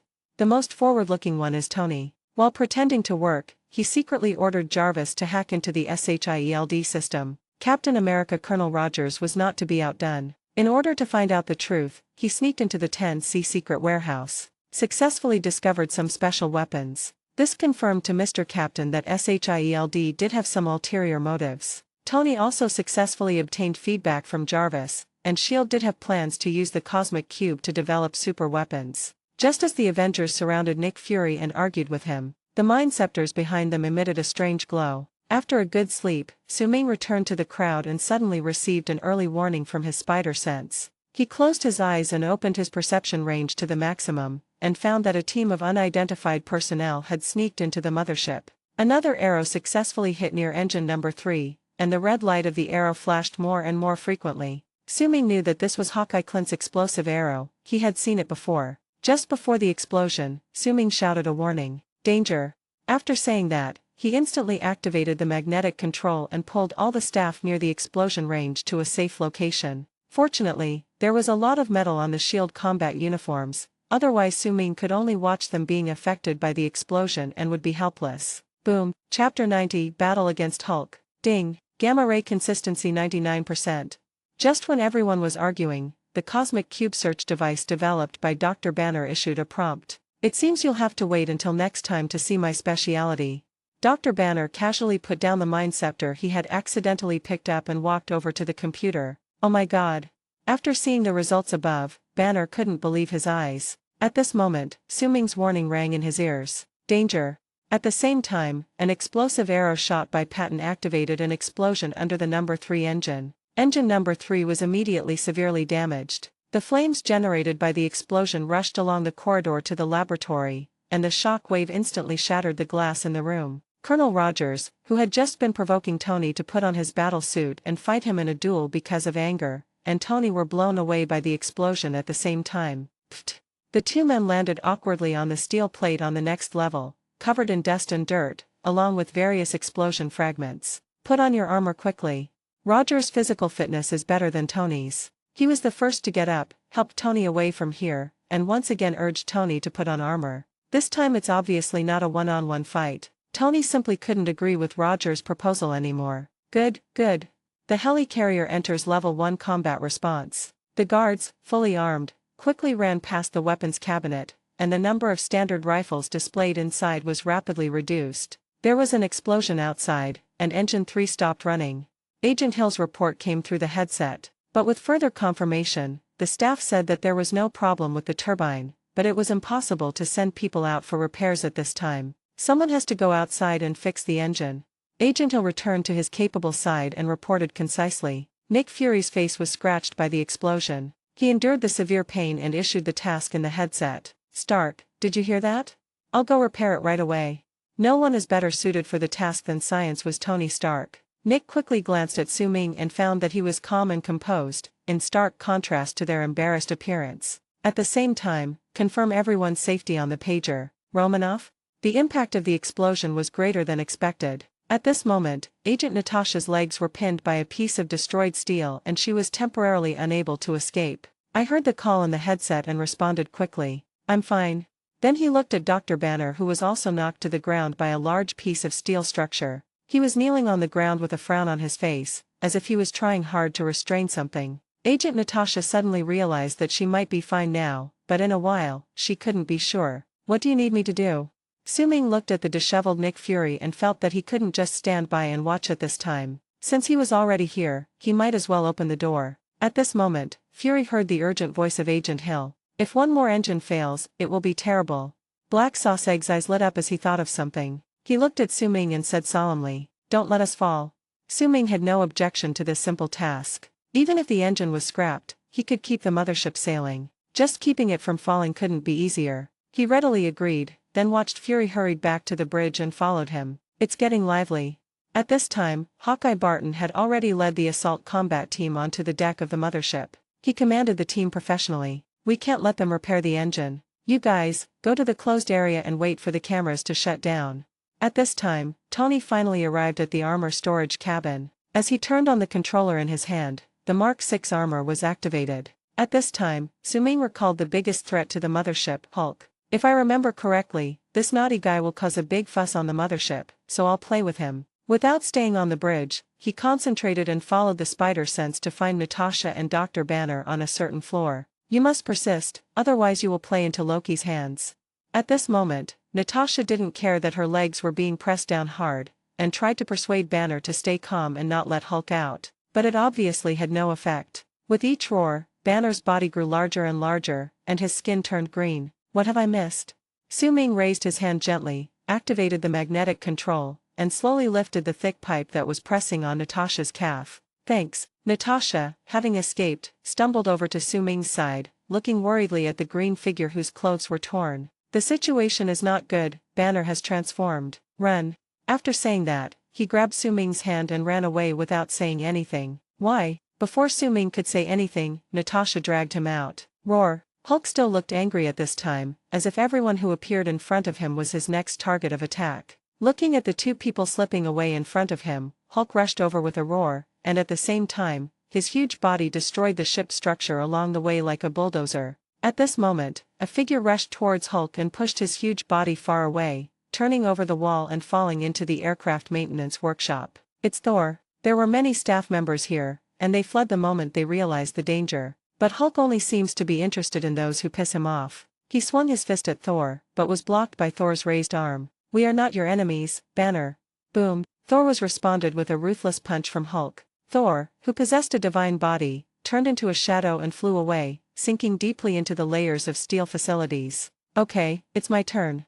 Su-Ming gently removed Natasha's hand that was nervously holding his wrist and whispered, "Calm down, you're not his." Romanov was about to persuade Su-Ming not to be impulsive when he saw Su-Ming waving his hand. An off-road vehicle seemed to be summoned and flew into the air, accelerating towards Hulk. Bang! Crash! The off-road vehicle was deformed and shattered by the huge impact, and Hulk was also dizzy from the sudden attack. He shook his head and looked at Su-Ming with anger. "Oh, my, this." Natasha saw that Su-Ming suppressed the humanoid beast Hulk with just a wave of his hand, and her two big eyes were full of disbelief. Page 80. Suddenly I remembered that I had just dragged Su-Ming away for a long time. What was going on? I couldn't help but ask. "You're so fierce, why didn't you say so earlier?" Su-Ming, who was walking towards Hulk, paused when he heard this, turned around and gave Natasha an expression like an old man looking at his phone on the subway. "Savor it slowly." At this time, Hulk woke up from his confusion, tore off a wing from the plane beside him, twisted his waist and threw it towards Su-Ming. The wings rotated rapidly and flew towards Su-Ming in the air. Dang dang. Su-Ming swung his hand back, and the wing with great kinetic energy instantly froze in the air, and then was thrown aside like garbage. In the spirit of give and take, Su-Ming planned to fight back and calm down the excited Banner. Su-Ming took a deep breath, and the air quickly entered his body through his nasal cavity, forming two strong winds in front of him. Call. After a moment, Su-Ming exhaled the air he had inhaled, forming an ice storm that enveloped Hulk's entire body. Click. Natasha, standing beside her, was also affected by the cold. Ice gradually formed in her crimson hair, and in an instant, she was frozen solid. Natasha, with frost on her eyelashes, hunched her body with her arms folded, instinctively resisting the oncoming cold. But watching the Hulk's huge body gradually being frozen in a large block of ice, Romanov exhaled white mist from his mouth and murmured, "Galaxy, is Su-Ming a Superman?" Chapter 91. Choose Hard Fight. Sky Carrier, Bridge Command Hall. One command after another came from Nick Fury's mouth. Agent Hill quickly walked to the radio station to prepare to announce the evacuation of all non-combatants. When, suddenly, a grenade with white smoke fell in front of her eyes. Grenade! A scream escaped her lips, and at the same time, sparks filled her eyes and shock waves bombarded her eardrums and body. Agent Hill was instantly knocked down the stairs by the explosion. After the explosion, the bridge hall was filled with smoke. Several invaders rushed in one after another with tactical moves. Nick Fury, who had been hiding aside, dealt with the three invaders swiftly, but another enemy not far away aimed at him. Oh! At the critical moment, Agent Hill, with blood all over his face, fired a life-saving shot, relieving Director Fury of the crisis. Enemy invasion, repeat. Enemies have broken into the SHIELD facility. The emergency warning on the radio was hysterical, and Agent Coulson came to the door of a secret warehouse with a serious face. The security level of this warehouse is so high that even Agent Coulson has to unlock it with fingerprints and retina. There must be a big guy hiding inside. The scene returns to Su-Ming's battlefield. Hulk was frozen and the crisis was temporarily resolved. Agent Natasha was frozen. She felt like her breasts were sticking to her tight suit. She turned her gaze towards Su-Ming tremblingly and said tremblingly, "Hey Superman, is there any way to warm me up?" Only then did Su-Ming notice how embarrassed Agent Romanov was at the moment. The bright red hair had frozen white, and was sticking out stiffly. Her already fair skin became even paler due to the low temperature, her eyelashes were covered with frost, and the white mist that came out of her breath was no longer thick. It must have been frozen. Feel sorry. After saying that, two dark red rays of light shot out from Su-Ming's eyes, and he skillfully helped Agent Natasha to thaw. Su-Ming's target of freezing was Hulk, but he didn't expect that even Romanov, who was standing in the distance, was implicated. He once again sighed in his heart that the range effect of this freezing breath was indeed not bad. The thermal gaze brought warmth, and Romanov's hair thawed instantly, with melted water droplets dripping along the ends of his hair. Looking at Su-Ming's familiar skills, Natasha felt very complicated. On the one hand, she lamented his perversion, and on the other hand, she realized that this was a superhuman skill. Have comic book heroes ever come true? But thinking of Su-Ming's greed for money, she still couldn't praise him. Then comes another question, can Su-Ming fly?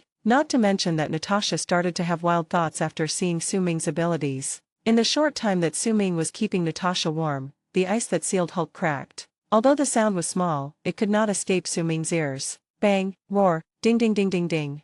The next second, the furious Hulk broke free from the ice, and the ice exploded instantly, with large and small ice chips collapsing everywhere with considerable kinetic energy. Hulk was extremely angry at this time. The low temperature just now made him suffer a lot and made him furious. Relying on his fighting instinct, Hulk locked his eyes on Su-Ming again. But suddenly a figure flew over and knocked Hulk several meters away, causing him to fall to the ground. It's Thor. After being knocked away by Hulk, Thor passed through two walls and came to an unfamiliar place. Thor almost got lost because of the identical scenery everywhere he looked. He had no choice but to return through the big hole he had created, but the bared steel and wires slowed down his pace. When he returned to the place where he fought with Banner, he found that the transformed Banner was roaring at fate. Out of protection for his friend, Thor rushed forward again without saying a word, this time with a hammer. Thor realized that if he didn't use the hammer, it would be a bit difficult for him to face the crazy Banner. In this way, Thor and Hulk started a new round of confrontation in front of Su Ming.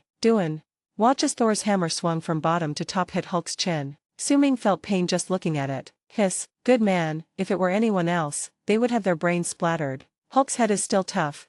After enduring such a powerful blow, Hulk was actually fine. As Hulk hit Thor with another punch, Thor once again turned into a cannonball and rushed towards Su Ming. Su Ming raised his hand to support Thor's back, helping him to absorb the huge force of flying backwards, and shook his head slightly. The fight between these two guys it can only be described as simple and rough.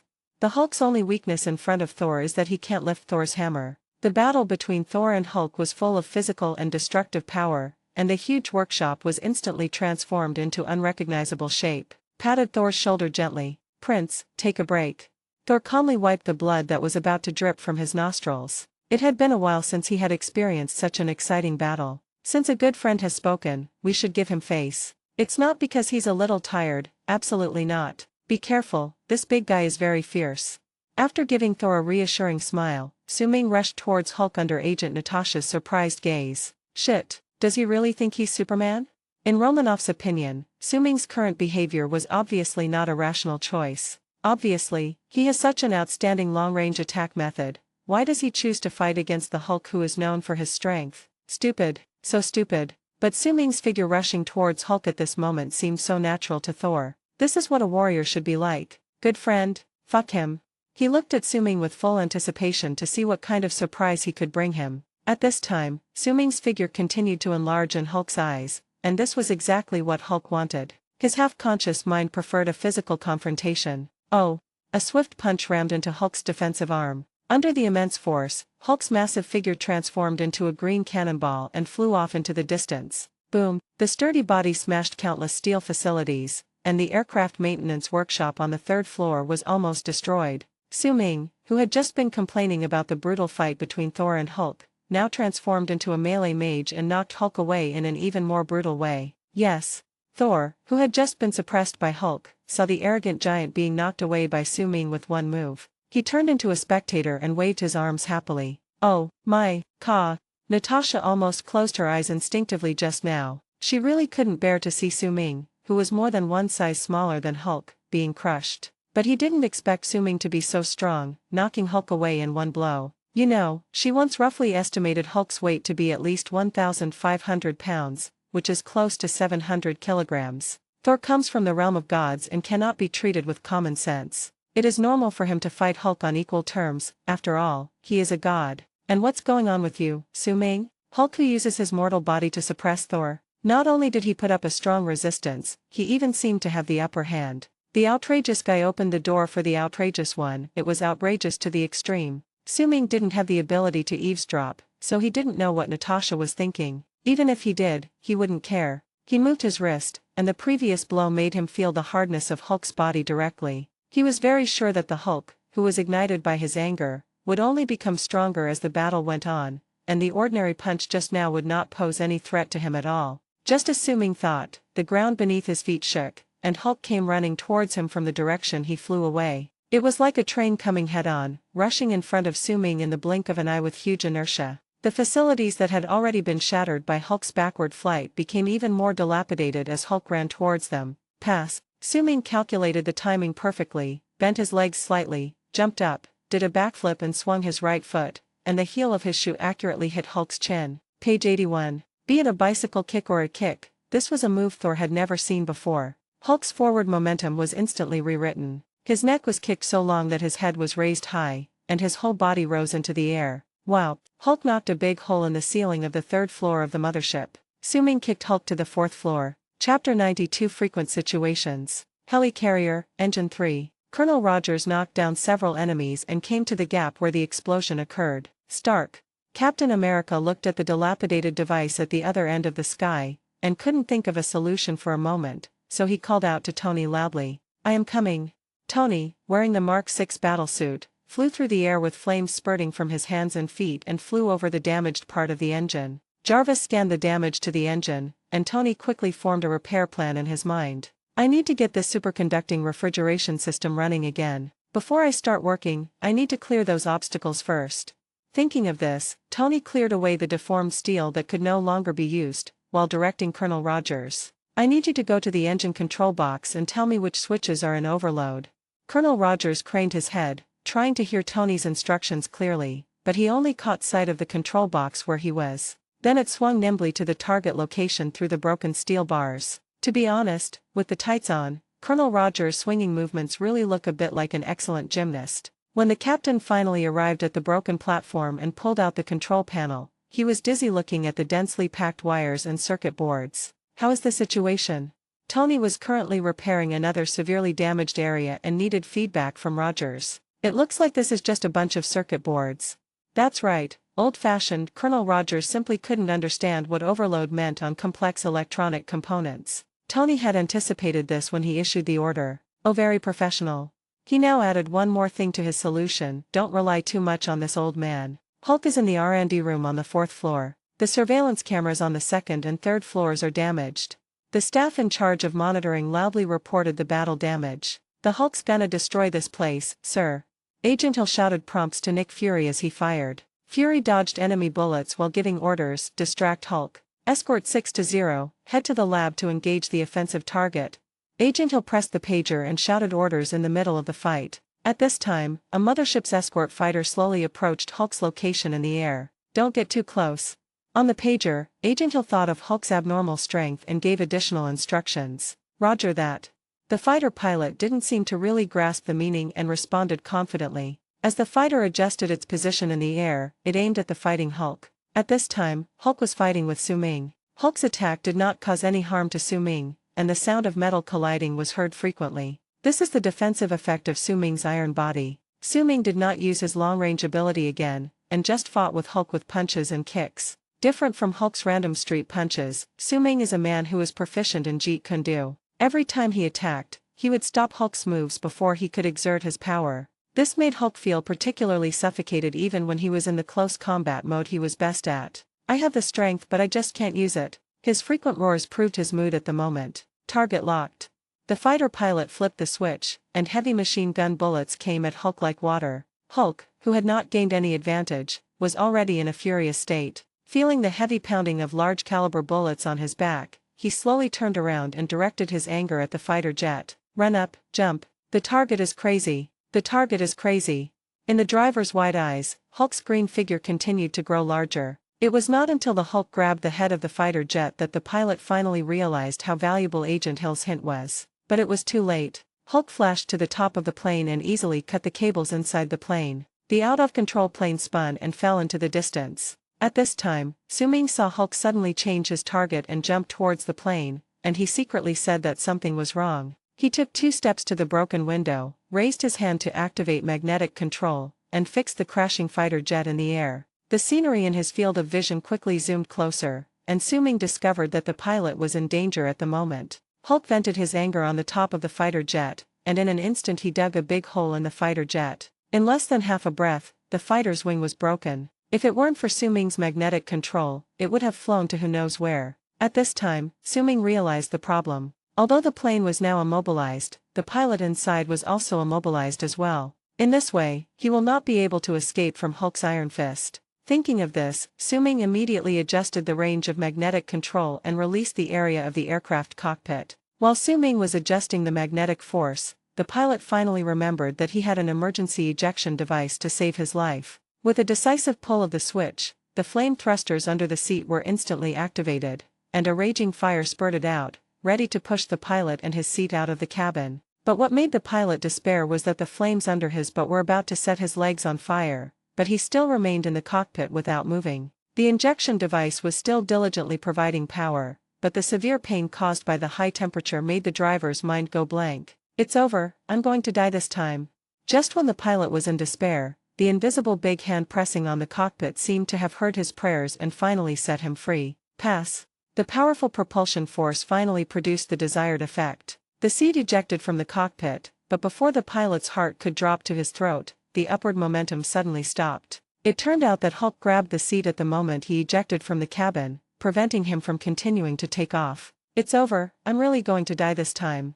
Just when the pilot gave up praying, a cold light flashed. It was Su Ming who picked up a piece of debris from the ground and helped the pilot. If you ask where the flying knife is, haha, does Su Ming still need the flying knife now? As he walked past, he saw metal all over the ground that could be transformed into various types of weapons at any time, including throwing knives. The few seconds of adjusting the magnetic force almost caused the pilot to be burned by the flames of the ejection propulsion. After finally ejecting successfully, he could not let him fall into the hands of Hulk again. Didn't you see that the pilot's trouser legs were burned off? It's so pitiful. Hulk felt pain in his wrist and loosened his grip on the seat. Bam!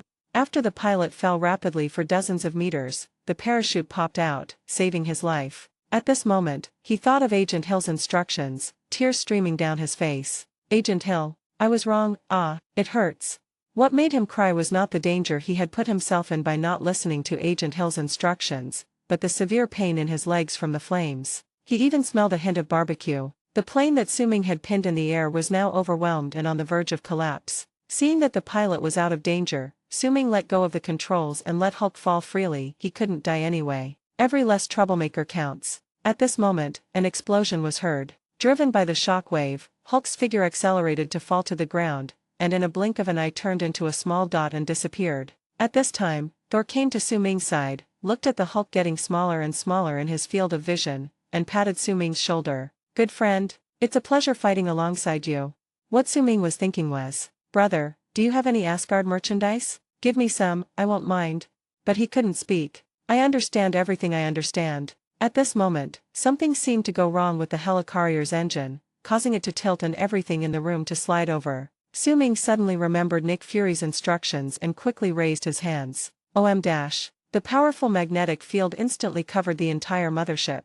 Chapter 93 Loki Stripped. A few minutes ago, Hawkeye Clint Barton quietly approached the bridge and watched the combat teams he led being killed one after another, with no emotion in his eyes. Slowly pulled out an explosive arrow, drew the bow and aimed. Nick Fury used his pistol to defend against the intruders, and at this time he had a question. It's obvious that those coming here are just some random soldiers. Why hasn't Patton come here yet? What is he planning? Boom. When the explosion sounded, the staff in front of the operating equipment were cleared out instantly, people and horses fell to the ground, and blood gushed out. It's Patton.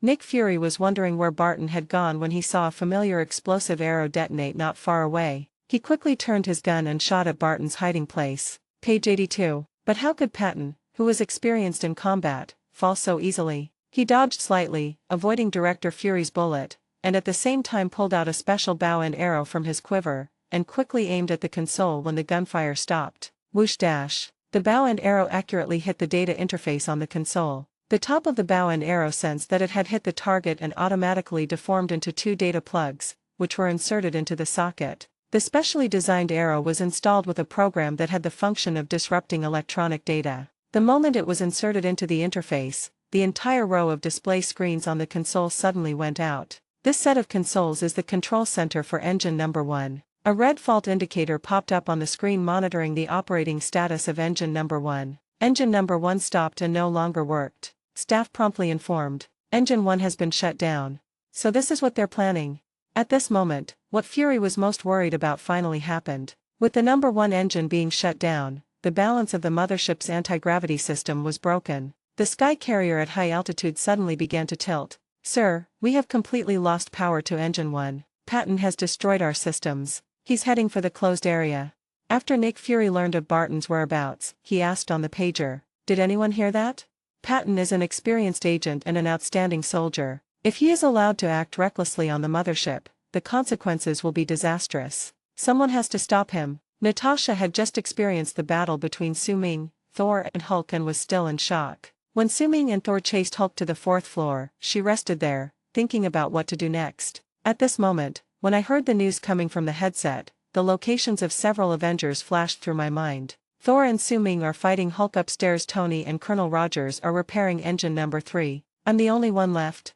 She and Agent Clint have been comrades for many years and are very familiar with each other. If the opponent was any other Avenger, Natasha would not have any idea of resistance at this time, but Barton was different. As an excellent agent without any special abilities, Natasha felt that she had a chance of winning against Barton. I'm Romanov, I heard. Thinking of this, Natasha answered the call via the headset. He adjusted his state in a breath and ran towards the closed area with a determined look. Su-Ming still remembered the task assigned to him by Nick Fury, which was to activate magnetic control in time when the mothership tilted, stopping the mothership from continuing to tilt or even capsize. Slowly adjust the entire ship to be level again. Noticing that the mothership was no longer tilting, Nick Fury realized that fate had taken action. He looked somewhere and thought to himself, fate is reliable, 100 billion is worth it. The nervousness of the SHIELD staff also subsided as the ground's tilt angle was restored. It's Mr. Fate. A glimmer of light flashed in Agent Hill's eyes, and he expressed his highest respect to Su-Ming, who was turning the tide somewhere at that moment. Seeing that Su-Ming had temporarily resolved the crash crisis, Thor thought of something and quickly ran towards the closed area. Su-Ming tried to put his hands down and control the magnetic field through his mind to maintain the balance of the mothership. After trying for a few minutes, he felt that there was no problem and chased in the direction of Thor. When Thor arrived at the closed area, the door of the cell had been opened by a member of the intruder team, who also brought the Mind Scepter. At this time, Loki was about to walk out of the cage. No. Thor knew that if Loki escaped during the chaos, it would cause even greater trouble. Without time to think, he instinctively rushed forward to throw Loki back into the cell, even if he might be trapped there with Loki. But it came to nothing. Loki's figure at the door of the cell suddenly turned into illusion, and Thor passed through his body. The cage door closed with a sound. The situation reversed. Thor was in the cage, while Loki stood in front of the control console with his hands behind his back, calmly watching the excited Thor. This trick really works for you. At this time, Hawkeye Patton was on the narrow passage leading to the closed area, when suddenly an attack came from the side. It's Romanov. Patton reacted quickly, his body reacting immediately, and he counterattacked. But the narrow passage prevented him from using a bow and arrow, so Hawkeye and Romanov began a close combat. Trapped in a cell, Thor planned to use Thor's hammer to smash the glass wall in front of him, and he did so. Boom! After one blow of the hammer, tiny cracks appeared on the transparent wall, but the entire cell suddenly fell down a few inches. It's a projection device. When Loki closed the cage door, he also activated the sensor. If there was any abnormal movement in the cell, the prisoner would be thrown out directly. Realizing this, Thor dared not act rashly again. Loki smiled happily. People on Earth call us gods. Do you want to give it a try? He approached the console, wanting to just throw Thor down. What? A scream of pain was heard, and the assault team member who had opened the door for Loki was knocked down. Please don't move. Agent Coulson, dressed in a suit and tie, appeared in front of Loki holding a huge weapon. This weapon is an energy weapon developed by SHIELD based on the Destroyer's attack method. Although Coulson still didn't know what kind of power this thing could unleash, he believed that it could at least reach a level that would make Loki afraid. At this time, Su-Ming had followed Thor to the closed area, and was in an inconspicuous corner, controlling the balance of the mothership while observing several people. Seeing the weapon in Coulson's hand, Su-Ming was a little surprised. The Destroyer has been sold out by himself. Can SHIELD actually develop weapons with similar mechanisms? I have to say, the R&D department has something. At this moment, Su-Ming discovered that another Loki suddenly appeared behind Coulson. This Loki is stabbing Agent Coulson's vest with the Mind Scepter. This is Loki's usual trick as the god of trickery, deception and sneak attacks. Coulson, unaware that he was in a life-or-death situation, calmly confronted Lu Ji in front of him. Su-Ming thought to himself that something was wrong, and immediately two bright yellow high-temperature rays shot out from his eyes, heading straight for Loki. As expected of a divine body from Asgard, the high-temperature rays that could easily cut through mountains only sent Loki flying far against the wall. Who's there? Loki, who had fallen to the ground in a mess, had a messy hair and no longer had the calmness and elegance he had just had. He asked loudly. Coulson was startled by the movement behind him and suddenly turned around, and found that there was also Loki behind him, with an incredible look on his face. Su-Ming walked out of the shadows. He didn't intend to pay any attention to Loki. Facing a cunning player like Loki, Su-Ming's method is simple and brutal: beat him until he surrenders. Thump.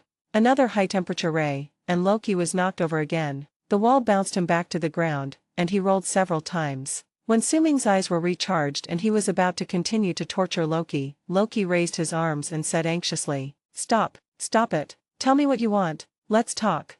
Loki was dumbfounded. How could he just do it without saying anything? Just, unreasonable? This move was so swift and sharp that he didn't even have a chance to react and could only passively take the beating. You must strive for a chance to negotiate, otherwise you will never be able to turn things around. Looking at Loki's gorgeous divine attire, Suming smiled mischievously. Take off.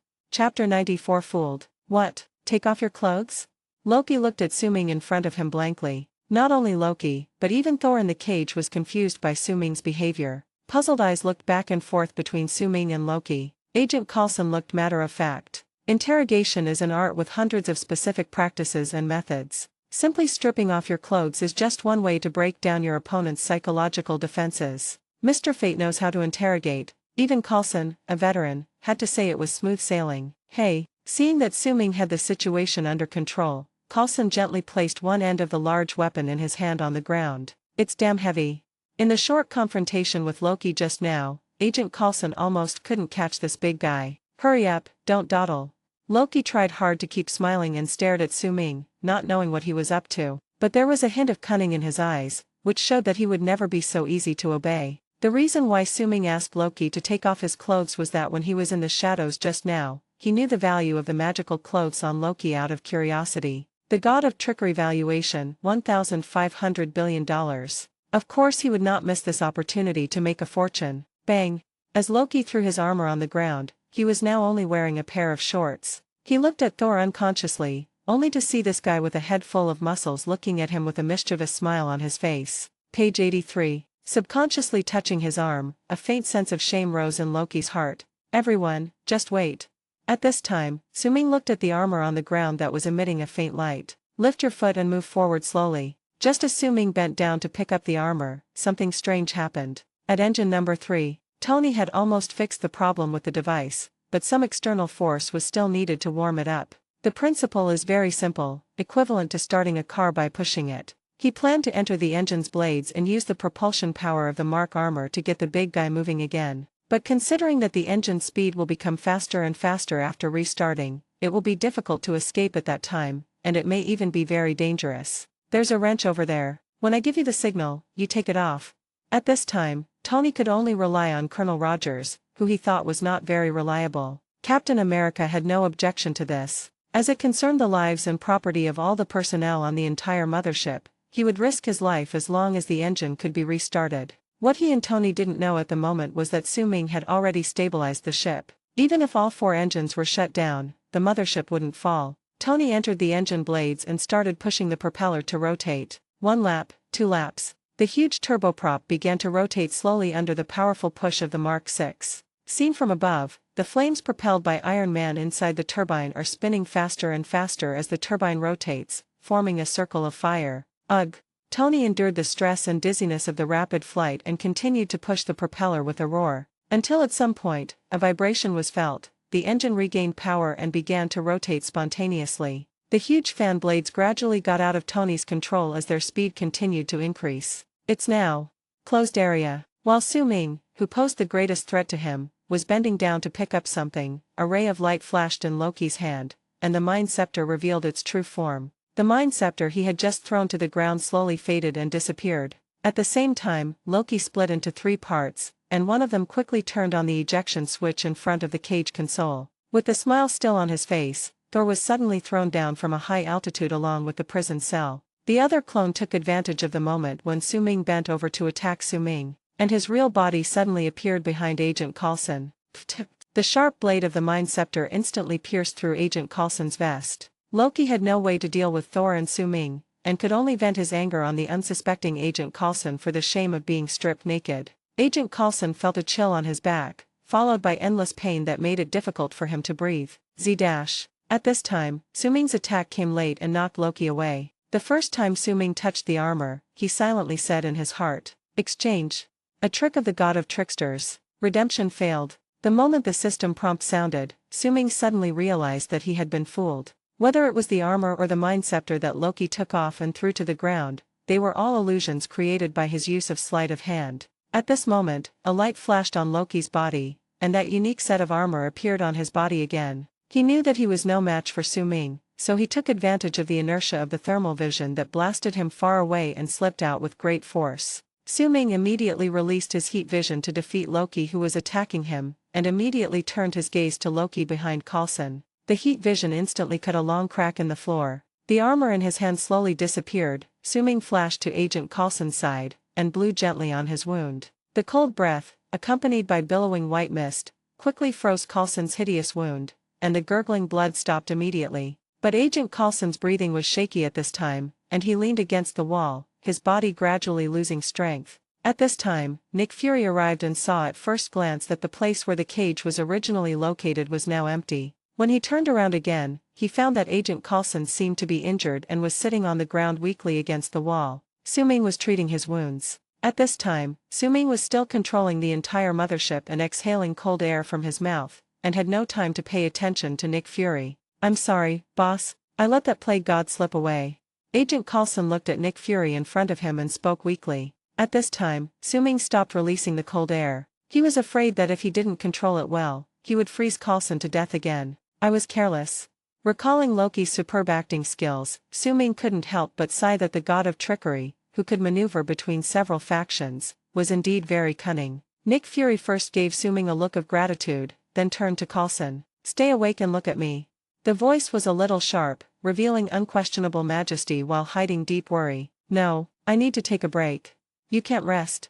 Nick Fury looked at his dying old subordinate, and even though he was used to seeing life and death, he was at a loss for words at this moment. At this moment, Coulson had already realized that although the Avengers' plan had been implemented, the members who had been hastily gathered had not yet truly united. "You can tell by looking at the way they usually dislike each other. Perhaps my death could change this situation." At this moment, Coulson's mind was still full of Nick Fury's plan. "I'm fine, boss, if you don't give them some motivation, they'll never unite."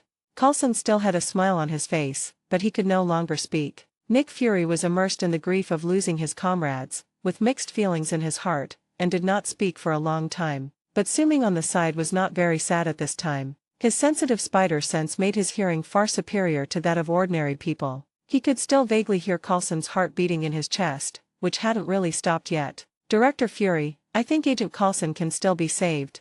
Upon hearing this, Director Fury immediately reached out to feel Agent Coulson's carotid artery, but he didn't feel even a trace of a pulse. "If we delay any longer, I'm afraid Agent Coulson won't be able to be saved."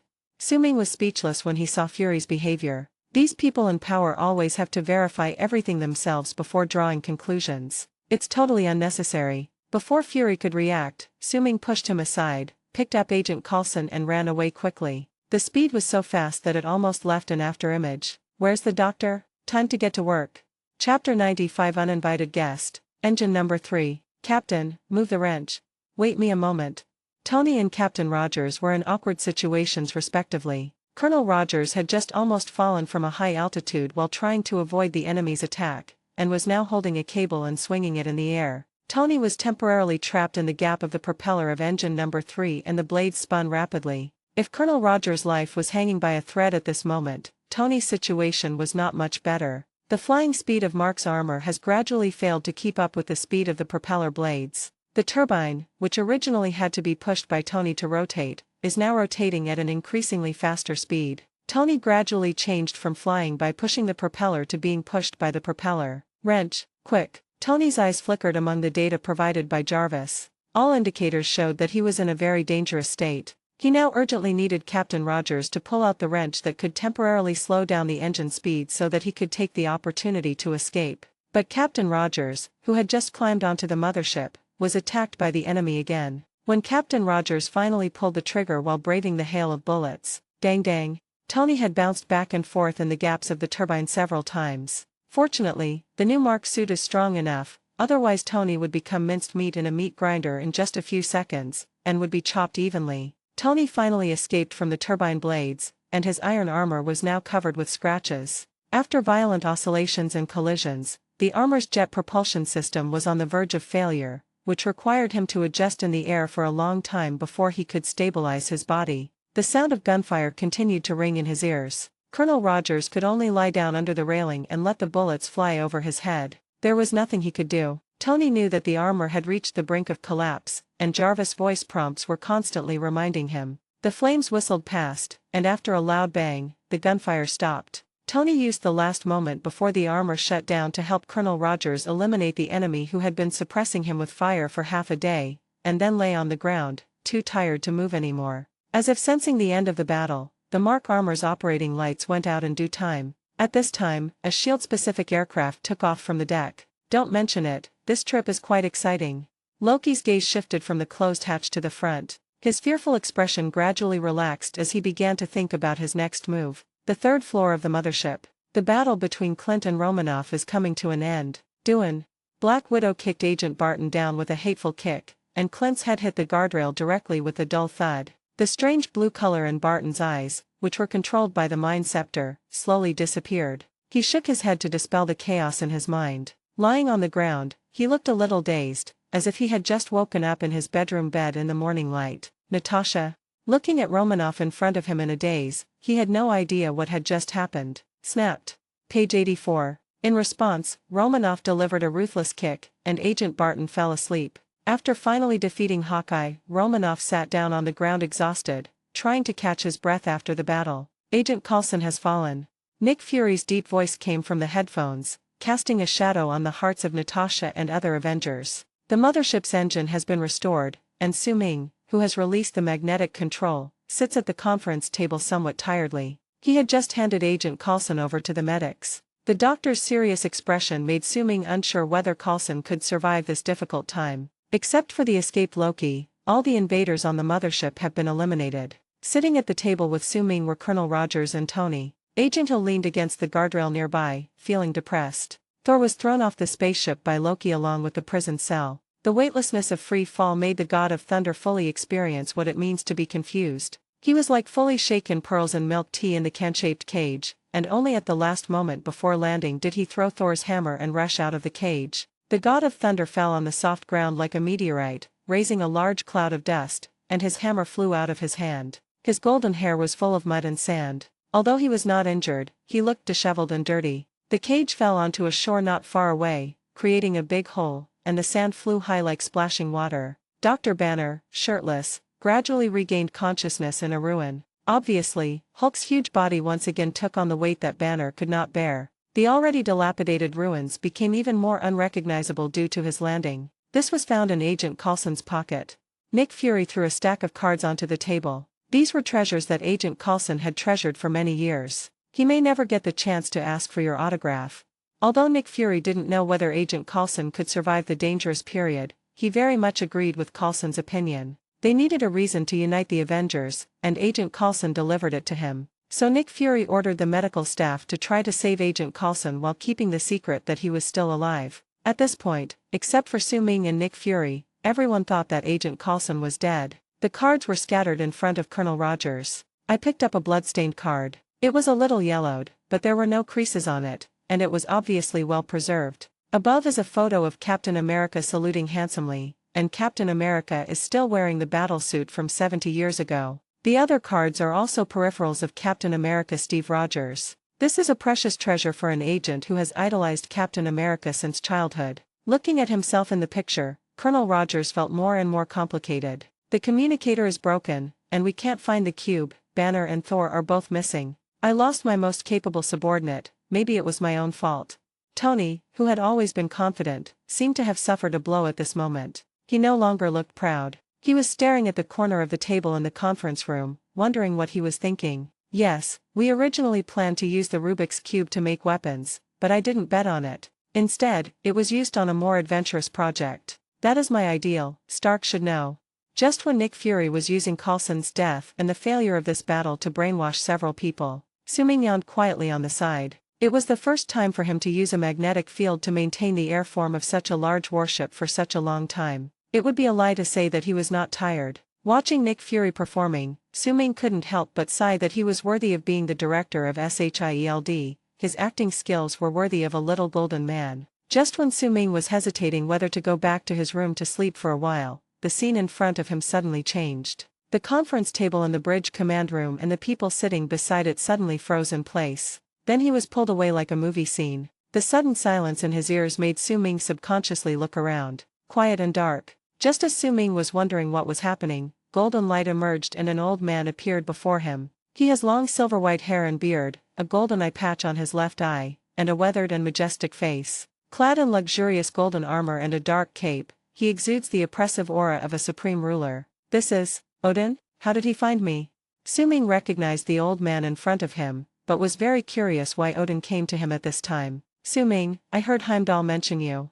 Odin looked at Su-Ming with a deep and friendly gaze, and his expression, as if he could see through everything, made Su-Ming feel a little unsure. Su-Ming could only watch quietly to see what the God King in front of him was doing. "I am Odin, the All-Father."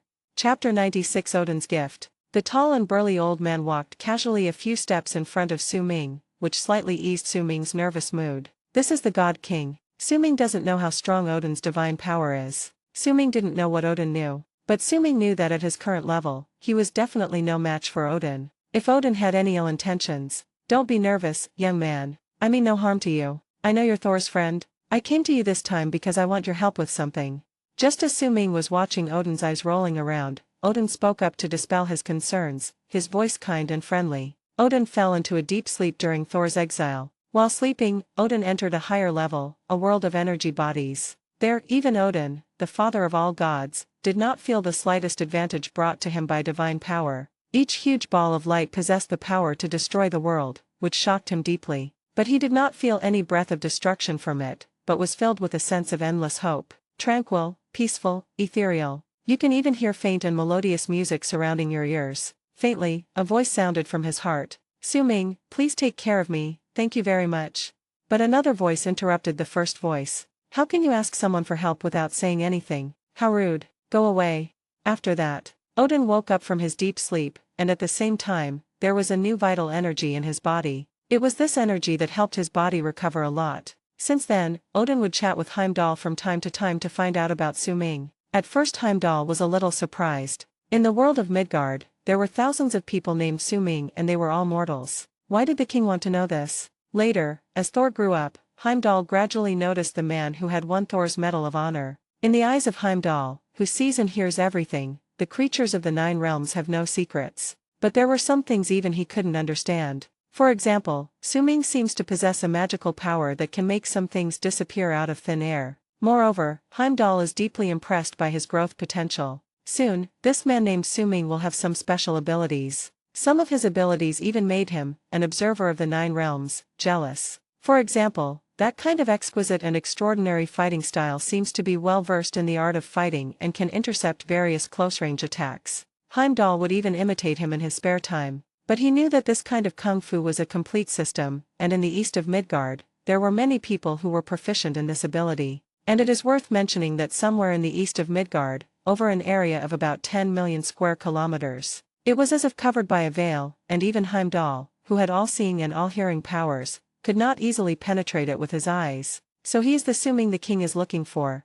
Then he told Odin everything about Su-Ming. Through understanding, Odin knew that something strange had happened to Su-Ming. He could feel it from the moment he saw Su-Ming, because he felt a slight fluctuation of spatial energy from Su-Ming's body. This time he came to see Su-Ming in person because, on the one hand, he wanted to see what Su-Ming looked like. On the one hand, while he was resting, he had a premonition that Asgard would face a crisis in the near future, so he took the opportunity to look for some helpers in the 9 realms to help Asgard overcome the difficulties. To be precise, it was to find some talented people for his son Thor to help govern Asgard in the future. As a father, Odin understood Thor and knew that merely mastering the mind of a ruler was not enough to fully qualify him for the important position of Lord of the 9 realms. "Since I have a connection with this guy named Su-Ming, it's okay for me to meet him in advance." When Su-Ming heard what Odin said, the doubts in his eyes became even stronger. "Is there anything that even the God King can't solve, and you need a mortal like me to help?" Polite opening. "Your Majesty, what can I do for you?" Odin stroked his beard and smiled. "I do not know either." "What?" Su-Ming was stunned. "You are the Lord of the 9 realms, Odin, the father of the gods. Coming over here to play a joke on me, that's a bit too cheeky." Seeing Su-Ming's reaction, Odin smiled and shook his head. "Of course I don't know what will happen in the future. The God King is not a prophet, but I have a feeling that something big will happen in the future, and I came here now to ask you to promise me something." "Oh?" Su-Ming's curiosity was piqued. What could this be that even the King of Gods Odin wanted to discuss with him? I hope you can lend a helping hand when Asgard faces a catastrophe. Yes, what Odin had a premonition about should be Ragnarok. Su-Ming's eyes showed a hint of understanding, and then he fell into thought. Although Odin is the king of gods, you still have to be reasonable. Regardless of whether or not I am willing to do this favor, even if I want to help, I may not be able to do it. Even if I am able. Even if you're a god king, you can't just order people around, right? I'm not one of your subjects. Page 85. Thinking of this, Su-Ming showed a long-lost professional smile. Your Majesty, I am very happy to serve Asgard for a fee. Ha ha ha. Seeing Su-Ming talking to him about the reward like a little fox, Odin smiled happily. Yes, Odin has seen too many people and too many conspiracies, and he likes Su-Ming's straightforward personality. Besides, Odin had no intention of asking Su-Ming Bai to help with this. How about this? If you help Asgard overcome its difficulties, I can let you choose an item from the treasure house of the god realm as a reward. When Su-Ming heard Odin's words, the corner of his mouth twitched. A bit stingy. I had originally planned to find an opportunity to go to Asgard through Thor, and I was also thinking of making a big change. If I agreed to Odin's request now, I would be busy all day and only get one thing in the end. No matter how I think about it, I feel like I'm at a disadvantage. Odin is worthy of being the ruler of the gods, and he is a master at making big promises. If I exchange everything that can be exchanged in Asgard during Ragnarok, wouldn't that be a huge bonanza? Do I really need to help you protect the carrot? There seems to be no suspense about what to choose. I'm sorry, Your Majesty. I'm just a mortal and can't help you with this much. At the same time, I firmly believe and hope that Asgard will overcome the difficulties. Okay, you actually don't agree? Odin was stunned when he saw Su-Ming decisively reject him. I've only met a few people who dare to reject me directly over the years. Thor is one of them. No wonder you guys can play so well together. The ideas are all correct. Odin was not angry because of Su-Ming's refusal. He thought about it for a while, and suddenly an idea came to him. He raised his hand and summoned the spear Gungnir. What the hell? Are you going to kill me if the deal fails? Su-Ming was shocked when he saw Odin summon his weapon. Looking at Odin's gentle expression, which didn't seem like he was about to take action, Su-Ming felt a little relieved, but he was still secretly on guard. I know what you're thinking, so, I'm going to give you a gift first. Odin's wise and deep eyes were now filled with cosmic energy, and he pointed his spear at the ground. Crack! A golden light flashed, and rich energy instantly filled the top of the spear, gradually turning into an emerald green light that exuded vitality. After the energy of the spear was guided, Odin swung the spear towards Su-Ming. Unknown energy injected. Talent upgraded successfully. Chapter 97, Iching Marrow Cleansing. Su-Ming was enveloped in light, and emerald green energy flowed into his body from his limbs and bones. A warm feeling enveloped his whole body, and Su-Ming's fatigue was swept away. As the system prompt sounded in my ears, Su-Ming realized that the energy from Odin's spear shot towards him seemed to have upgraded some of his talents. Open the properties panel calmly. Name, Su-Ming. Age, 29. Physical fitness, 22,255. Current account, $1.5 trillion. LV.2 LV2 LV2 LV5 LV5 LV3 LV1 LV4. After taking a quick look at his existing talents, Su-Ming was surprised to find that his original level 5 physical enhancement had now turned into a demigod body. At this time, Odin nodded slightly with satisfaction, turned around and disappeared in the golden light. A word floated from afar. I'll wait for you in Asgard, Su-Ming. The energy around Su-Ming lingered for a long time before it completely absorbed into his body. The scene in front of him quickly returned to the bridge of the sky carrier. No one noticed what had just happened, as if only a few seconds had passed. Suddenly, a foul smell penetrated Su-Ming's nostrils and almost made him fall. The smell was like sweaty feet that had been wrapped in cotton shoes for 3 days in the summer, and then a layer of canned herring juice was poured on them. The smell was very layered. Why does it smell like a rotting corpse?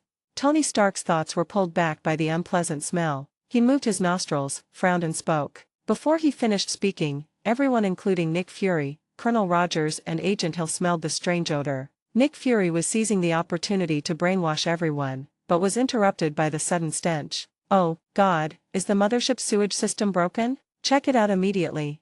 Report to the commander. The sewage system in the mothership's toilet is not malfunctioning. A few seconds later, the staff loudly reported the verification results. Su-Ming came to his senses and found that a layer of sticky substance had appeared on the surface of his body. It was black and smelly, and the smell was coming from his body. With a flash, he disappeared in front of everyone. He had to wash himself thoroughly immediately. Tony only felt a gust of foul-smelling breeze blowing past him. He glanced at the still rotating stool. That was where Suming had just sat, realizing who that gust of wind was. Holy sia, what a smell. Did Mr. Fate have an upset stomach? The tragic atmosphere that Nick Fury had just created suddenly became weird. Suming washed repeatedly in his room for nearly an hour before completely washing off the dirt on his body. He originally thought that the I Ching marrow cleansing in the novels about cultivating immortals was just an ideal state, but he didn't expect that he would actually experience it himself. The social death coefficient is too high. What on earth is that green energy? How could it be able to release so many impurities and toxins from my body, which has already reached level 5 physical enhancement and possesses the attributes of a body of steel?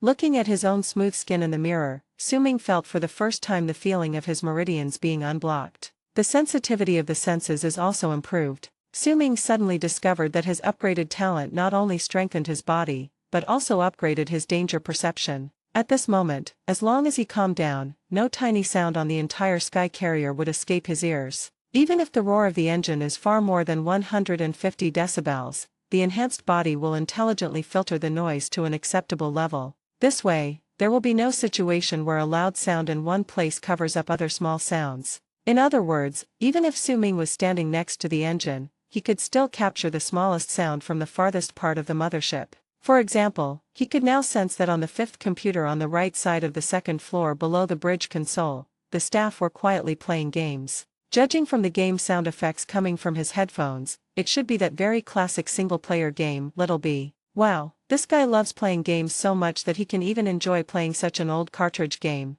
I remember that before the conflict happened, Tony pointed out that he was playing games in public, but he was cut off by his super-fast hand speed as a technician. Everyone thought Tony was teasing the SHIELD agents, but this time Suming heard the voice, and it was confirmed. Can't a high-tech helicarrier like this be equipped with a few similar games? On the ground, there is an abandoned factory. You flew down from the sky. An elderly security guard was startled by the loud noise of a heavy object falling. When he got closer, he found that it was a naked curly-haired man. Did I hurt anyone? Banner still felt dizzy, as if he was still hungover and had a slight headache. He knew he had transformed again, but what happened after the transformation was the same as if he was drunk. He pinched the tablet. The first thing the kind-hearted Banner did when he woke up was to check whether he had caused any casualties. He never wanted to see his girlfriend being accidentally injured again. You can't hurt anyone here, but you've scared a lot of pigeons. That's good. Banner felt relieved, but he didn't know whether the old security guard in front of him saw the process of his transformation. This might scare him, tentatively asked. You saw everything? As expected of an old security guard, although I don't know if he is knowledgeable or not, his calmness alone impressed Banner. You smashed through the ceiling, a big green guy with a bare bottom. I think once you get your size back, you'll be able to fit into this, the old security guard said as he threw a set of clothes over. Are you an alien? Ha. If Banner, who had just woken up, looked like he was still hungover, then Hawkeye Barton was currently drunk. He gasped, his hands and feet tied to the restraints, trying to clear his mind of the constant commands it was giving him. It feels like the real you is being squeezed out and someone else is being shoved in there. Barton shared his feelings at the moment with Agent Romanoff in front of him. How did you get rid of it? Clint was curious about how Natasha had managed to regain consciousness. Consciousness recalibrates. I hit you hard on the head. Natasha had experienced the feeling of having her consciousness destroyed before, so she was able to empathize with Clint, who had just regained consciousness. Natasha, how many people have I? Natasha expected Barton to think so. Being controlled by the enemy, becoming the enemy's accomplice, slaughtering your own comrades, this is a painful process. Don't think so. The culprit is Loki. They are demons and monsters. We haven't received any training in this area. Natasha's words made Barton feel better, but it intensified Barton's hatred for Loki. If I shoot an arrow into Loki's eye, I'll sleep better. Tony and Colonel Rogers came to the place where Coulson was attacked, and the bloodstains on the wall had not been cleaned up yet. Watching the gate drop the cage, Tony and Rogers disagree on Coulson's actions. Tony thinks he shouldn't face Loki alone, and Rogers feels that sometimes the body makes choices on its own. When the topic turned to Loki, Tony brought himself into the situation and began to profile him. Page 86. He wants an audience, and he showed it in Stuttgart. Yes, that was just a preview, today is the main event. The more Tony thought about it, the more it made sense. Loki is a typical egomaniac. He wants flowers, applause, and an iconic building so that his name can be high above. The confident analysis came to an abrupt halt, and Tony's eyes fixed on something. Isn't this me? What better place than my Stark building, son of a bitch? Chapter 98. Do you have a uniform? Tony has deduced that Loki is most likely carrying out his final plan in his own Stark Tower. At this moment, he was busy repairing the helmet of the Mark 6 suit in the laboratory. Colonel Rogers came to Natasha's room and saw Hawkeye Barton, who had fully recovered. Who among you can fly a plane? I. Although Agent Romanoff is also good at flying aircraft, it is obvious that the stage should now be given to Hawkeye Barton, who is eager to regain his position. Put on your uniform. Colonel Rogers was wearing Captain America's battle suit and looking at Patton, who was in casual clothes. His meaning was clear: get armed. At this time, Thor on the ground found his hammer. Thinking back to the battle not long ago, Thor knew that he did not win. Looking at Thor's hammer on the ground, Thor suddenly realized that the battle he was facing seemed to have just begun. This time, he will win. The spirit of not giving up urged him to pick up Thor's hammer again and hold it high. Crackling. In the lightning flash of the clear sky, Thor's armor gradually covered Thor's arm. Hawkeye Barton put on his quiver. Captain America took up the shield. In the Mark 6 armor helmet in front of Tony, the Jarvis system regained its brilliance. The Avengers unanimously decided to take the initiative. By the bridge window, Agent Hill looked at Nick Fury, who was playing with Agent Coulson's collection of cards. These cards are in Coulson's closet, not in his coat. Apparently, Nick Fury played some tricks with the cards to maximize the Avengers' desire for revenge. Looking at the bloodstained card in his hand, Nick Fury was confident in the effectiveness of this move. They need some motivation. The fully armed Captain America, Hawkeye and Black Widow boarded a plane with great momentum. Hey, you guys shouldn't be here. The staff who were debugging the equipment met several people who were planning to take over the aircraft without authorization and issued timely reminders. Young man, move aside. Colonel Rogers politely drove away the dedicated SHIELD agent. Hey, wanna go out and play? Take me with you. At this time, Su-Ming spoke from the side of the plane, as if he had been waiting for a long time. Colonel Rogers frowned slightly as he looked at Su-Ming, who was dressed in casual clothes. Do you have a uniform?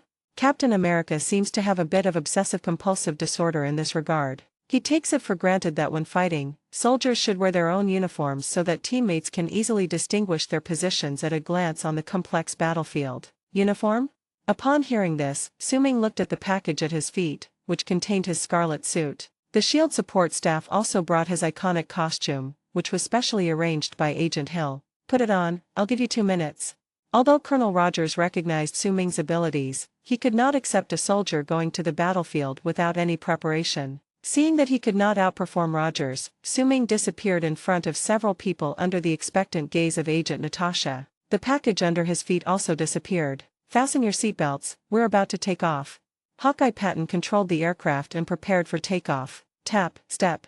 At this time, footsteps sounded behind the three of them. Natasha guessed that it might be Su-Ming who came back. She looked back curiously. After seeing clearly, a hint of surprise flashed in her eyes. Su-Ming was wearing a scarlet suit, a sterling silver mask, and shiny leather shoes. His entire demeanor had changed drastically compared to when he was in casual clothes. Colonel Rogers had never seen Su-Ming dressed like this, and with the effect of the faceless mask, Su-Ming now looked like a stranger in the captain's eyes. Sorry for the long wait.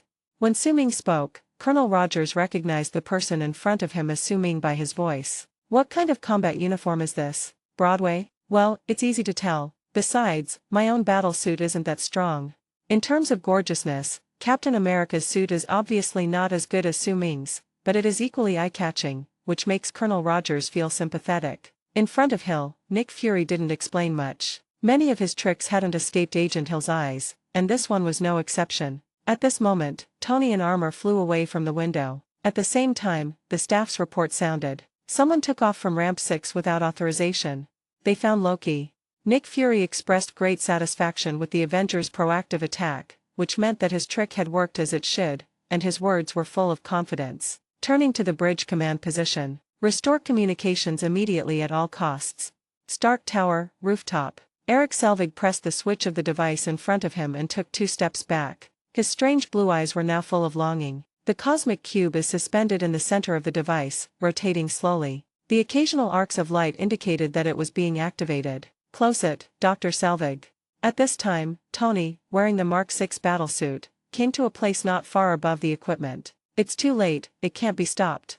Dr. Eric looked at the cosmic cube excitedly, then turned to look at Tony. It will show us a whole new universe. All right, Z, bang. Tony raised his hands and released the energy cannon, and the ball of light hit the device, causing a small explosion. The energy shell was bounced back by the pure energy shield, sending Tony flying. Dr. Eric, who was standing near the Rubik's Cube device, fell asleep decisively. Jarvis' voice prompt. It's made of pure energy and is impenetrable. At this moment, Tony saw Loki standing on the top floor of Stark Tower, looking up at him. Plan B. Tony knew that he was about to face a big battle. The Mark 6 he was wearing was already scarred and he was afraid that he could not adapt to the battle, so he prepared to change into the newly developed Mark 7. Jarvis issued a timely reminder. Sir, the Mark 7 is not yet combat ready. Leave him alone, we're pressed for time. Tony slowly landed on the platform and let the circular device remove his armor piece by piece. At this time, he planned to delay for a while. After all, the aircraft's takeoff and landing were not as convenient as his own armor. So he and Loki started a round of verbal battle. You're done, my people are coming. While Tony poured himself a drink at the bar, he quietly put on 2 smart bracelets. Our team is called the Avengers, a group of superheroes, and you pissed them all off. That's my plan. After hearing what Tony said, Loki felt a great sense of accomplishment for successfully changing their mentality. If the Earth is lost, we will all come after you, for revenge. Tony took stock of the Avengers in front of Loki and mocked Loki for overestimating his own abilities. He fully demonstrated his invincible talent for talking nonsense. There was no doubt that Loki was no longer as calm as before. He walked slowly towards Tony. If you turn against your friends, they'll just be busy fighting you. After saying that, he raised the Mind Scepter in his hand, and the Mind Gem on the scepter emitted a strange light. Ping! The sharp blade at the tip of the scepter touched Tony's chest, making a sound of metal collision. At the same time, the blue light condensed by the Mind Gem lost its invading target and dissipated into nothingness. Okay. Tony was ready to fight back at any time, but the sudden incident also made him slightly stunned. Loki's expression froze, and the confident smile on his face disappeared in an instant. Unconvinced, he activated the scepter's ability again and clicked on the same position. Ping! Another metallic sound rang out, and Loki was filled with questions. I never made a mistake. It's inevitable to have a bad performance. Everyone has. Ugh. Loki, enraged, strangled Tony's neck. Page 87. This bitch is really talkative. Chapter 99, Wolves Among the Sheep. Loki grabbed Tony by the neck and threw him aside. Jarvis, start. At this moment, Tony no longer had the composure he had when he was arguing with Loki just now. Without his battle suit, he was just a weakling in front of Loki. Jarvis, who is always smart, did not respond for a long time. You will all kneel before me. Loki was so imposing in front of Tony, who was not wearing his battle suit. He grabbed Tony's neck again and threw him out of the window. Wow! Tony's body was thrown into the air, shattering the glass on the high-rise building and falling rapidly from a height of over 100 meters. Jarvis, what are you waiting for?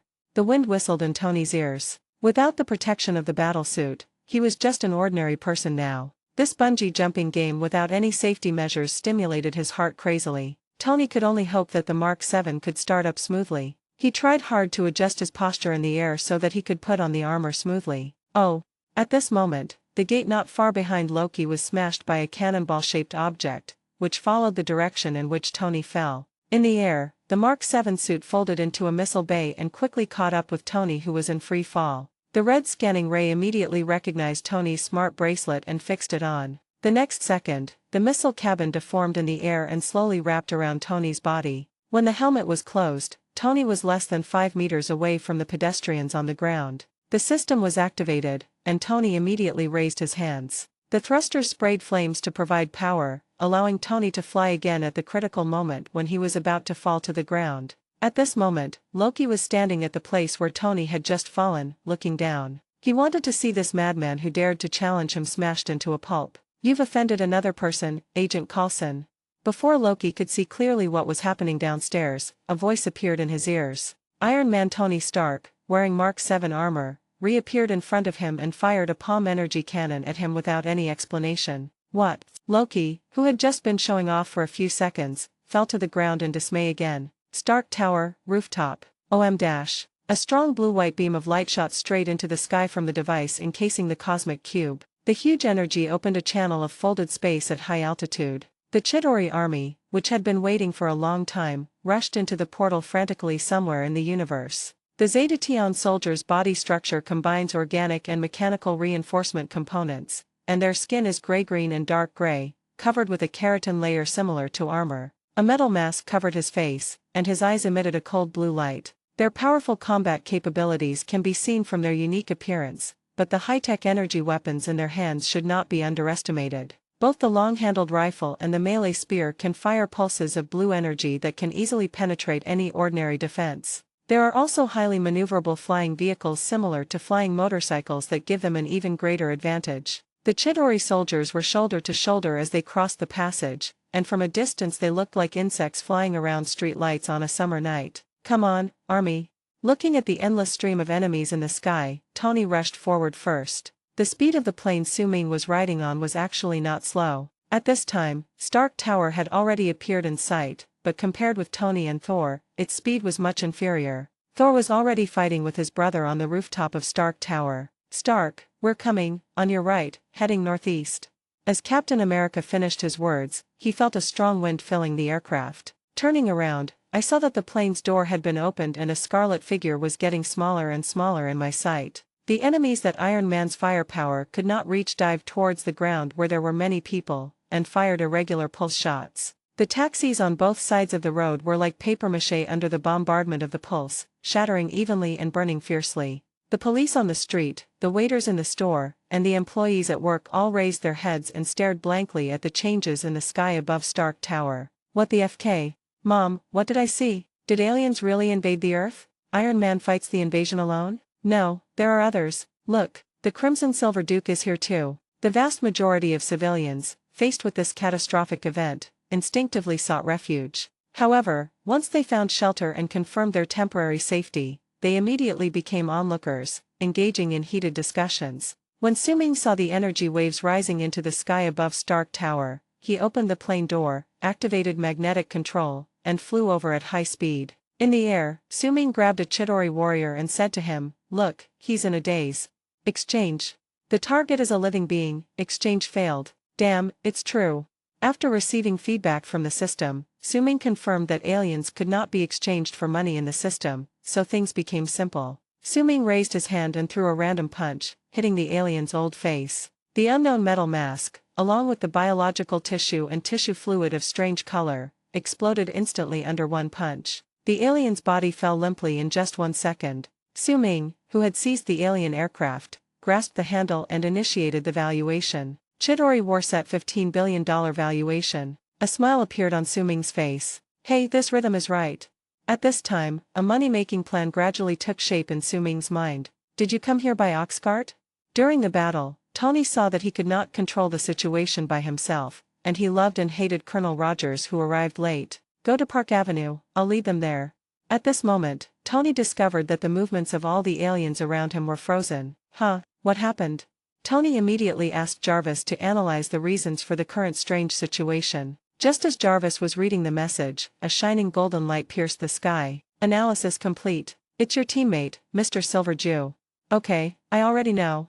At this moment, in Tony's eyes, in the air less than 500 meters away from him, Su-Ming was riding an alien motorcycle. His sight turned into bright yellow light, seemingly sweeping the invaders randomly. But through Jarvis's closer analysis, Tony was shocked to find that this seemingly blind attack was actually the ultimate display of efficiency and speed. After dealing with the first Chidori warrior, Su-Ming came to a conclusion. Aliens are worthless, killable. Aircraft and equipment are valuable, keep them. So Su-Ming took the lead in using the magnetic field to freeze all the Chidori warriors in his sight. Their bodies are filled with metal, and in the strong magnetic field they can only move their eyelids, which are free of metal. Then, the maximum power thermal vision accurately penetrated the heads of all nearby aliens. The headless corpses fell from the sky like raindrops, causing a great visual impact to Tony. "Jarvis, analyze how many enemies Silver Duke killed with this move." "As you command, Mr. Stark." According to statistics, Mr. Silver Jew has eliminated 68 enemies this time. Tony was the first to appear on the battlefield and immediately began to fight the enemy, but even after clearing the micro-missile pods on his shoulders, he only killed 29 enemies. This is the state when the space channel has just been opened and has not yet expanded. Su-Ming's move almost wiped out the wave of enemies that had just arrived. He had been thinking of luring them to the other side to cooperate with the captain, but it seemed that was no longer necessary. Just when Tony was about to take a break from Su-Ming's break, an even more outrageous scene appeared. Chapter 100 Artificial Rainfall. With the release of the energy of the cosmic cube, the space passage above Stark Tower is getting bigger and bigger. The Chidori army, which had originally entered the Earth's airspace in a line, now crossed the passage in groups and appeared in front of Tony. 30, 50, 100. Dense swarms of enemies poured into the sky over New York through the portal like a tide. Even though Tony knew that his energy was limited and he couldn't hold off too many enemies. But now is the critical moment to defend his home. No matter how tired he is, he must grit his teeth and continue to persevere. Tony, who just got a breath of fresh air, gradually became determined in his eyes. This is a war to the death. Just when Tony was about to rush towards the enemy group again, a jaw-dropping scene appeared. It's still Su Ming. After defeating the first wave of enemies, Su Ming controlled the magnetic field to stack the empty Chidori suits into a pile, packaged them and exchanged them, earning tens of billions of dollars. This made Su Ming's eyes light up and he exclaimed in excitement. But it seemed that there were still some flaws in the efficiency. With a turn of his eyes, Su Ming perfected the next wave of attack mode. He raised his hands and expanded the range of the magnetic field as much as possible. All the Chidori warriors covered within it instantly turned into puppets in his hands. With a wave of his arm, he arranged the enemy troops into two long rows, head to head and foot to foot. Then he leaned back slightly, and when he leaned forward again, his heat vision transformed into two sides of death, piercing through the heads of two rows of aliens at the speed of light. Thank you so much. What kind of lawn mowing game is this? Tony's pupils trembled in the helmet. He punched and kicked with all his might, using energy cannons, but he could only hold off a small wave of enemies. Then he looked at Su Ming. He could harvest the lives of aliens in large numbers with just a few moves. It seems that Mr. Silver Jew is more suitable for this kind of large-scale combat. Tony decided not to pay attention to Su Ming's battle anymore, not for any other reason, but because this was a war. How could he desert the battlefield? Focus, concentrate. Tony kept reminding himself to focus on his own battle, but his eyes still involuntarily glanced in the direction of Su Ming. God, what do I see? Page 88. At this time, the communication system of the sky carrier was restored, and the picture just appeared on the monitor, and it captured Su Ming's powerful appearance, which made Nick Fury's eyes dull. Why does the scene look so familiar? Oh, right, there's a snack in the East that's made by stringing together candied red fruits. The scene of Su Ming efficiently dealing with the enemy reminded Nick Fury of Candied Haas. Synchronized the broadcast of everyone's battle footage. As the staff members busied themselves on their keyboards, multiple images flashed across the helicarrier's command room, Thor battling Loki, Tony attracting small groups of enemies in the air, and Barton and Natasha frantically finishing off Tony in their planes. Su Ming, on the other hand, held off a large number of enemies under the space portal. At this time, Barton flew over Stark Tower in a plane. See it?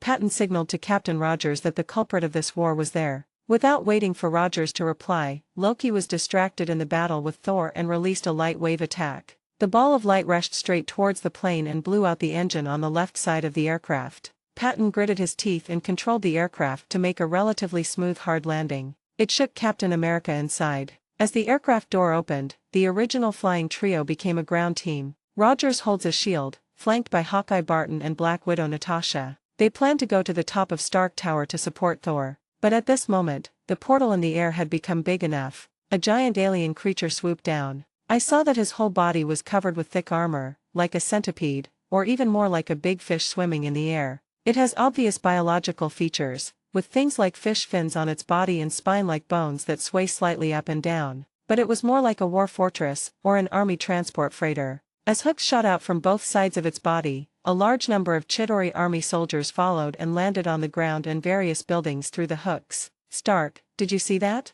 Before the ground team could do anything, they were stunned by the scene before them. This is not an opponent they can defeat. The battle between Thor and Loki has been going on for a while. Look around you. Is this the rule you want? Thor was still trying to persuade his stubborn brother. With his fighting power, defeating Loki would only take a few minutes, but Thor, out of consideration for their old friendship, wanted to try again. Loki obviously had no intention of continuing this topic with his brother. Sentimental. Puff. Loki stabbed Thor in the abdomen with a broken thorn, then followed Thor's attack and left Stark Tower, got on a Chidori motorcycle, and launched an indiscriminate attack on civilians on land. The land trio, who had just been at a loss as to how to deal with the huge alien creature, finally had their chance to show their skills. Led by Captain America, the three quickly divided the work, transformed into firefighters, and rescued the trapped civilians with the help of a group of Chidori infantry. Su Ming felt a little pressure at this time. For the first time, he experienced the concept of the army head-on. Even if you can eliminate 100 people in one fell swoop, there are still thousands or tens of thousands of people behind. Su Ming has perfected the harvesting method to a certain extent, but he still cannot keep up with the speed of the enemy influx. This made him a little depressed. There were so many enemies that he had no room to exchange for spoils. The Chidori warrior weapons and motorcycle suits had piled up like a mountain at his feet. Su Ming, realizing that these things under his feet were a mountain of gold, actually felt a little excited at this moment. War is indeed a good way to make money. The prerequisite is that you have to be strong enough. Su Ming looked at the large alien transport bug that slipped down while he was not paying attention and wanted to go over to help, but if he left the vicinity of the passage, the enemy's invasion would be even faster. In the current situation, Su Ming is like the main force in a tower defense game. Although his firepower is strong, there are too many enemies. There will always be some enemies that sneak out from places that are not taken care of. All that remains is to test the thickness of the city wall, and Tony and the ground team are the walls. Su Ming was not worried at all, because even without him, the Avengers will get through this difficult time. Didn't you see that the Hulk hasn't appeared yet? Su Ming's hands kept moving, but he had a lot of thoughts in his mind. At this moment, another alien beast carrying a full load of infantry passed through the passage and came above Su Ming's head. Little brat, can I let you get away? As soon as he thought of this, Su Ming took a deep breath. Then he exhaled a large amount of cold air containing icy chips. A large amount of cold air instantly covered the entire portal area. Crack, click, click. The Chidori army's influx of warriors and flying motorcycles were instantly turned into ice sculptures under the extreme low temperature, and were shattered into pieces under the collision of inertia. Hiss, I feel a little sad. Looking at Su Ming, whose body and equipment were destroyed, a trace of pain arose in his heart. This is all his money, but the effect of this strategic level range skill is terrifying. The huge transport queen's flying speed slowed down until it lost the ability to move independently. Su Ming leaped with all his might.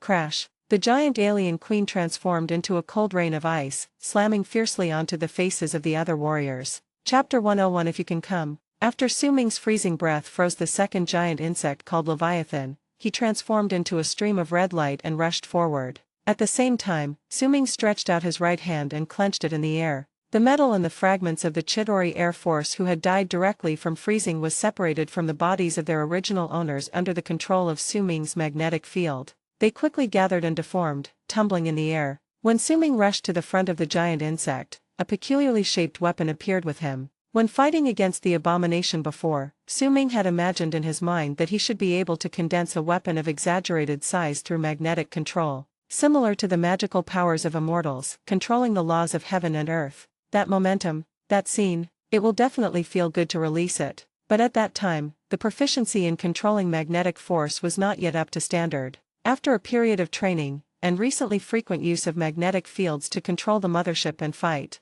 Su Ming was now able to mold metal into any shape he wanted, provided there was enough material. You can't just pull out the construction steel from the walls of nearby buildings and use it. I'm not a villain. Su Ming has been longing for this move for a long time. The massive attack of the Chidori army brought him enough raw materials, satisfying the conditions for him to use his ultimate move. I saw the metal in the air mixed with different colors, as if gradually taking shape in a mold, quickly stretching and deforming. A few breaths later, a Feng Tianhuaji with a length of more than 30 meters appeared above Leviathan's head. The weapon, made of a mixture of different metals, is covered with complex and strange patterns after it is formed, and looks extremely ferocious. It just complements the fierce shape of the Feng Tianhuaji. On the ground, New York police officers used police cars as cover and continued shooting into the sky, but few enemies were knocked down by them. There were more sparks coming from bullets hitting the enemy's armor. Oh, my god, what a big hammer.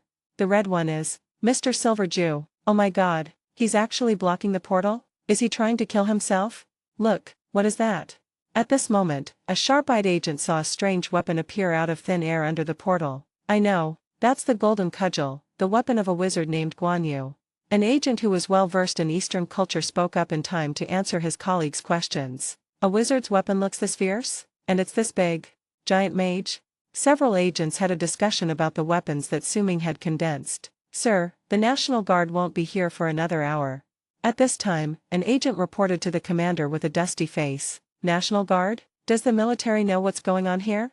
How could I know? If the inspector had not experienced it himself, he would never have believed that the alien invasion of Earth really happened. Suddenly, a strange man wearing a blue-striped tights with a white five-pointed star on his chest appeared in front of several police officers. It's Colonel Rogers, Captain America. Colonel Rogers used his superb parkour skills to cross the line of fire and finally came in front of the commander of this group of police officers. Under the questioning gaze, Rogers began to deploy without hesitation. Stand down in these buildings. There are still quite a few people there, and they are in a particularly dangerous situation. Take them to the basement or the subway to evacuate. I need to establish a position from here to 39th Street.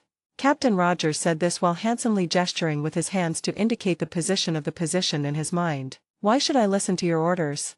The precinct detective is clearly not a fan of Captain America. Boom. As the inspector finished speaking, an explosion sounded not far away. Several Chidori soldiers landed beside Colonel Rogers and surrounded him. Page 89. Looking at the enemy in front of him in horror, the inspector subconsciously stepped back.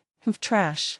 In Rogers' eyes, these alien warriors were just soldiers who looked a little fiercer. Captain America quickly dispatched several enemies and used his shield to cut off the last enemy's weapon-holding arm. After dealing with several enemies, Captain America maintained the posture of killing the final enemy. He coolly did not look at the inspector and did not speak. But in the eyes of the inspector, the overwhelming aura of kingship made him change his perception of this strange man. The look in his eyes when he looked at Colonel Rogers suddenly changed. This is the big brother. You have to listen to him. The thought flashed through his mind, and he immediately yelled, "Go get some guys and take those guys to the basement. Set up a position on 39th Street. Go, go, go." Tony in the air passed by a skyscraper, and suddenly the huge figure of Leviathan appeared in front of him. Without any hesitation, dense swarms of micromissiles flew towards its big face. After the explosion, Leviathan was stimulated and turned its target to Tony. The huge body, carrying great power, turned around and rushed straight towards Tony. "Okay, I've got its attention. What's next?" At this time, Su Ming, who was high in the sky, controlled the metal that had been installed on his body in advance and flew towards the second Leviathan at an increasingly faster speed. At the same time, the Feng Tian Huaji above the Leviathan had already taken shape. As Su Ming swung his hand downward, the Feng Tian Huaji with huge kinetic energy suddenly slashed towards the Leviathan's spine. Boom! Under the tremendous force of being attacked from both sides, the Leviathan and the thousands of warriors on board turned into hailstones all over the sky. The shockwave generated by the collision gave the fragments powerful kinetic energy, covering the entire block in an instant. Captain America, Hawkeye and Black Widow are indeed elite members of the ground forces, and they deal with the enemies in front of them with quick movements. The alien warriors who looked brave and extraordinary were no match for the few people. Even the double guns in Natasha's hands, which looked like a joke, took the lives of many soldiers. While fighting, several people gathered together and gradually formed a triangular battle formation with their backs to each other. In a blink of an eye, the Chidori soldiers surrounded them again. Crack dash. Suddenly, several bolts of lightning descended from the sky, and blue-white lightning flashed wildly. The enemies in front of the few people were pierced through the body by the thick lightning, and died on the spot. Oh! Thor fell to the ground from a high altitude and stumbled and leaned against the car. There was a hint of fatigue in his eyes. The intensity of this battle was no less than the great battle with the Frost clan in Jotunheim. "How's it up there?" Captain Rogers was concerned about the cosmic cube and spoke to Thor the first time he saw him. Unable to penetrate the energy surrounding the Rubik's Cube. After Loki jumped off the building, Thor also tried to destroy the Rubik's Cube device with Thor's hammer. At this time, Tony's voice sounded from the headset. "He's right, we have to deal with the guy up there first." Tony tried to interrupt the Rubik's Cube to release its energy, but the result was that Dr. Eric Selvig is still sleeping soundly there. At this time, countless ice cubes of various shapes fell from the sky, but they were not transparent and contained some substance frozen inside. Ding dang. Ugh, so disgusting. Patton raised his hand to block the falling ice chips, which turned into sticky paste on his body. Agent Natasha was a spy by profession. She reacted very quickly and had already run to hide under a bunker. Looking at the corpses on the ground, his eyes were filled with disgust. As the sound of hail hitting the ground rang out, countless icy fragments fell from the sky. Several people soon realized that they were all body parts of alien warriors. "Oh, Mr. Silver Jew, do you really have to make such a big noise?" Tony's voice rang out in the headset. His Mark 7 almost lost its balance in the sudden hail. "You can do it." Su Ming's voice came from the headphones, responding to Tony's complaints. When several people heard Su Ming's voice, they unconsciously tightened their weapons. "Yes, Mr. Silver Jew has already taken on most of the pressure for everyone, so what's there to complain about? I am busy right now too, okay?" Tony always said he would not admit defeat, but when he looked at the huge area covered by the debris, a hint of surprise flashed in his eyes. Thumbs up. At this time, the sound of a worn-out motorcycle engine rang in the ears of several people. Chapter 102. Everyone is here. What should we do now? Natasha looked at the gathered Avengers and asked a soul-searching question. Teamwork. Captain Rogers always believed that unity is strength. Loki and I still have unfinished business. Thor was still thinking about his grudge with Loki, and he was determined to teach this naughty brother a lesson. Upon hearing this, Hawkeye Barton installed the explosive arrow with a look of resentment on his face. Really? Then you have to queue up.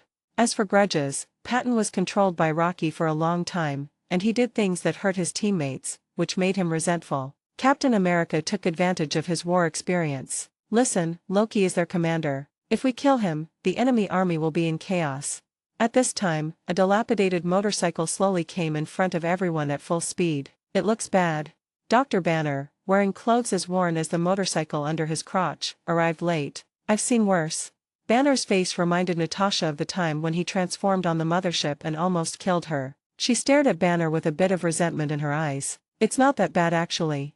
At this time, a red figure landed lightly behind the few people. It's Su Ming. After crushing another wave of enemy attacks, Su Ming heard from afar the Avengers gathering together and discussing tactics. At this time, the enemies in the air were unable to form a large formation, so he decided to come down and rest. As the only bounty hunter among the group, Su Ming felt that he should not be too active. Of course, making money is another matter, saving it up for a while. Taking advantage of the gap, Su Ming came to the Avengers. Before coming down, Su Ming exchanged all the Chidori combat equipment he had accumulated at his feet. Exchange successful. Plus 2,240 billion US dollars, account balance 3,150 billion US dollars. Looking at the impressive 300 billion in the account balance, Su Ming couldn't help but feel unhappy and couldn't help but make a joke. Natasha was interrupted and turned around to find that it was Su Ming. She was immediately relieved. If the angry Hulk left her with the impression of violence and destruction, then Su Ming's previous act of blocking Hulk with force made Natasha feel extremely safe.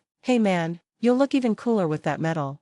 When Thor saw his old friend appear, he patted Su Ming's arm and looked up and down at Su Ming's outfit. Thor knew that Su Ming possessed extraordinary strength, but what amazed him was that in the battle just now, Su Ming even displayed magical abilities. This made Thor feel even closer to his friend. After all, as a god, he still feels a bit out of place in Midgard. Su Ming's power, which was infinitely close to that of God, made Thor regard Su Ming as one of his own kind. I have to say that the red suit Su Ming was wearing at this moment was somewhat similar in color to Thor's cloak. The difference is that the red color of Thor's cloak leans towards glory and splendor. The red on Su Ming's body had a hint of blood, and under the highlight of the gold embroidery, it looked more like Dracula's cloak. Colonel Rogers' eyes lit up when he saw Su Ming appear. He strode forward, extended his right hand, and spoke respectfully. Mr. Fate, thank you for your hard work. I salute you.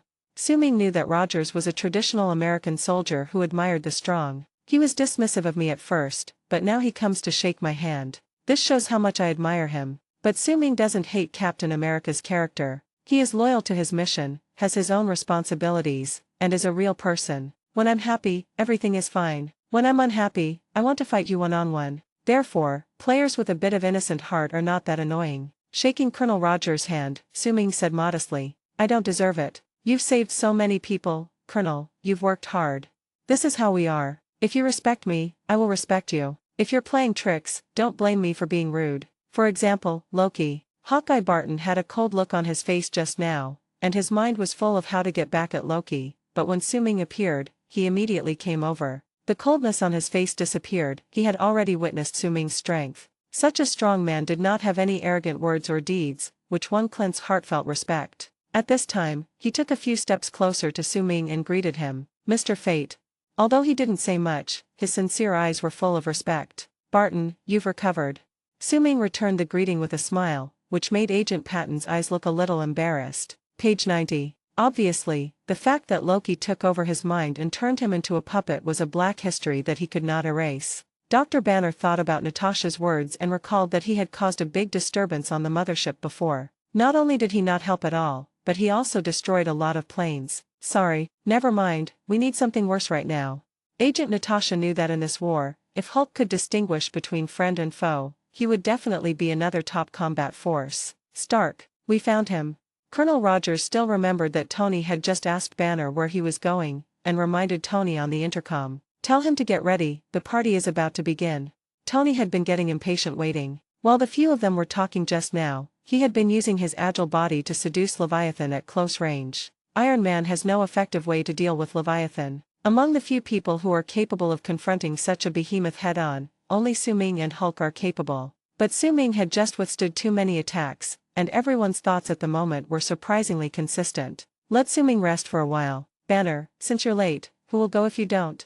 Su Ming has no desire for Leviathan. Because it is a giant modified creature, and there are densely packed Chidori infantry like seeds inside it, nothing can be exchanged, it's a waste of effort and not worth the money. So when everyone suggested that Banner go up and take the fight, Su Ming didn't react at all. "Who stipulated that if you are capable, you must go?" "I won't go. Whoever wants can go." Thinking of this, Su Ming raised his head and searched the sky for Air Force figures equipped with combat motorcycles. "It feels like the mission I received was to kill the flyer." But what appeared before him were piles and piles of hot-blooded people. As Tony appeared from behind the building, everyone saw him. Leviathan, which was less than 10 meters away from him, caught up and scraped a huge gap in the skyscraper with its metal body. Seeing Tony and the giant monster swooping down on them, they remained calm. Natasha even raised an objection. "I don't think this is something to celebrate."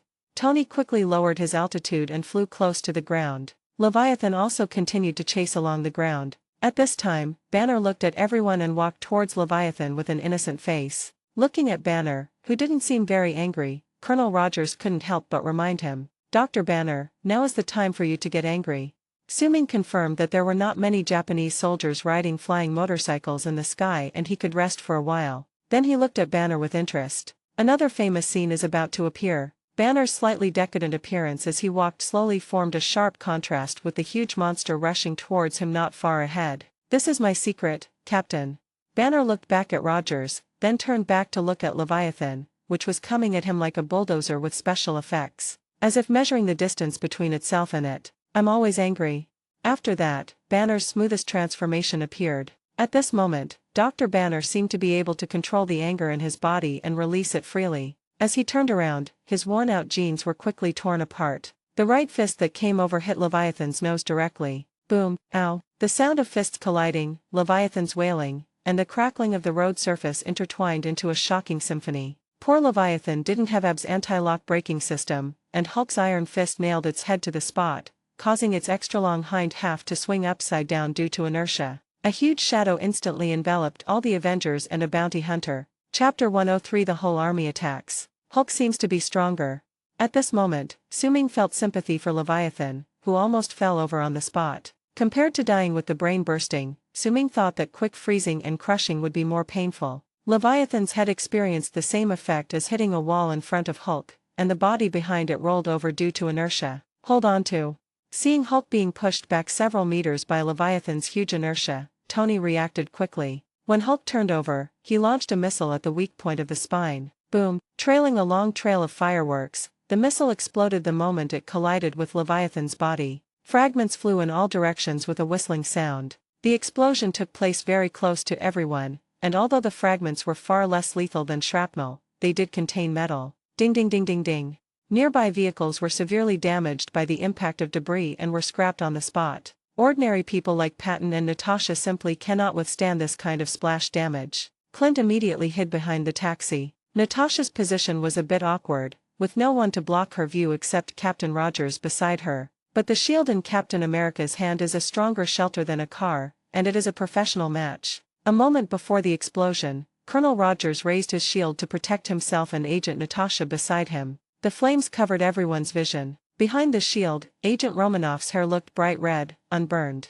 As the smoke cleared, the huge head separated from the body and slid onto a taxi under the overpass. It looks like the scene of a general being beheaded on horseback during a battle. This scene angered the Chidori warriors who kept falling. They took off their metal masks, revealing their skull-like faces, and roared at the few people. Roar. When it comes to loud voice, Hulk has never been defeated by anyone. "How dare you little aliens show off your muscles in front of me, the Hulk?" Faced with the enemy's provocation, Hulk's approach is simple. Yell back. Sure enough, Hulk's roar echoed repeatedly among the tall buildings, torturing everyone's eardrums, and the Chidori warriors no longer had the idea of competing with him in voice. The alien team was defeated again. At this time, the enemy surrounded them from all directions. Iron Man Tony Stark launched a missile, which slowly landed between Hulk and Captain Rogers. Jarvis quickly scanned the enemy's information on the screen in front of him. Thor weighed Mjolnir in his hand, his face full of fighting spirit. Hawkeye Barton Clint pulled his compound bow to its full strength, explosive arrows at the ready.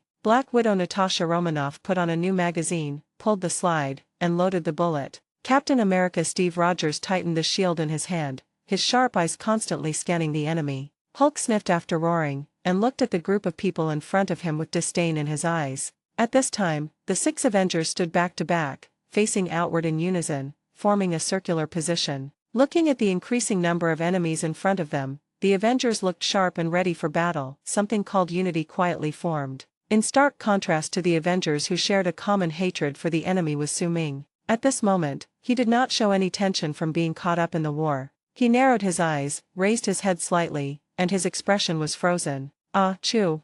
Su Ming really didn't want to affect the rare atmosphere of unity among the Avengers at the moment. After all, this was a famous scene. But the pungent smell of the smoke made him sneeze. Strange, how can a demigod still sneeze? No one knows. A gust of cold air with white mist brushed past Patton and Thor's ears and was blown onto the burning car in front. The flames that were nearly 10 meters high were extinguished in an instant, and a wisp of blue smoke rose. At the same time, a large piece of ice was left where the fire had started, reflecting the sunlight and sparkling. Barton felt a sudden chill pass by his ears. He shrank his neck, glanced at the ice on the ground, and turned back to look at Su Ming, his tone incredible. Mr. Fate, is this what I understand as catching a cold? Thor noticed that Su Ming seemed a little unwell and showed concern. My friend, are you okay? Tony didn't even turn around. Should we worry about ourselves first? That's right, Su Ming was standing in the center of the Avengers' position. A perfect C position. Su Ming couldn't understand why everyone was standing in a circle around him, a non-staff member of the Avengers. Do they think I'm a loser who needs protection? Probably not. So, I have become the core of the team? Su Ming was only half right. Several Avengers had just experienced the battle. Regardless of whether they admitted it outwardly or not, they had already acknowledged Su Ming's strength in their hearts. At the same time, I developed a certain sense of trust in him, the kind that turns its back to the other person. Surrounding him was not to protect him, nor was it to acknowledge his core position in the team, but it was to let Su Ming give them a brief battle. After all, Su Ming's ability to deal with almost any emergency situation made the Avengers feel at ease. If a battle ensues, everyone will be counting on Su Ming to lend a hand at the crucial moment. I'm fine, I don't have a cold, thank you. At this time, new changes occurred in the portal in the air. Loki looked down at the Avengers gathered below, especially his brother who only had brute force, and snorted coldly and issued an order. All forces attack. Page 91. The Chidori army, having received the order, rushed out of the portal frantically, including several new Leviathans. You know, a Leviathan carries hundreds or even thousands of enemies. Everyone, look. Give the orders, Captain. Natasha realized that only Colonel Rogers, who had participated in a real war, would be more suitable to issue a combat mission at this time. Captain America knew this was not the time to be humble, so he skillfully stated the tactical arrangements. We need to contain them before closing the portal. Patton, you go up to the roof and find out the marching route of these guys. Stark, you hold your ground. Any enemy approaching these 3 streets must be forced to retreat, or killed. Patton, who accepted the mission, looked at Tony beside him. Can you give me a ride? Hold on. Tony came behind Barton, grabbed his belt, and quickly rose into the air with flames spurting from his feet. Thor, you have to find a way to block the portal, summon lightning, and burn them all to ashes. Captain Rogers continued to arrange the division of labor. As the hammer swung, Thor's figure flew to the horizon in an instant. We have to control the battlefield on the ground. Hulk. At this time, Captain America pointed to Hulk. Hulk immediately bent down and turned his head to give him a serious look. At this time, Banner seemed to be able to control his emotions well after the transformation. It's up to you. After a pause, Colonel Rogers did not give Hulk any specific combat missions. Hulk's destructive power was already off the charts, so as long as he was happy, it can be seen that Colonel Rogers' temporary arrangement was very temporary. Hulk smiled brightly, and his expression, which was always fierce due to anger, now looked a little honest, revealing 2 rows of white teeth. He turned around and soared into the air, landing on the wall of a skyscraper. As the building structure continued to be destroyed, he killed enemies one after another neatly. Fate, where are the people?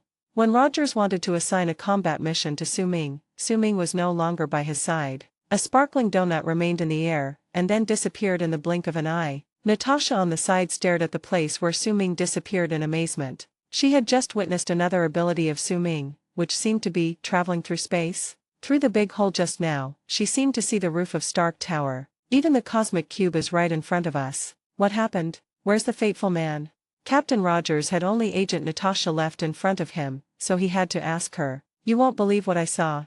Chapter 104 Activating the Demigod Body. Su Ming realized that the opponent he had just fought was just the advance guard of the Chidori army. Even if it was just a vanguard force, its number was quite considerable. Even if they held off most of the enemies, the 3 nearby blocks had been severely damaged by the scattered enemies, and the number of casualties continued to increase. Is this the army? The enemy army seemed to have been ordered to charge, and they were rushing through the portal in large numbers. Su Ming was depressed. Why are there only worthless things? In his eyes, the Chidori scouts who rode their flying motorcycles and showed off their might should be the ones to be taken care of first. The flying vehicles they were riding could be exchanged for a good price, while the other warriors had nothing to exchange for except a very simple weapon. Even if the alien weapons look full of technology, the price they can be exchanged for in the system is just SOSO and cannot bring any surprises to Su Ming. Not to mention the terrifying-looking Leviathan. There are a bunch of small bugs hanging in the big bug's belly, and none of them can be exchanged. Poor, really poor. What really made him depressed was that there were not many soldiers riding flying motorcycles in the Chidori army. Compared with the large army that was shoulder to shoulder in the Leviathan, there were very few. What's the point of this?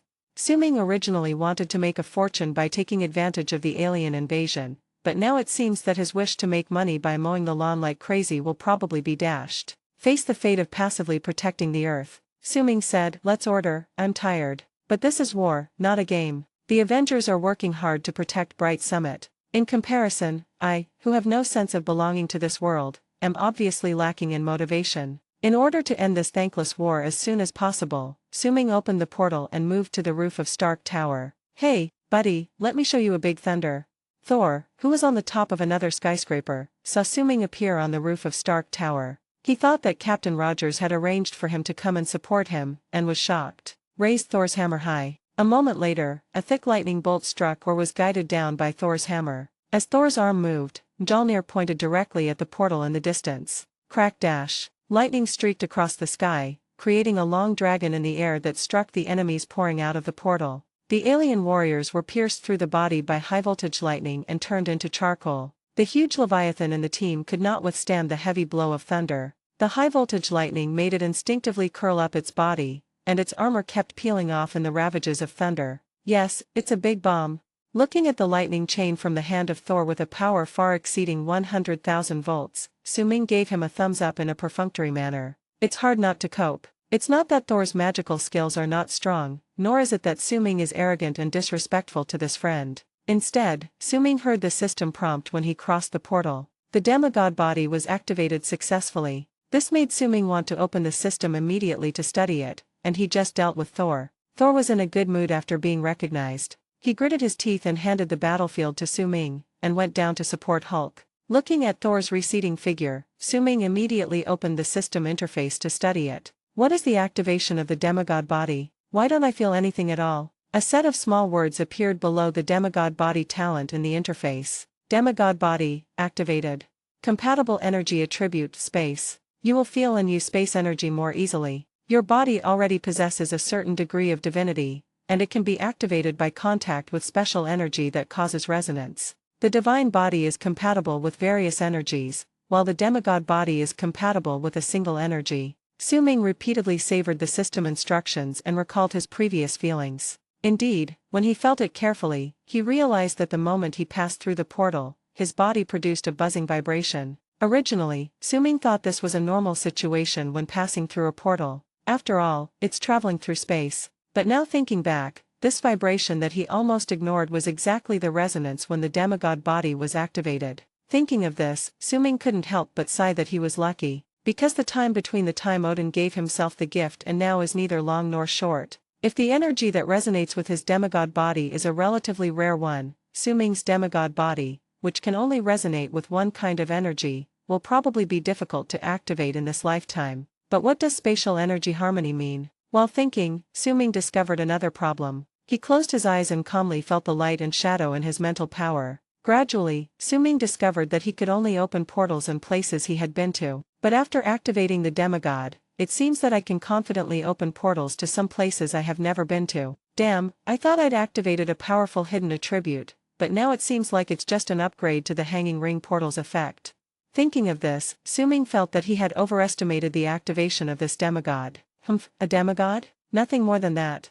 At this time, Suming looked at the equipment not far away. The cosmic cube is still releasing energy in the device, keeping the portal open. But when his eyes met the energy shield, perhaps it was an illusion, he vaguely saw the energy in the shield slowly flowing towards him. This was not an illusion. Suming, who had activated the demigod body that was compatible with spatial energy, did not realize at this time that his body was slowly attracting the energy in the cosmic cube. Suming remembered what Thor and Tony said. The transmitter device is protected by a pure energy shield that cannot be penetrated by ordinary attacks. In order to interrupt it, Suming tried to use thermal vision. 2 golden rays of light instantly hit the energy shield. A transparent ripple appeared in the void. The thermal vision stops where the cosmic cube is, but that's all it does. There was no destructive effect, let alone interruption of the energy release. Then Suming tried to use freezing breath again. A cold wind blew, and a corner of Stark Tower was instantly covered with frost, but the energy column was still there.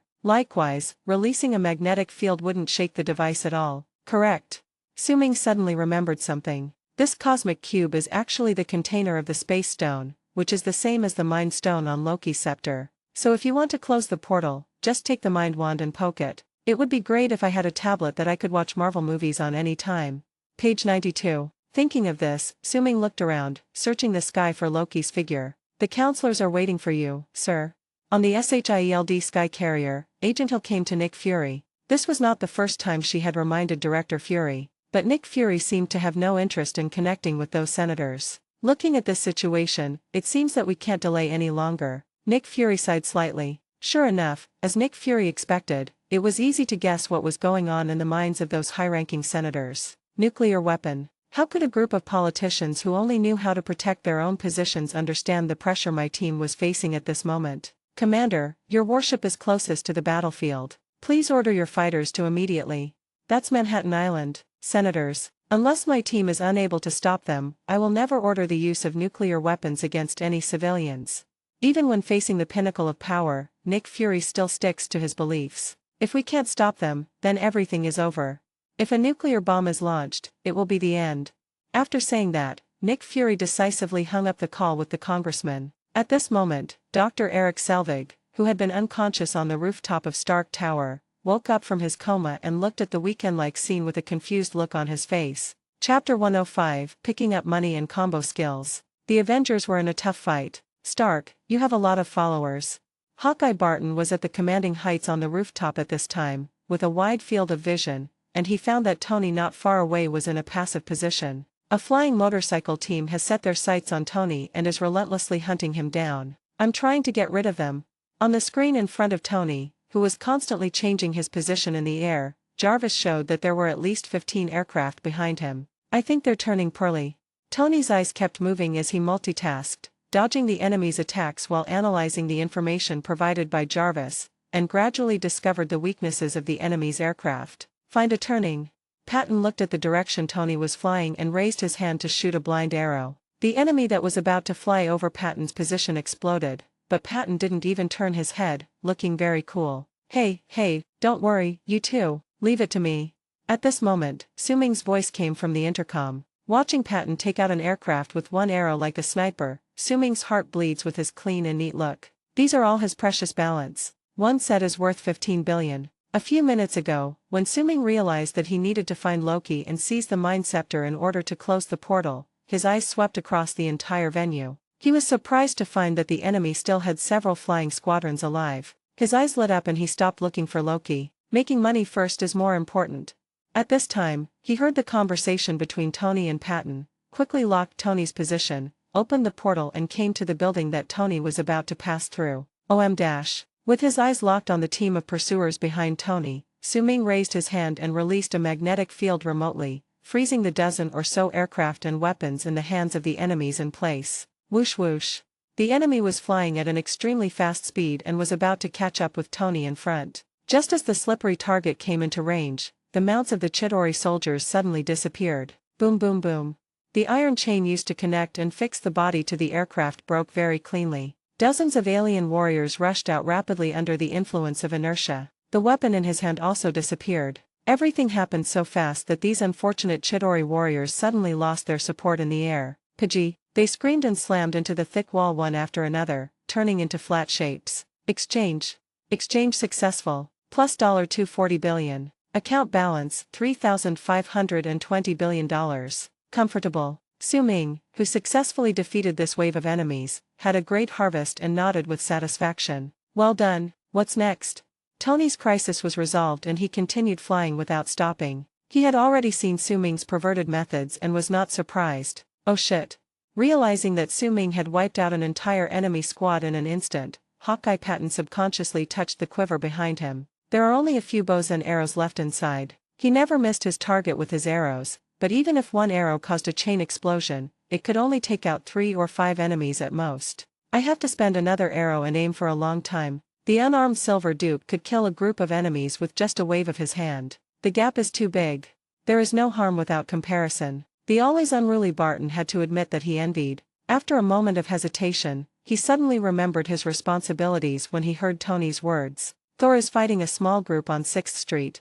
Share the battle situation quickly. Yes, I'm a sniper and observer. A battle of this scale isn't suitable for me. Patton, who kept comforting himself, drew his bow and shot an arrow again, accurately killing an enemy. Touching his increasingly dwindling bow and arrows, Hawkeye Barton looked at Su Ming with a sour look. This guy didn't invite me.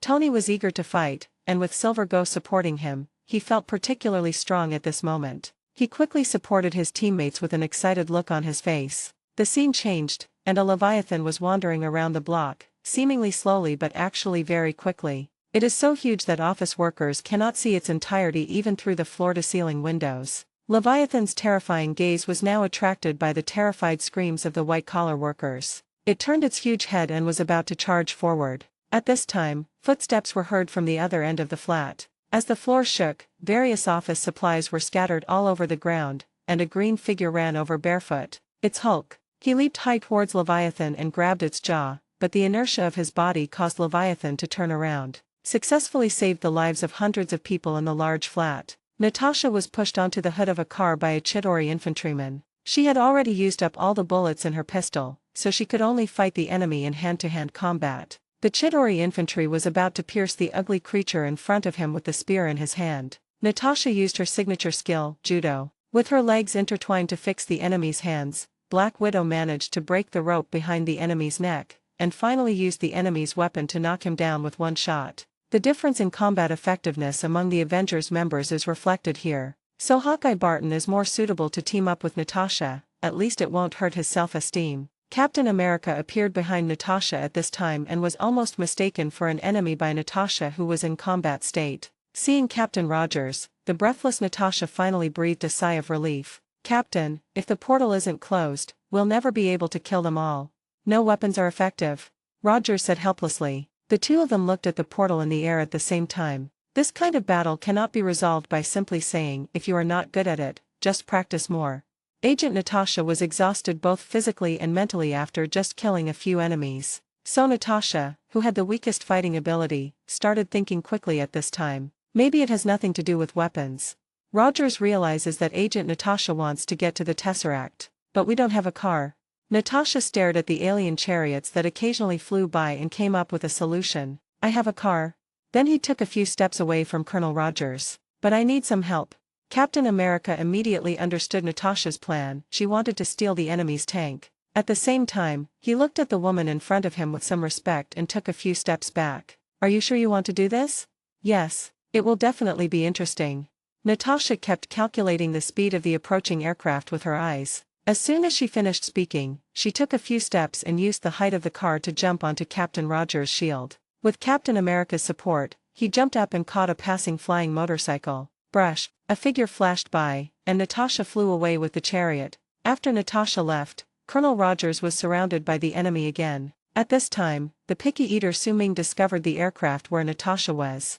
That's right, before finding Loki, Su-Ming only had eyes for this kind of enemy's flying chariot. Natasha stabbed the chariot driver's shoulder with her two weapons and changed the direction of flight to the roof of Stark Tower. At this time, another enemy tank appeared behind her. Page 93. No matter how small a fly is, it's still meat. Just as Su-Ming was about to use his ability to take down the chariot that was chasing Natasha, Tony appeared beside him and blew up the chariot with a shot. Fuck, that's mine. Su-Ming was slightly stunned, and the familiar feeling came back, stealing monsters. You're welcome, Silver Duke. Tony turned around proudly and looked at Su-Ming, then sped down to support Colonel Rogers. The two played a wonderful combination. Tony continued to release energy beams from his hands, changing direction through Colonel Rogers' shield and defeating a small group of enemies. Su-Ming's eyes lit up when he saw the explosive combination skills of the two. Speaking of rays, I have some too. I'm coming too, Captain, catch it. After saying that, without waiting for Captain Rogers to react, bright heat vision shot out from the eye holes of the mask and headed straight for Rogers. As soon as Captain Rogers heard Su-Ming's voice, he felt a warm current approaching him rapidly, instinctively turning the shield to catch it. Oh shit, hot. Chapter 106 The Lively Battlefield. Two burning gazes shot down from the sky. With Colonel Rogers' extraordinary reaction, the shield narrowly caught Su-Ming's sight. Colonel Rogers was so excited by the cooperation with Tony Stark just now, it felt like the shield could also release rays. You can also adjust the direction yourself. Although it was only for a few seconds, Colonel Rogers also felt the different scenery. Cool. Hearing Su-Ming's call, Rogers excitedly prepared to transform into a human cannon again. The moment the thermal line of sight touches the shield, the two energy lines of sight are deflected due to reflection. The captain slowly turned his shield under Su-Ming's intense gaze, cutting all the enemies in front of him in half. There was also a flicker of surprise in his excited eyes. Although Tony's energy cannon is also very powerful, it can only blow the enemy away. But Mr. Inju's sight is truly amazing. It even gave him an illusion: I can cut off everything. The reflex-redirected heat rays wreaked havoc in the enemy camp. No matter how thick their armor is, if you get touched, you will end up disabled. If you are lucky, it can be cut symmetrically. The Chidori infantry fell to the ground in droves under the sweep of their thermal vision, like wheat fields blown by the wind. But there is a difference between it and wheat waves. Once it falls and cannot bounce back. In just a few seconds, Colonel Rogers was immersed in the pleasure of mowing the lawn, intoxicated. He was so excited that he couldn't help but shout out, "Woohoo, cool, shit, it's hot." Unexpectedly, before Colonel Rogers could satisfy himself, a burning sensation came through the shield. Anyone who has been burned knows this. The human body cannot feel pain at first. It takes a while for the pain nerves to react from the confused state, then torture your brain like crazy. Those who understand that kind of pain will understand. Bang! The shield in Colonel Rogers' hand fell to the ground with a thud, and it had been heated to a slightly red color. At this moment, a large blister, bright red, was visibly forming on the captain's arm. In other words, the super soldier serum gave him strong recovery abilities, otherwise the Avengers would have had another one-armed hero. Cough. Tony, who was standing by, couldn't help laughing when he saw this, but then he immediately realized that it was impolite. He coughed twice, quickly locked onto the enemy upstairs, and took off into the air to continue the fight. None of the enemies on the outer wall of the skyscraper could withstand Tony's energy cannon, and they fell one after another. The ground was a mess. The broken arms and limbs of Chidori infantry were everywhere, emitting a strong smell of burning. Colonel Rogers' arm exuded a faint scent of meat. At this time, Su-Ming landed in front of Rogers, looked at his swollen arms and resentful eyes, and smiled awkwardly. "Let me help you deal with it." After saying that, he exhaled lightly, and the cold air with white mist instantly covered Rogers' arm. The cool compress soothed Rogers' throbbing brain nerves. He looked at the shield on the ground curiously, and the red light on it faded away. Strange, my shield is invulnerable to swords and spears, and is impervious to water and fire. Is Tony's energy cannon exaggerated? I didn't feel any warmth at all. Why doesn't it work when it comes to fate? Shit, I'm so burned. Thinking of this, Rogers looked at his arm. With Su-Ming's cold compress and his strong recovery ability, the injury on his arm was no longer a problem, but the pain from the burn still tormented his nerves. It's like a rock guitarist plucking the guitar in his hand frantically, and the strings are his own nerves. Oh, isn't it just painful? I can. The ice is so cold, but haven't you endured it for 70 years? As he thought about it, a hint of pride appeared on Rogers' face. Seeing that the captain's arm was no longer red and swollen, Su-Ming stopped. Just deal with it simply. Are you really going to keep blowing on this grown man? Although killing the previous wave of enemies didn't give me much sense of accomplishment, if even Tony and Rogers could cooperate to complete the combo, there was no reason why I couldn't. Tony wasted his 15 billion in a despicable way. In the past, Su Ming would have been sworn enemies with him, but now Su Ming just wants to crush Tony a little bit to prevent him from being too proud. The only thing I didn't expect was that the captain couldn't stand it anymore. Sorry, I thought your shield had good heat insulation effect. Frog fun? What kind of apology is this? Rogers forced himself to accept Su Ming's apology. After all, there was no mercy on the battlefield, and the results of the battle were quite impressive. But Su Ming's subsequent words made the captain feel wronged. How the hell did I know that my shield, which always worked, would suddenly fail? Just as Rogers' mentality was about to explode, Su Ming suddenly looked up at the sky and his expression straightened. Show mercy.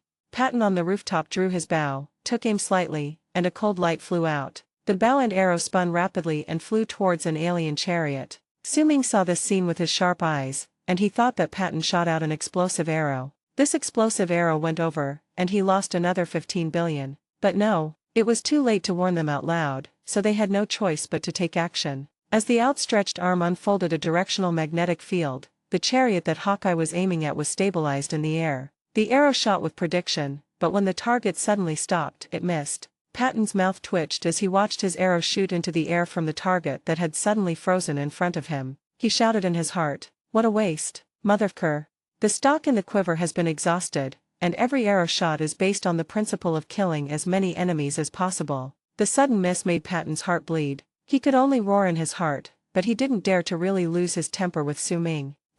The arrow fell far to the ground and hit the head of an unlucky Chidori infantryman, preserving Patton's 100% hit rate record. After casually killing the enemy and recovering the chariot, Su Ming saw where the arrow went. He then looked at Patton's unfriendly expression and said comfortingly, "No problem, your hit rate is still reliable." Patton also saw that the arrow that had been shot in vain had penetrated the top of an infantryman's head, and his mood immediately turned from cloudy to sunny. He gave Su Ming a thumbs up from a distance. Su Ming then realized that Patton's arrow didn't have an afro attached to it. He must have run out of stock. This is a complete mess. It almost hurt my teammate's self-esteem. Call. A strong wind blew, and a leviathan flew past Su Ming's face. If the tank had been shot by Patton as planned, it would have collided head-on with this leviathan. What's going on? The hair was blown up by the strong wind and flew around wildly. Just as he was about to kill this rude guy, Su Ming stopped. Hulk and Thor are making trouble for Leviathan, which just passed by. You're really miserable now that you've got these two guys.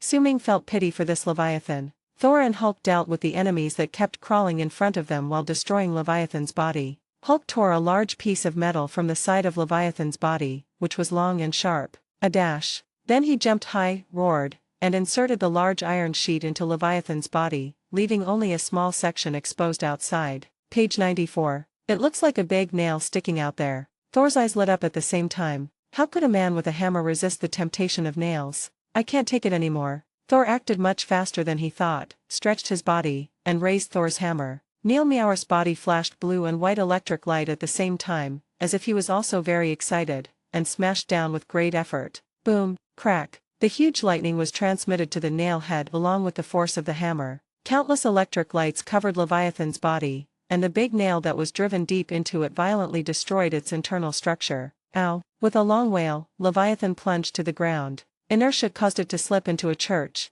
Hulk and Thor walked into the church side by side to confirm the results of the battle. The two big men stood next to each other, and a silent awkwardness drifted through the air. Doin'. Thump. Thor, who had just shown a hint of satisfaction in his eyes, was knocked away by Hulk's punch and fell heavily into the ruins. Finally, only Hulk was left on the screen. I sniffed and felt much better. Chapter 107. Goodman Su Ming. Su Ming saw from afar that Leviathan was killed in a short while without any surprise. With these two together, even if you throw them into an unfamiliar map, you can still beat it.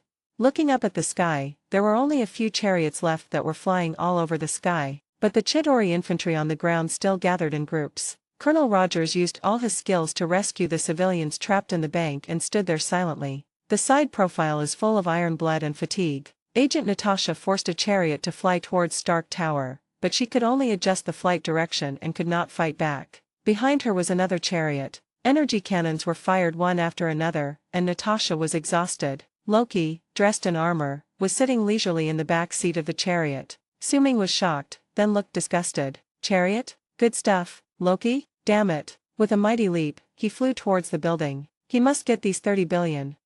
Patton, help.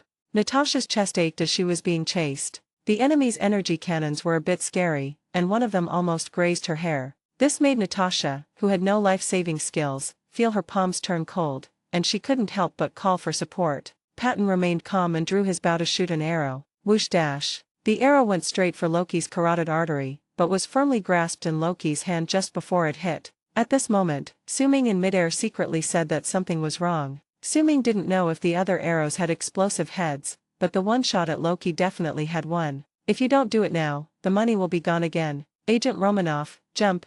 Natasha finally arrived near the target location. Just as she was about to jump out of the car, she heard Suming's reminder. Who knew that Suming's words actually delayed her chance to jump? Before Suming finished speaking, the magnetic field covered him. The two chariots in front and behind violated Newton's laws and stopped in midair. But the car stopped, but the people didn't. Loki was about to show off with the bow and arrow when he flew out. Loki, who was spinning in the air, had a lot of questions in his head. Are the brakes so sensitive?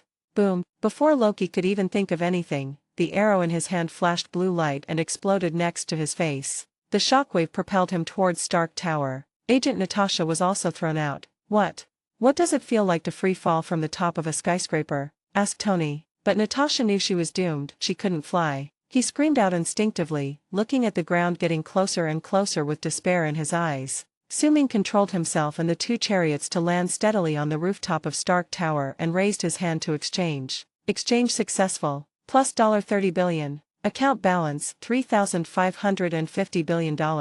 At the same time, Natasha's figure also fell down. Damn, didn't I remind you to jump out of the car? Suming had no choice but to release the force field again. Crunch dash. A gnashing sound was heard as a piece of the outer metal of Stark Tower was torn off and chased after Natasha. At this moment, an explosion sounded not far away, and a figure flew over from the fireworks. It was Loki. Although he possesses a divine body and has strong resistance to blows, he is still unable to withstand the continuous blows of explosions and falling to the ground. He fell on the Stark rooftop with his limbs spread out, his helmet flew off and his hair was disheveled. The large iron plate controlled by Suming caught Natasha steadily in midair, and then turned into an elevator to lift her back. At this moment, Natasha felt that the shield uniforms were really breathable. If not, the sweat in her trouser pockets alone would have drowned her. Landing safely on the upper level of the rooftop, Natasha, having survived the ordeal, sat down on the ground. Her gaze happened to meet that of Dr. Selvig, who had just awakened. Suming took 2 steps towards Loki and found that his hands were empty. Where's the scepter? At this moment, a huge figure jumped up. Loki's face was filled with anger. The explosion just now shattered the elegance he had cultivated for so long. Boom dash. But before he could stand up, he was knocked away again by the angry Hulk, and hit the wall in the hall and bounced down. The glass of the French window was shattered all over the floor. There's no technical content at all, really.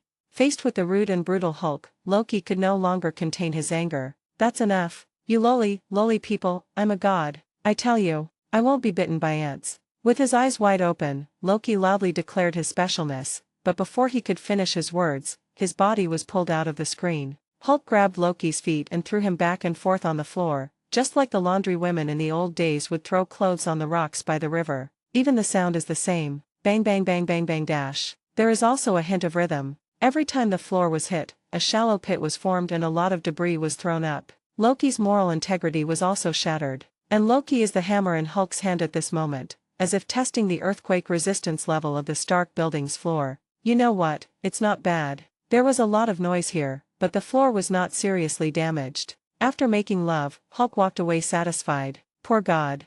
He didn't understand how this noob dared to act so pretentious in front of him, and spat. Poor Loki was now embedded in the floor like a dead hamster, his arms curled up, his eyes dull, doubting the existence of God. Tap, step. Soon, Suming, holding the scepter of mind, came over and couldn't help but smile as he looked at Loki lying on the ground in a daze. Did you mess it up? Suming just searched around and finally found the scepter on the balcony on the lower floor. But he didn't have to go downstairs to get it. He just raised his hand and the scepter flew into his hand. At this moment, I heard Loki's roar. When I turned around, I saw Loki being thrown to the ground by Hulk. Hiss, it hurts to look at it. In other words, Loki has special blood. If it were someone else, he would have exploded into a ball of blood mist long ago. But it looks really decompressed. At this moment, Suming recalled the scene of watching a movie with popcorn. Why is there no popcorn? Grilled sausage is also okay, or maybe a can of cold beer with some peanuts and edamame, and some peace and quiet.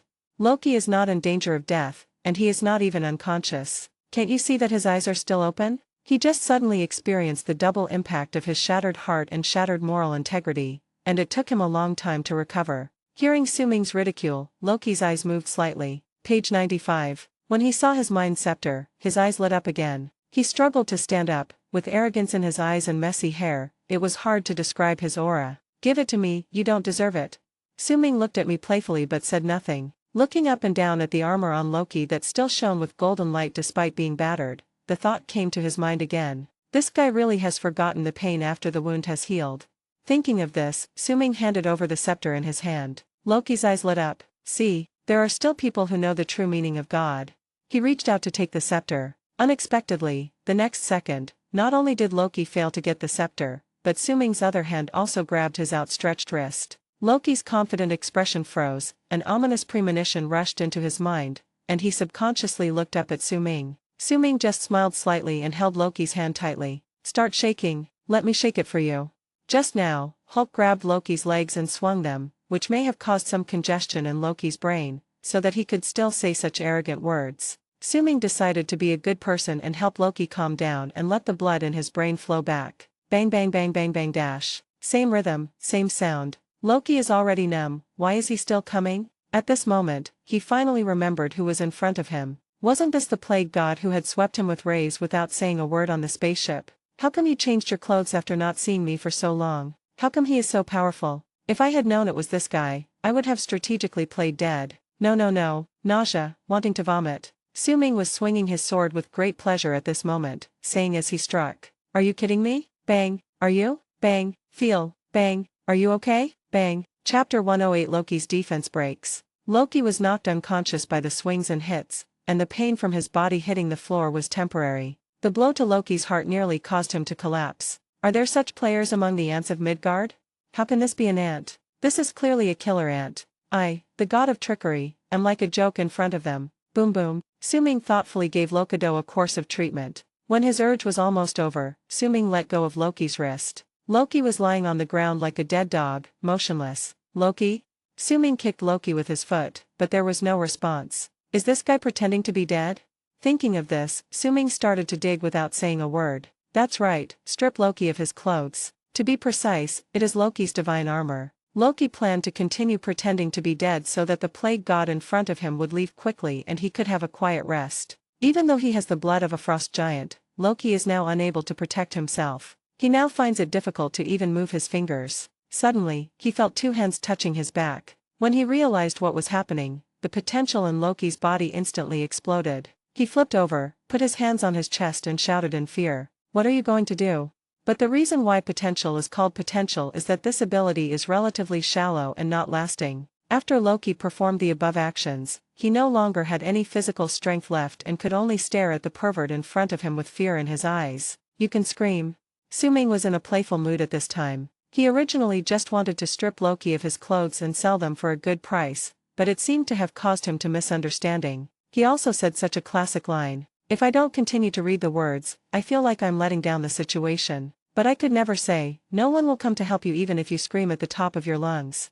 This is so fucking perverted. Physiological conflict. His hands did not stop moving for a moment as he continued to study the switches on Loki's armor, focusing on the ruthless one. Loki was filled with shame and indignation. He had heard that some people in Midgard liked to play this kind of trick. I didn't expect that I would get into this trouble. I'm warning you, I'm a god. The one who is stripping is God. Loki gradually became desperate and issued a weak warning. But the other party's hands did not stop moving at all, and suddenly, snapped.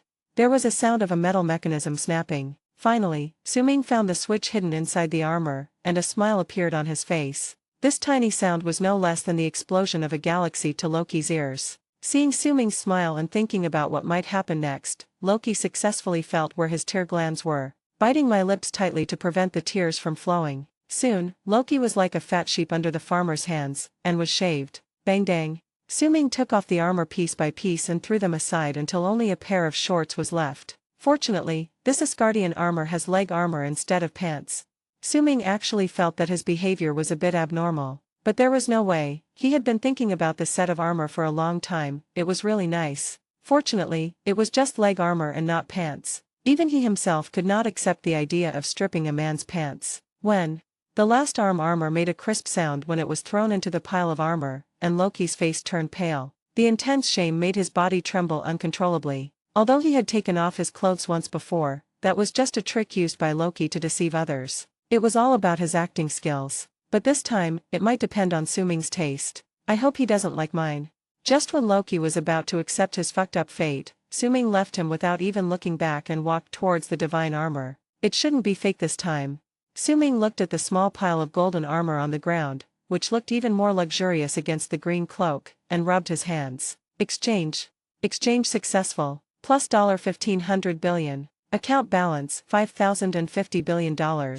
Loki's entire set of armor gradually turned into nothingness in front of Su-Ming, adding another amount to Su-Ming's account balance. Comfortable. Su-Ming, who successfully exchanged for the divine equipment, felt comfortable all over. It was not until this moment that he truly felt how much he had gained from this war. Of course it's big. $5 billion is equivalent to the total economic output of a medium-sized country. It is also equivalent to dozens of times the largest investment project in human history, such as the moon landing project. It is more than twice the value of the world's annual gold production. Almost. As I stretched my body, I felt hungry. Looking at the bustling battlefield outside, Su-Ming felt it was time to close the shop and start eating. Then it turned into a stream of red light and flew out of the window. Loki's brain, which was full of tricks, went blank for a moment, and he stared blankly at Su-Ming's departing figure. When I realized that I had escaped the biggest disaster of my life, tears finally fell silently. Thinking about the armor he had worn for hundreds of years, his heart ached. Thinking that he, the god of trickery, was almost fooled by others, he laughed again. As he laughed, he became silent. Under multiple blows, Loki finally fainted. At this time, Natasha on the rooftop learned from Dr. Selvig, who had regained his sanity, the method to close the portal, the Mind Scepter. But she couldn't find the scepter anywhere in the world, so she shouted into the pager. Loki's scepter can close the portal, but I can't find it. Tony, who was assisting Thor in attacking Leviathan, had his eyes light up, but he was very busy now. Sir, the energy will run out before penetrating its shell. Tony, who released the laser, received a hint from Jarvis. Page 96. The Leviathan in front of us must be killed. It has already destroyed several buildings. Jarvis, do you know the story of Jonah? Apparently Jarvis knew the story. I would never use him as a role model. Tony didn't hesitate at all, turned around and rushed towards Leviathan's big mouth. Jarvis was already used to Tony not listening to him and quickly adjusted his mode. Above both knees, miniature bombs popped out, ready to be launched. As Tony rushed into Leviathan's body, the knee bomb was released at the same time. A flash of fire spread throughout Leviathan's body, and the enclosed space greatly multiplied the effect of the explosion. In the flames, Leviathan shattered and fell to the ground, and Tony fell down in the aftermath of the explosion. Before he could stand firmly, Tony was knocked back and forth by a series of laser pulse attacks. Soon, Tony was surrounded by Chidori infantry again. At this time, Hawkeye Barton only had one arrow left in his bow. Faced with the attacking enemies, he had no choice but to replace the rope arrow and perform a leap of faith in the gap between the overwhelming attacks. Shoot the rope out in midair for an ultimate escape. At this time, the melee warrior Hulk was also suppressed by the long-range firepower of a tank team and fell into a passive position. Nick Fury has been suspended. Execution Order 7A11. The command came through the headset of the fighter pilot carrying the nuclear warhead missile. 7A11 confirmed, ready for takeoff. Agent Hill discovered an anomaly in the mothership's control room and urgently reported, "Sir, there's something unusual on deck." Upon hearing the report, Director Fury ran away, and an RPG rocket launcher was also taken away. "Attention everyone, a plane has taken off illegally. We need to shoot it down. I repeat, the flight is not authorized." Agent Hill followed the operating procedures and gave orders at the console. Nick Fury knew that the plane was carrying a nuclear warhead, and he had repeatedly ordered it not to be launched, but it was clear that there was a traitor among his men. Bam! The rocket launcher hit the tail of the plane, and the accelerating fighter instantly lost power, and the remaining inertia caused it to slide to the edge of the deck. Nick Fury's frown had just relaxed a little when he saw another plane successfully take off in front of him. He pulled out his pistol and tried to continue shooting, but the plane flew out of range in a flash. "Damn it, Mothurfer." Nick Fury's mood right now is worse than his hair. Chapter 109, Closing the Gate. Su-Ming came to the front of the cosmic cube. Looking at the cube slowly releasing energy, Su-Ming directly pushed the scepter in his hand against it. Su-Ming only felt an uncontrollable vibration coming from his hand, and then the scepter was firmly attracted into the energy shield. Su-Ming, who was unable to pull out the scepter even with all his strength, felt the convergence of these two violent energies. He looked a little nervous. When the hell is this going to end? Su-Ming knew that as an outsider, he did not have the protagonist buff of the Avengers members. It didn't matter that the scepter in his hand was absorbed by the energy range of the cosmic cube, but Su-Ming felt uneasy at the moment because he couldn't let go of the scepter. I don't think it's that difficult. Little did he know that Su-Ming's awakened demigod body had come into play. When Su-Ming crossed the space portal before, the demigod body was not activated in vain. The instructions on the system interface have clearly stated that Su-Ming's demigod body will be more compatible with spatial energy. What Su-Ming didn't expect was that when he tried to interrupt the operation of the portal, his body became stuck. Although Su-Ming has a body of steel, he is not very worried that he will suffer any fatal attack in the process. But the deprivation of his freedom has caused a huge loss of his sense of security. Damn it, if you don't let me go, we'll just have to wait and see. Anyway, no one can do anything to me for now. I want to see what you can do. At this moment, Su-Ming's bloodiness was aroused. After working in Marvel for several months, he has never encountered such a passive situation. For a moment, I really couldn't think of any good way to get out. At this time, Nick Fury urgently contacted Tony Stark. Stark, did you hear that? A fighter jet carrying a nuclear warhead is flying in your direction. How many more minutes? 3 minutes at most. When Tony learned that the fighter planes carrying nuclear warheads had taken off, even though he was surrounded, his mind was quickly thinking of countermeasures. Jarvis analyzed intelligently. It would have devastated the entire area. But even though Tony was wearing armor, he was still crushed by the Chitauri infantry. When even a guy armed with a rifle can give himself a good blow on the head, there was no way. The long battle had made Tony's energy insufficient even though he possessed the pure energy produced by the new element reactor. But Tony, knowing the importance of the situation, ignored the enemy infantry's attack. It's not that he doesn't want to fight back, but he has more important things to do now. Jarvis, send all energy to the thrusters. It's done. With a burst of high-powered spray, Tony finally broke free from the encirclement of enemy infantry, and fighter planes carrying nuclear warheads are rushing to the scene at a speed parallel to the speed of sound. The driver's face was serious. He knew that as long as he completed this task successfully, then what will greet him in the future will be a heroic triumph and welfare, not to mention all that the pinnacle of power promised him. Thinking of this, the pilot pressed the button to launch the missile with a fierce look on his face. A seemingly ordinary missile popped out from the missile bay under the fighter plane. Nuclear bomb launched. Detonation in 2 minutes and 30 seconds. Over. The pilot wished the weapon would explode immediately so that he could be a hero saving the world. The missile streaked across the sky, trailing a long trail of smoke as it flew towards Manhattan Island. At this time, Saul and Colonel Rogers did not know that they were about to fall into a doomsday catastrophe. Still fighting desperately on the battlefield. The enemy army's soldiers are so endless that the two of them now wish they had the same large-scale lethal attack method as Su-Ming. But the shield and hammer can only take out one enemy at a time. If you want to know where Thor's powerful lightning chain is. Unfortunately, although Thor is the god of thunder, his fighting habits over the past few hundred years seem to be more inclined towards close combat. This also has a lot to do with his personality. Even though he possesses the ability to summon powerful thunder, he is not very skilled in using it at the moment. If you want to release a large-scale attack, you still need guidance. The enemy didn't give him enough time to guide. Even though Thor could kill an enemy instantly with one hammer, he was still in a tough fight. Not to mention Colonel Rogers, who had just used all his skills to rescue the civilians trapped in the bank. Now he was only supported by the energy in his dantian, and the enemies who kept attacking him made it difficult for him to breathe. If Colonel Rogers had not been facing Thor back-to-back, he would have collapsed long ago. Thump. You see, an ordinary pulse attack is enough to make Captain America fall to the ground and he can't get up for a long time. It can be seen that this war has exhausted the members of the Avengers team. The rooftop of Stark Tower. When Dr. Selvig and Natasha saw Su-Ming coming to the front of the cosmic cube with the Mind Scepter in his hand, their eyes lit up. Before the two could tell him how to interfere with the Rubik's Cube's energy release, Su-Ming just thrust his scepter straight at the cosmic cube. The energy wave spread out in a circular shape, and Dr. Eric and Natasha were caught off guard and blasted several meters away. But when Natasha saw that Su-Ming seemed to be in a state of electric shock and couldn't let go, she rushed forward. Bam! When Agent Natasha's hand just approached Suming's body, it was knocked away again by an invisible energy. Natasha, who had also experienced a fierce battle, was exhausted and could no longer get up. She could only look at Suming with worried eyes, praying that Suming will be safe and sound. Although Dr. Eric is the creator of the Cosmic Cube activation device, he is powerless in the face of the scene before him. Watching Agent Natasha being flung far away, he could only do what he could to help Natasha up. It all depends on fate.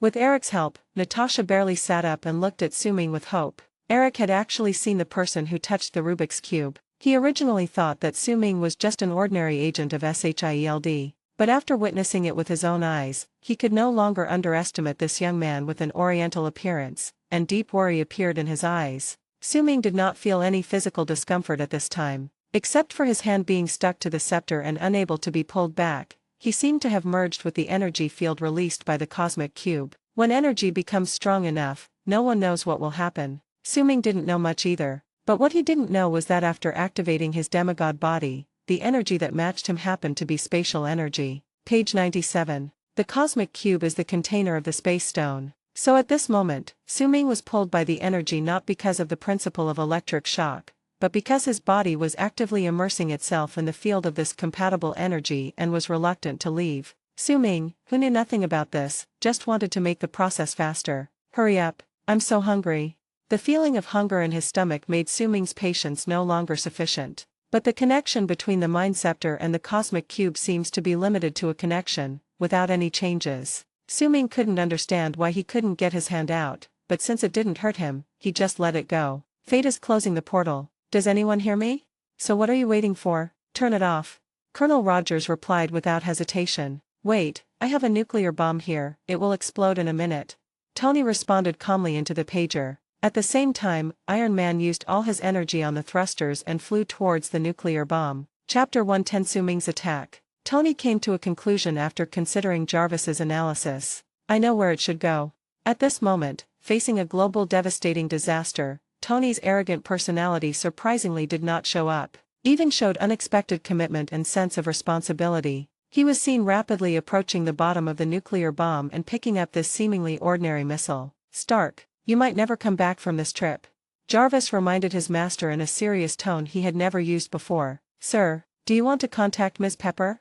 Even the intelligent assistant Jarvis thought that Tony's choice at this moment was equivalent to suicide. Just as Tony was discussing his final arrangements with Ms. Pepper over the phone, something strange happened on the roof of Stark Tower. Boom! Suming felt a violent vibration in his hand holding the Mind Scepter, but the energy released by the Cosmic Cube slowly turned into thin threads. High in the sky, the portal through which the Chidori army was pouring into Earth's airspace was visibly shrinking. But at this moment, the global live broadcasts were all about Stark's news. Even in this desperate situation, we recognized Iron Man, millionaire Tony Stark.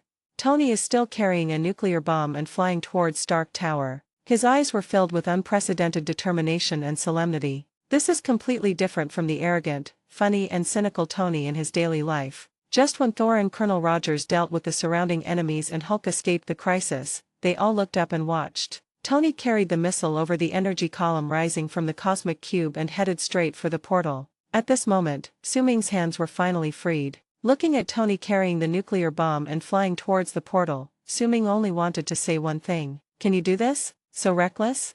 As soon as the thought came to his mind, Suming released the magnetic field and flew towards Tony. If nothing else, even though this war has brought Suming a lot of benefits, the nuclear bomb that embodies the crystallization of global scientific research will definitely be exchanged for a good price. The space portal is slowly closing, but Tony, carrying the missile, seemed to have identified his target and vowed to send this big guy to the enemy's hometown. Suming was getting closer and closer from behind, but the space gate was about to close, and he had not yet caught up with Tony, who was attacking at full speed. One flies, the other chases. At the moment when the space gate closed, Tony, carrying the missile, finally passed through the portal and came to a void universe. There is no oxygen, no gravity, and more of an eternal loneliness. But Tony was too busy to think about that. He only had one thought in his mind. Nuclear bombs can explode, but never on Earth.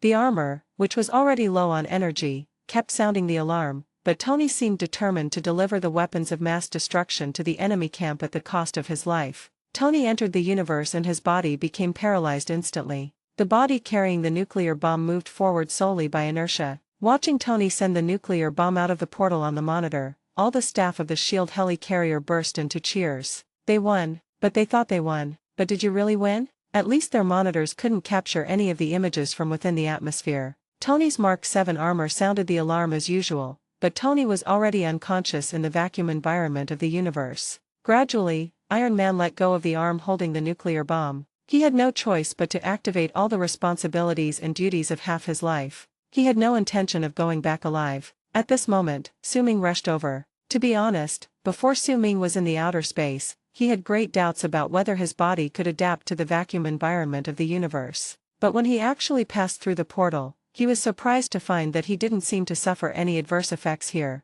Even under the influence of cosmic rays, Su-Ming still had a feeling that he was becoming stronger and stronger. For example, breathing, air pressure, etc. Su-Ming was walking on flat ground. This gave him enough confidence. Watching Tony Stark fall into a coma because of his stubbornness, Su-Ming didn't say much, just kicked. He kicked Tony, who was wearing armor, back towards the earth. Tony narrowly returned to the embrace of Earth just before the portal closed. Before Tony fell unconscious, he thought he was flying forward as planned. His body was under a huge strain, and he knew that if he didn't go up, he might really not be able to rely on others. Even someone as arrogant as Tony has a heroic dream deep down. As far as he could, he built Stark Tower and hung his name high on the top of it. But this self-imposed label is not what Tony wants to pursue. He wanted the whole world to look at him. All looked at him, chant his name and remember him forever. While driven by vanity, he had already considered himself a guardian of the Earth. This actually has little to do with Nick Fury's Avengers plan. Tony Stark has his own choices. So, he stood up at this time. But unfortunately, even as a genius in science and engineering, he never thought that one day he would go to outer space to fight against enemies. Therefore, after leaving the atmosphere, even under the protection of his battlesuit, he still quickly fell into a coma. Su-Ming is different. His current physique is not very strong, but the body of a demigod is enough to cope with the torture and radiation of the vacuum universe. He first kicked Tony, whose limbs were out of control, back to the Earth, and then he deployed a magnetic field to accelerate towards the nuclear bomb. When Su-Ming approached the nuclear bomb, he had no intention of killing the enemy in front of him. All I have is the determination to make money. Exchange. Exchange successful. Plus $1 billion. Account balance $5,051 billion. Grass. After a lot of effort, Su-Ming only received $1 million. The huge sense of disappointment made him swear, "Damn, are things on Earth so cheap now?" But as he flew towards the Chidori camp by inertia, he didn't have much time to worry about it. Fuck you.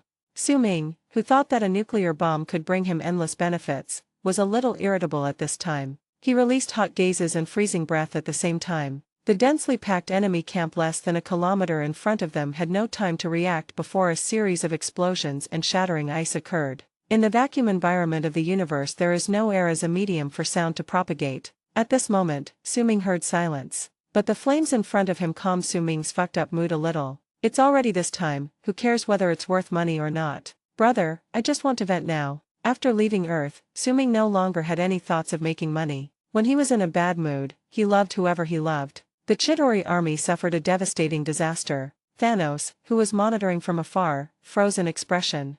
I'm afraid I have to move on to the next plan. As an existence that dominates half of the universe, Thanos actually doesn't care much about the gains and losses of a planet. But the existence of the Mind Scepter and the Space Stone forced him to think carefully about his plans. Who is this guy? A question arose in Thanos' mind. The reason why he is called Thanos is because wherever he goes, the planet is destroyed and he becomes the king. But on such an inconspicuous planet, he encountered an existence that disrupted his plans. This made Thanos a little curious about Su-Ming. The Chidori army is just one of Thanos' subordinates in many galaxies. It's no big deal if they are destroyed. At this moment, Thanos looked at Su-Ming's irritable and aggressive figure, and his deep eyes flashed with a cold light. After Su-Ming vented his anger, his mood improved slightly. But when I turned around, I found that the portal was closed. Page 98. Holy shit. How the hell am I supposed to get back? At this moment, Su-Ming's body radiated a strong white light, and a beam of pure energy reached somewhere in the universe. Chapter 111 Trapped in Space. OM-. There is a huge spaceship with a strange shape in the Chidori army camp in front of us. This should have been the target that the nuclear bomb should have destroyed, but it just became the object of Su-Ming's venting. Heat vision and freezing breath are used at full power. The mothership was being frozen and cut at the same time. After a while, the powerful explosion turned the spacecraft into a vast piece of space garbage. After the explosion, all the Chidori infantry on Earth fell to the ground at the same time, as if their souls had been sucked out. The energy fluctuations on Leviathan's body flashed and disappeared, and then it fell to the ground. It crashed down from the sky, destroying a group of buildings. Realizing that the battle was over, Thor and Colonel Rogers looked up and watched the portal slowly closing, with no sign of Tony returning. "Come on, Tony. My heart is full of worries." It was not until the portal was completely closed that Natasha on the roof vaguely saw a figure spinning and falling. She smiled. The metallic luster that occasionally reflected from the figure made her realize that this was Tony Stark. Thor and Colonel Rogers also saw Tony, and their worries were instantly put at ease. The worry in the captain's eyes disappeared in an instant, and even his expression became much more relaxed. This guy, Thor soon discovered the problem. Tony's hands and feet did not emit fire as he fell, and his speed was getting faster and faster, and he was about to crash into the building. Wait, he doesn't seem to be slowing down. Tony is just a mortal, and it would be inappropriate for him to fall straight down like this. Before he finished speaking, Thor swung his hammer and prepared to go forward to respond. Whoosh! Neil Mjolnir's speed of rotation was getting faster and faster, making a sound as it cut through the air. Just as Thor was staring at Tony and preparing to jump, a dark shadow flew past from a distance. Hulk caught Tony just before he hit the building. But the kinetic energy accumulated by free fall is not so easy even for Hulk to dissipate. Crash, bang. Hulk, holding Iron Man, first left a deep trench on the outside of the building, destroying countless building materials. Then it fell to the ground, scraping against the roof of a car. The car, which was only lightly touched, had a big dent on it and could not escape the fate of being scrapped. Saul and Colonel Rogers came running over. Is he breathing? He pulled off the mask of Mark 7, revealing Tony's face inside. At this time, his eyes were closed and he was silent. Colonel Rogers looked at Tony lying in front of him with only his face exposed, and various first aid methods flashed through his mind. But Tony's body was covered in armor full of scars, so other methods were useless. Should he be given artificial respiration? Rogers hesitated for a moment. Seeing that the small light on Tony's chest, which was always on, suddenly went out, everyone had an ominous premonition. Could it be that Tony, roar, Emma? Hulk suddenly roared without warning, scaring everyone and waking up the unconscious Tony. What happened? Don't tell me someone kissed me. The unruly look made everyone realize instantly. Yes, it's this bee. Su Ming was standing in the void of the universe at this time, and explosions flashed before his eyes. The Chidori army that invaded the Earth is now facing a catastrophe, but there was no scenery in front of Su Ming except this collapsing army. What's even more terrible is that as the explosion flames became smaller and smaller, Su Ming was gradually surrounded by darkness. Absolute silence, absolute darkness. The portal closed as Tony traveled back, and he could no longer see the scenery of New York from there. You can't even see where the Earth is. Fuck. Who would have thought a nuclear bomb would be worth $1 million? Shouldn't this be a noble existence? How come it's so cheap? Even if I stayed on the ground to clean up the battlefield, I wouldn't have only gained 1 million. Little do people know that nuclear bombs like this are not rare in the United States. According to incomplete statistics, there are no less than 10,000 nuclear bombs of this type in the United States. There's a whole squadron of nuclear-armed aircraft on S.H.I.E.L.D.'s helicarrier alone. Su Ming felt that his actions could only be described in one word: failure. What a fucking failure. Not only did I not make any money, but I couldn't even go back. Boodash. At this moment, there was a twitching in his stomach, and the protest of his intestines was transmitted to Su Ming's ears through his flesh, blood and bones. So hungry. In the face of hunger, no one can fight back, whether they have the body of a demigod or a body of steel. Su Ming felt so hungry that he could barely stand up straight. But the question is, how to get back? Su Ming tried to open a portal and return directly to Earth. When I concentrated my mind to connect with my mental power, I found that my mind was blank. A slight feeling of powerlessness was reflected back from the mental power. Su Ming guessed that it might be because the distance was too far, and his mental power was far from enough to open a portal across the universe. That's right, you can upgrade. Su Ming finally remembered his system. Won't we be able to go back after the portal is upgraded? Thinking of this, Su Ming immediately opened the interface and planned to enhance his teleportation skills. Upgrade. Upgrade failed. Maintenance in progress. Shall I wipe it? You don't maintain it early or late, and you tell me you can't use it when I need you the most? When will it be fixed? There's no notification or anything. It's so stupid. Su Ming was a little overwhelmed. His greatest support for his arrogance was now useless. At this moment, looking at the long string of numbers on the account balance, Su-Ming felt that the curse was too harsh. How about, fly back? But given the size of the universe, the distance between planets can be several light years. Even if Su-Ming could control the magnetic force to move freely, his speed was very limited. If there is no means of space travel, no matter how fast you are, in front of a distance unit like light years, you taste. When people are in trouble, their bodies tend to become more honest. Although I felt hungry when I was fighting just now, I didn't feel too bad when I thought that I could have dinner if I just endured it a little longer. However, Su-Ming was now in the vastness of space, in endless darkness and extreme cold. The hunger at this time seemed to be taking his life. He tried to move, but since there was no air and no wind, his skin felt no feedback. Su-Ming's senses seemed to no longer belong to him. Obviously, he is not ready for space travel yet. Spicy tofu, roast duck wraps, rujiamo, shabu-shabu mutton. Various delicious Chinese foods emerged in Su-Ming's mind. After eating all over New York, he still thinks Chinese food is the best. Even grilled cold noodles, grilled gluten, spicy rice noodles or something would be fine. Just when Su-Ming was missing all kinds of delicious food from the bottom of his heart, a white light gradually appeared on the body. That is the energy from the cosmic cube or the space gem. Su-Ming didn't notice, his mind was full of desire for all kinds of food. The gem on the scepter quietly lit up. The Mind Stone has an effect on those around it. Just like when the Avengers and Nick Fury almost had a quarrel in the laboratory on the mothership, they were also affected by the gems. At this moment, Su-Ming's desire for food became stronger and stronger. This desire, which seems to come from the depths of the soul, activates the energy stored in the body. Until one moment, the light became brighter and brighter, even bringing a slight vibration. What's the principle? The scarlet suit made the white light that shone through his body have a hint of red, illuminating Su-Ming's body. The increasingly bright light, accompanied by the subtle vibration, pulled Su-Ming back from his thoughts. Page 99. Su-Ming didn't know that when he just closed the portal, the energy of the cosmic cube flowed into his body through the mind scepter. Under the influence of the spatial energy harmony of the demigod body, this energy was retained in his body. He just didn't know how to turn it on, he didn't even know it existed. At this time, this energy was activated. Chapter 112. Everyone has their own concerns. I think we should just skip work tomorrow and take a day off. Although Tony was lying on the ground, he was in a very good mood after learning that he had won. Have you ever had shawarma? There's a restaurant about 2 blocks away. I don't know what it tastes like, but I'd like to try it. Colonel Rogers also agreed with Tony's proposal. How could they just fight without eating? But he glanced in the direction of Stark Tower, thinking that Loki was still there, and reminded, "We're not done yet." Several people immediately understood what the captain meant. Then we'll have barbecue later.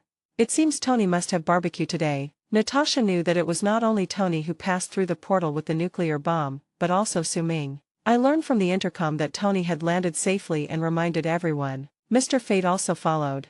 When did this happen? Saul and Colonel Rogers were shocked when they heard this and said in unison. They were just engaged in a tough battle, busy dealing with the enemy in front of them, so how could they have time to pay attention to others? Tony's eyes were dazed for a moment. He vaguely remembered that after passing through the portal, he intended to use all his strength to throw the nuclear bomb into the enemy camp. But as soon as the nuclear bomb was launched, it was hit back by a huge force. Now that I think about it, that red figure was none other than Mr. Silver Jew. It's not good to eat barbecue without everyone. Tony looked up at the location of the portal, and the trance in his eyes gradually turned into solemnity. I am safe, but what about Silver Duke? Silver go? Silver go? Can you hear me? No response. Several people's faces gradually darkened. At this time, Su-Ming didn't know that Tony had already made an appointment with everyone to have a barbecue. The spatial energy in his body was mobilized to form a strong white light, which shot out from his body into the distance, just like the energy column on the roof of Stark's building just now. Su-Ming looked at the changes in his body in amazement, not understanding what was happening. But since it happened, it's not necessarily a bad thing. He watched the beam of light flash by quietly, and he vaguely felt that the earth was in the direction where the energy was emitted. As the energy passed through the space in front of my eyes, a wave appeared. Colorful ripples flashing with special light and shadow effects appeared out of thin air in front of Su-Ming. Gradually, the light shifted from Su-Ming to his eyes. Like a drop of water falling into the liquid surface, the fluctuation amplitude of the space in front of Su-Ming became larger and larger. Haha. Until this fluctuation reached its peak, the universe before our eyes seemed to be torn apart. A familiar scene appeared in front of Su-Ming. It was the place where he had just stripped Loki's clothes, Stark Tower. Su-ming unexpectedly discovered that on the other side of the space crack, several comrades were gathered together with their backs to him, staring at a certain place. Through the gap, Su-ming saw Loki, who was wearing cool clothes and had messy hair. At this moment, he exuded a unique temperament, a sense of brokenness. This made Thor very curious about what had happened to his brother that made him look so haggard. Also, where are his clothes? The space gate appeared silently. No one noticed except Loki. He faced the direction where Su-ming appeared. The moment he saw Su-ming, he seemed to have seen something infinitely terrifying, and his pupils shrank into needles. He remembered Tony inviting him for a drink, and thought that in front of so many people, that guy wouldn't bully him. If it's okay, I'd like a drink. Loki pretended to be calm and looked at Tony, ignoring Patton and others who were pointing their bows at him. The person he wanted to ignore most at the moment was Su-ming. The shadow Su-ming cast on him was too huge, causing his seemingly calm expression to be mixed with some anxiety. Guys, have you decided what to eat? The space rift disappeared instantly as Su-ming crossed over it. Everyone was shocked when they heard the familiar voice behind them. Tony turned around in surprise and saw Su-ming returned here safely. He quickly hid the smile on his face. We agreed to go eat shawarma. I'm afraid you haven't tried it before. Su-ming looked at Tony's face, which was exposed without the mask, and the corner of his mouth twitched. What a crap thing. Isn't Chinese food delicious? Forget it, I'm starving now. It doesn't matter what it is, as long as I can eat it. Seeing his good friend coming back, Thor walked up to Su-ming and asked in a low voice. My friend, what did you do to my brother? I've never seen him so well behaved. Nothing, just disciplining you. Upon hearing this, Su-ming looked at Thor, who was full of curiosity, and then turned his gaze to Loki. Thor looked at Su-ming with a bit of admiration at this moment. No one knew better than him how troublesome his troublesome brother was. But it had only been a short time, and the fateful brothers had actually made Loki behave himself, like a mouse seeing a cat. As an older brother, Thor expressed his wish to have such an effective method and ability to discipline his younger brother. Loki realized that Su-ming was looking at him, and his body shook instinctively, and he hugged his arms tightly. Arabic restaurant. Everyone sat around the dining table. Except for Su-ming, who was eating in no time, everyone else was a little absent-minded. It's not just because the food in this store doesn't taste that good. Tony recalled that his reactor seemed to have short-circuit and almost killed him. It's never happened before. It seems I need to find time to inspect it properly.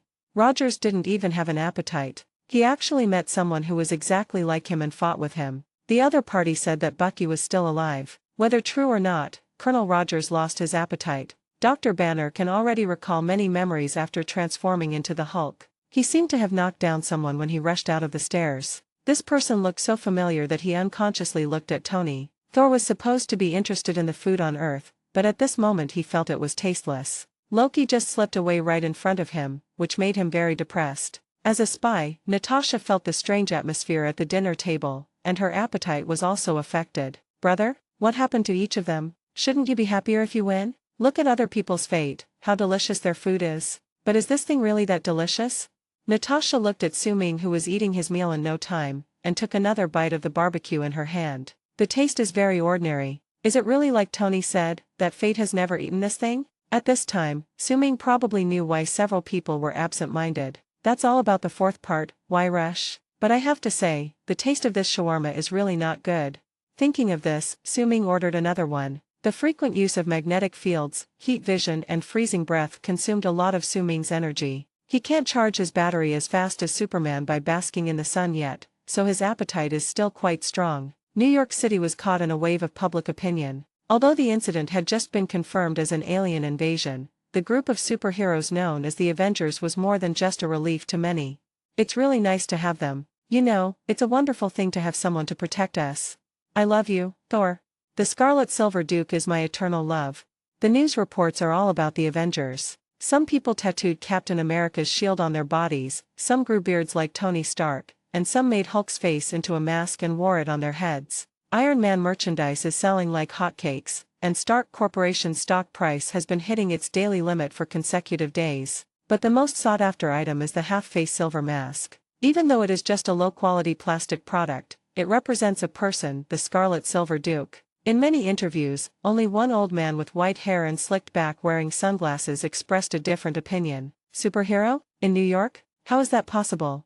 There is also the view that they should be held responsible for the damage done to the city. Discussions about the Avengers continue to ferment, but they seem to have evaporated from the face of the earth and disappeared without a trace. Chapter 113. You chose to survive. An interview with a woman was broadcast on TV. She was seen standing beside a street full of ruins, with several dusty firefighters behind her. She was in a state of disarray, her blonde hair disheveled and covered in dust, her body covered in black ash, but her eyes sparkled with hope and longing. Page 100. Captain saved my life, wherever he is, wherever they are. I just want to say thank you.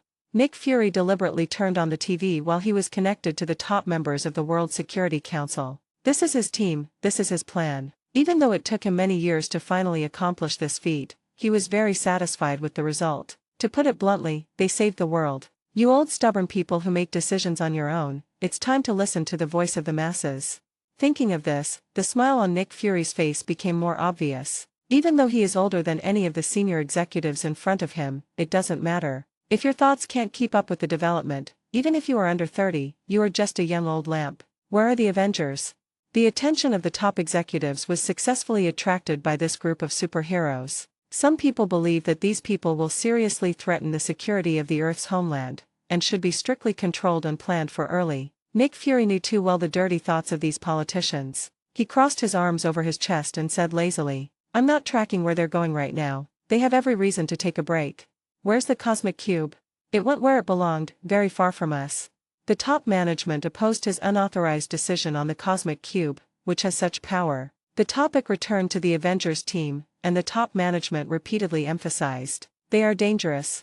But he got the tough answer from Black Sauce Egg. Yes, they are dangerous. We know, and even the whole universe knows. Isn't that exactly what this plan is all about? Damn it, I still remember the time when you launched a nuclear bomb behind my back. If you provoke me, I'll kill you. No one can discredit my team at this time. After closing the connection gracefully, Nick Fury turned around and walked out with a vigorous and powerful momentum. The camera turns and Thor is escorting Loki and saying goodbye to Selvig and others. When he realized that Loki didn't run away, his brain was a little overwhelmed. My brother disappeared into the thick fog right in front of me, so how come he came back? When did he become so obedient? In fact, Loki did not escape at all. He had his divine armor stripped off and experienced setbacks. Now he can only use his divine power to transform into a new set of armor. My scheming brain is still rebooting. At this time, his mouth was blocked tightly to prevent him from disturbing anyone else's mentality. It was Banner's idea. After all, he felt guilty for having been instigated to smash so many planes. Those are all examples of the excellence of modern technology in the field of weapons. I messed them up like this. What a shame. Loki wanted to say, brother, you're overthinking it. He didn't want to say a word now, because Su-Ming was standing not far from him, glancing at him from time to time. Maybe it was Loki's illusion, but there was a hint of heat in Su-Ming's eyes, as if he was still not satisfied with stripping him naked. Just like a little girl being targeted by a big man, Loki felt cold in the palms and felt uneasy in the heart. There was indeed some unclear meaning in the look in Su-Ming's eyes when he looked at Loki. What a great gold coin monster. It can also be refreshed regularly. This time I go back and cool down my skills, and when he's ready to appear in front of me and cause trouble again, I can reap another harvest. Su-Ming, who discovered Loki's true use, looked at Loki with anticipation. Suddenly, he thought of something and came to Thor and joked, Prince, won't you take me back to Asgard for a little fun? Thor glanced at the tesseract in his hand, then at Loki, who was trembling beside him. His honest face was full of embarrassment. My friend, look at me, how about, next time? Su-Ming understood. Since the last time he met Odin, Su-Ming was no longer in a hurry to go to Asgard. You asked me to do such a big favor and you only give me one thing? Are you kidding me? How could such a good thing happen? Not to mention that there is a gatekeeper on the Rainbow Bridge who observes the 9 realms at all times. It is said that he has good eyesight. When I go to the Divine Realm, I will definitely be under the watchful eyes of this guy. There is also a god King Odin. With just a wave of the spear, he upgraded himself to a demigod. This kind of power made Su-Ming very wary. Little did he know that the energy Odin gave to Su-Ming did not come from himself, but from the opportunities he gained during his sleep. He just did Su-Ming a favor and gave him a very small portion of his energy. The main goal is to get something for free. The purpose is to get Su-Ming to do something for the sake of the gift. That old thing is so bad. Su-Ming knew that even if Thor enthusiastically invited him to Asgard, he could only play around as he said. The plan to make a fortune is bound to fail. Huh, you want to plot against me? When the gods turn twilight, I'll go there again. I guess no one will care about a few missing items in the treasury then. Patting Thor's shoulder, Su-Ming did not insist on his idea. This made Thor recognize this friend even more. Next time, let's fight together. After saying that, he twisted the handle of the cosmic cube container in his hand, releasing the space energy and successfully connecting to the Rainbow Bridge. The two Thor brothers turned into a white light and disappeared in front of the few people. You have to ask why Su-Ming didn't take the opportunity to grab the cosmic cube and keep it for himself. Because he had already secretly made a valuation. Space gem valuation, $5,000 billion. At that time, Su-Ming cursed. Damn, it's so fucking dark, really. The price of unlimited gems in the system mall is clearly $1 trillion US, but the exchange price is only half of that. Swindler, pure swindler. The result of being able to exchange it surprised Su-Ming very much. Su-Ming vaguely felt that the fact that unlimited gems could be exchanged was a trap. Ordinary buildings in New York cannot be exchanged, and now you tell me that space gems can be exchanged. This is too abnormal. After all, the most critical part of the future plot will revolve around the Infinity Stones. If I exchange it now, unless a new one is exchanged, this world will become very dangerous in the later stages. This account is not difficult to calculate, not to mention that exchanging the gems will directly cause S.H.I.E.L.D. to explode. Just based on the price of this purchase and sale, Su-Ming lost $500 billion on the spot. He didn't believe that another space gem could be produced somewhere in this universe. The only result was that at the critical moment, I had no choice but to redeem it from them all. It's hidden quite deeply. Everyone knows how to choose. What Su-Ming didn't know was that when he was estimating the value of the space gem, in a temple somewhere on Earth, an imposing bald man suddenly opened his eyes. His face was full of solemnity. Only after confirming that Su-Ming did not take any further action on the space gem did he seem to breathe a sigh of relief and slowly closed his eyes. You chose to survive, young man. The soft whispers were barely audible. That's right, this monk is Master Ancient One. While in meditation, she was constantly observing every keynote in the future development of this world. The pendant on the chest emits a faint light. Master Guyi's observation of Su-Ming was not a sudden impulse. She had noticed Su-Ming for a long time. There is a question. How could he have a portal to another world? Not only that, she found that she often saw this person's shadow in different timelines in the future. Especially when the survival of a world is at stake, this person will definitely be seen. What made Master Ancient One hesitant was that Su-Ming's existence seemed to be full of unknowns. It's as if he suddenly appeared in this world and frequently intervened in the future development of this world. If it weren't for his righteous way of doing things, Master Ancient One would have almost thought that he was the calamity of the entire plane. The clenched fist slowly loosens. Chapter 114 Power Outage. Su-Ming didn't know that he almost became the target of Master Ancient One. He now has only one question: when will the system maintenance end? After the alien invasion war, Su-Ming's account balance has reached more than 500 billion, which is enough to take his strength to the next level. But the system was maintained while he was trapped in space. This incident almost broke Su-Ming's defense. If it weren't for the spatial energy accumulated by the demigod body that helped him open the spatial rift, Su-Ming was afraid he would starve to death in space. After returning to the hotel, Su-Ming thought for a long time before he found a clue. It's very simple: process of elimination. Hello everyone, this is Shadow. Due to copyright restrictions on YouTube, I can't publish many of the audiobooks you love. That's why I've created a special paid service where you can enjoy over 300 high-quality audiobooks from platforms like Webnovel, Pocket FM, Audible, Wuxia, and more. Each novel comes as a one-time purchase, no subscriptions, no hidden fees. After payment, you'll receive full access via Telegram, along with all future updates for that novel. You'll find a wide selection of your favorite genres and titles, always in premium audio quality. Check the full list of available novels in the description. DM me now to get your favorite stories in audiobook form and start listening today.